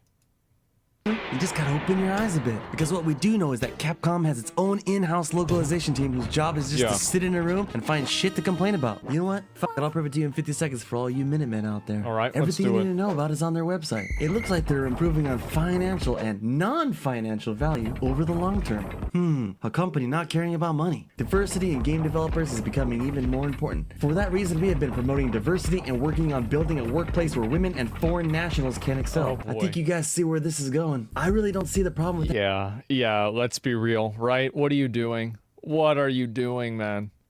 having a mostly Japanese staff in Japan. And get this, they even offer housing assistance for foreign workers because they don't live here and they don't understand anything. Check this out. Here is something Capcom is worried about. Risks due to country's politics, culture, and religion. And here's what they're doing about it. Develop sales approaches that meet local needs and localization by an in-house team of experts. I think that's fine and that's normal, but the problem is that they're listening to the wrong people. And the people that want to have things like that censored aren't the ones that are interested in buying a game like this. And so if you listen to a bunch of people that aren't even invested or don't even care about your game, and then you make the game to appeal to them, they're not going to buy the game anyway. Like, that's what Concord and a million other games have proven, right? Star Wars Outlaws. You can't make a game to market to people that don't like the game. Yeah, expert is being a Karen. Yeah, these people are basically professional Karens that just complain about everything in games. So there you have it. Capcom flies these inept weirdos to Japan, provides them housing, and since they don't know a damn thing about Japanese culture and are too socially awkward to integrate into Japan, they get shoved into this localization team just so they can shit on our games. Ooh, I'm about to make a name for myself, yeah. Look, I'm sorry to call these people out, but if the game is lame, who's to blame? I said I'm not a rapper. I'm so sick of this. I feel like that's really what it is. I mean, like, because I feel like no fan was asking for this, and they end up making changes in order to appeal to a group of people that aren't even the audience of the game. I think this is, like, in my opinion, it is like one of the most corrosive things to games now. And I think it's also, like, again, if you take a step back, it's like a meta level problem, and this is only one manifestation of that meta level problem, which is, like, you know, like in Wrath of the Lich King in WoW, like if people played WoW back then, you remember that, like, they definitely made the game a lot more casual, and they basically made the friction points that gave the game the texture that made it an experience. They kind of they rounded those off. And so, like, now you've got heirlooms, now you've got these other things, now you've got different quests, right? And so a lot of the things that made the game what it was get changed in the pursuit of reaching a larger audience. And I think that's what happens with so many cases where it's like they think that, oh, well, this might alienate somebody, so we're going to take it out of the game. But what I think that a lot of them don't realize is that getting rid of it also alienates people, because it feels like, have they killed the IC boss? No. They're consuming a product that isn't made with any sort of artistic integrity, and there's no real identity to the product other than appealing to other people. I still remember when they added a patch of Street Fighter just to smooth out Cammy's nips. But the only thing that should matter is if they make a good game. Hey, let's see what they're working on. Here's a statement by Kinoshita Yoko. She joined in 1997. Let's see what she has to say. Capcom de wa seibetsu. I'm just fuck with you. There's an English version right here. During a discussion about how to create monsters that make people feel afraid, I said, main monsters, main monsters meaning bosses in Monster Hunter, are always viscerally scary and in your face. But what about creating a monster that invokes a slow building emotional fear in the user? A male coworker told me, a man would never have saw it like that.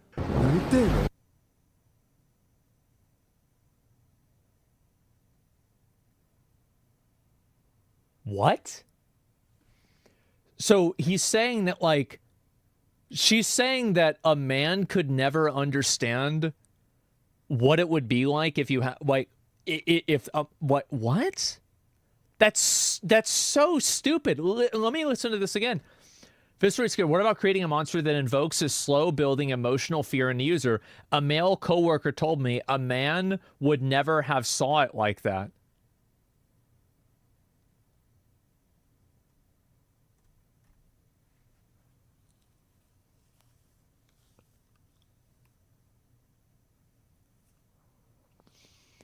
He's trying to hit. Yeah, that's probably creating a monster that invokes a slow building emotional fear in the user. Yeah. A male coworker told me a man.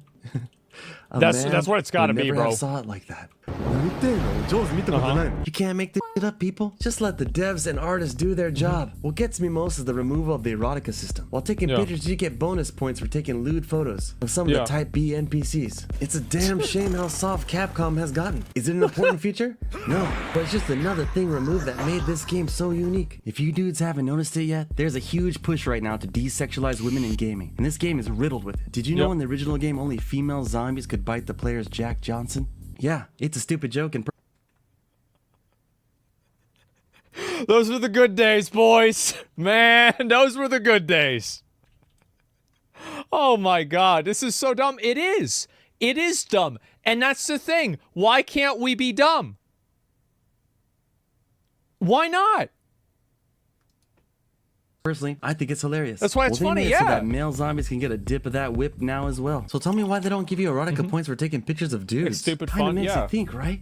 They also went as far as renaming the achievement Frank the Pimp, where you save 8 female characters. It's now called the Grateful Eight. How is it in 2024 in a game rated M for mature, aimed at adults, where a clown can get disemboweled by 2 chainsaws, you can't even say the damn word pimp? Wait, you can't have pimp? Oh my god. How do you do this? People will buy anything. I don't understand. The word pimp got censored? That's crazy. The best-selling games. Wait, it's all coming together now. You can't sexualize women. You can't offend minorities. Nah, it's probably just a coincidence. It's not just Capcom's fault here, dudes. There's some serious agenda-pushing game journalists out there. Let's see what they have to say. I'm sure they represent us gamers. Why is Capcom being weird about Dead Rising's removal of erotica points by Tessa Carr? Before that, let's see what kind of gamer she is. Oh, okay. Sorry, I mean what kind of gamer they are.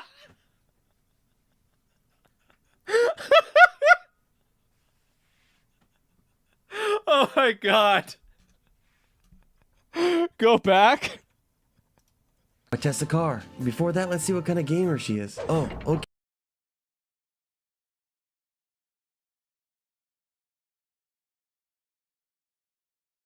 Okay, sorry, I mean what kind of gamer they are. In my opinion, if you're a white person traveling Southeast Asia, you should always let shopkeepers rip you off. What the fuck? Wait, what? In my opinion, if you're a white person traveling to Southeast Asia, you always let shopkeepers rip you off. Just pay the price to tell you. Don't haggle as you can't afford to pay $6 for a pair of shorts. You're already getting bargain.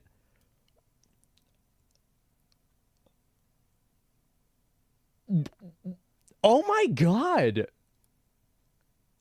Where do these people come from? Shopkeepers rip you off. Hey, leave my stocking. Oh my... It's crazy to me that this person still has a job. What's it's wrong pretty with obvious them? that Capcom is just trying not to alienate its anti-woke audience while still removing offensive content. Hey, Tessa-chan, you don't get to dictate what's offensive. Hell, I find it offensive that you even work there. We also know that Cheryl had a less revealing outfit, which made the usual suspects predictably cry censorship. Because it's censorship. That's what it is. That's what you're doing. Usual suspects? Oh my god. Yes.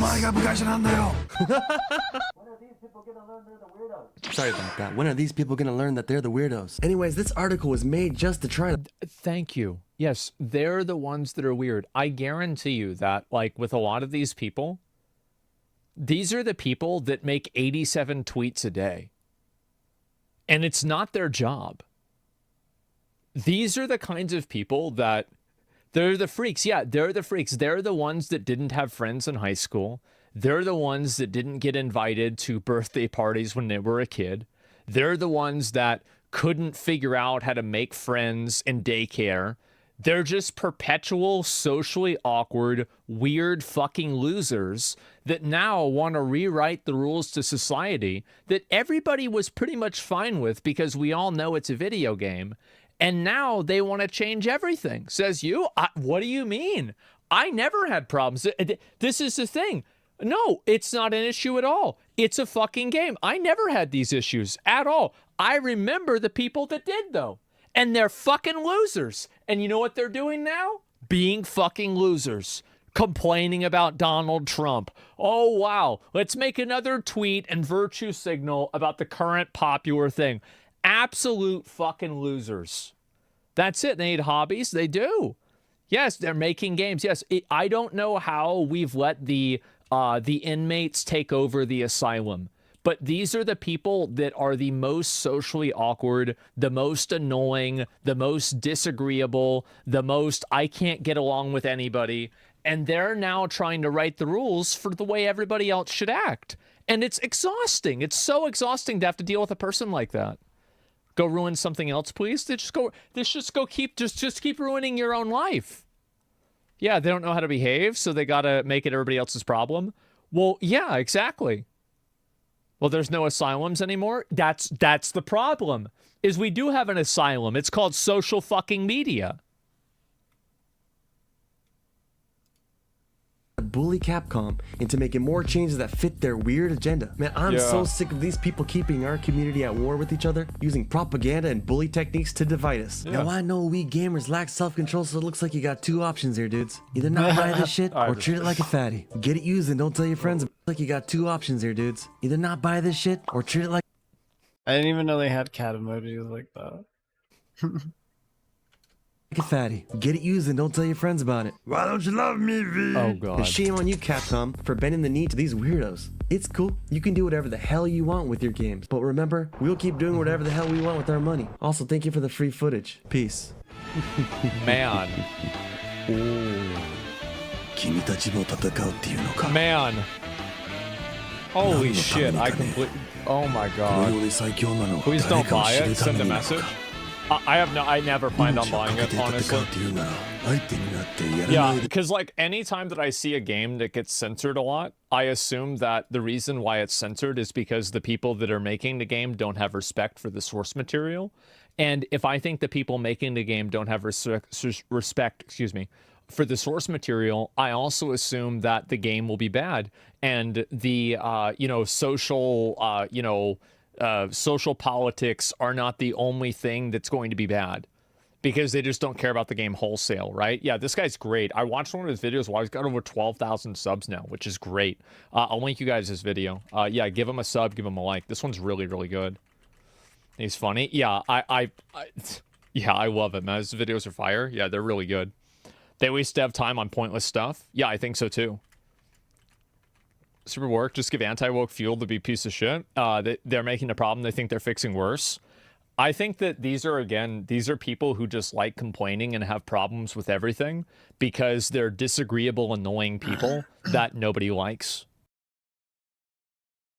He said, I sleep. Good night, Toasty, dude. Have a good night.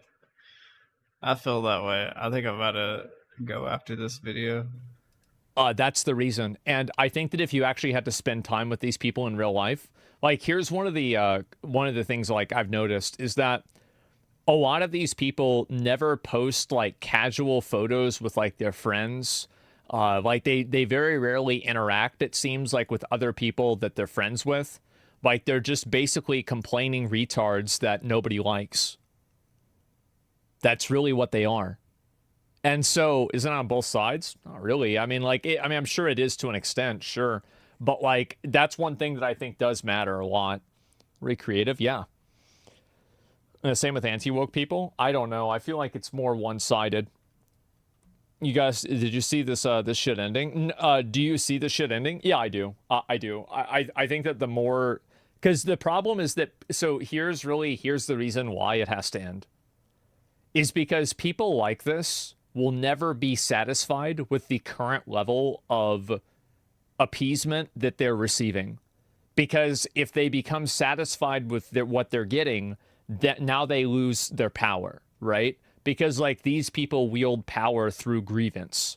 So if they aren't upset about anything and they're happy, then there's no power. They can't make people do what they want.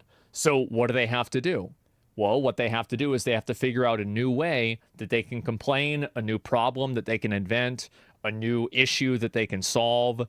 And so in order to maintain their relevance is derivative of finding problems.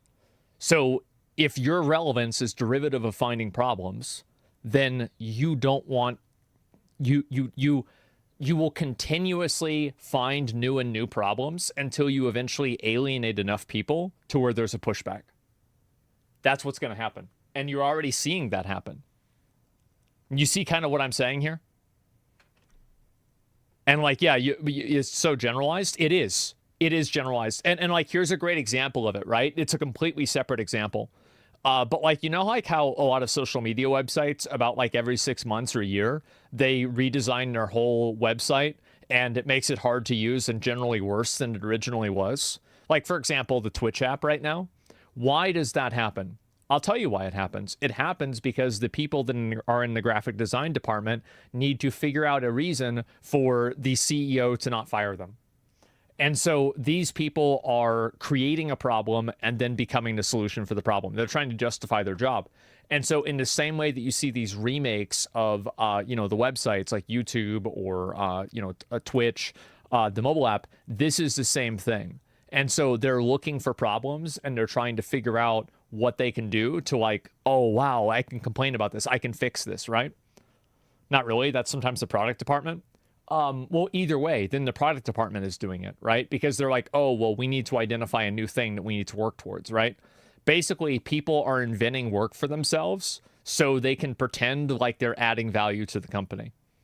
That's basically what's happening, right? Like whether it's developers or whoever, somebody is doing this. Why create problems when you can just innovate? Because it's harder to do. Innovating is harder than complaining. So yeah. Well, could become too broad of a term. Well, I mean, I'm not really using, I try not to really use that word a whole lot because it's very, it can be used for a lot of different things. But like, all I'm saying is that the way that you can make a game like this and like design something and change it, I think that anytime you see any change like this made, I would immediately assume that it's because the game is going to be bad. And it is a mining canary for other things that will be problematic in the game. People complaining about how woke is, cry wolf scenario, all right. People won't shut the fuck up and make lists of woke games and Excel sheets and putting things like Baldur's Gate on it is stupid. I think it's stupid too, but you can't be surprised when you create a circus and then people behave like clowns. Like, this has been a problem for a long time and people are just overcorrecting for it. You need to push back? Yeah, exactly. Off topic, are you going to play Tower of Fantasy? Am I going to play Tower of Fantasy? No, I wasn't really planning on playing Tower of Fantasy today. Yeah, I don't think so. The end game you saw earlier is not diverse enough. Yeah, it doesn't have enough, you know, I don't know, centipedes. I didn't see any centipedes on there. We need the centipedes. Without the centipedes, what's the point? Gotta have the centipedes.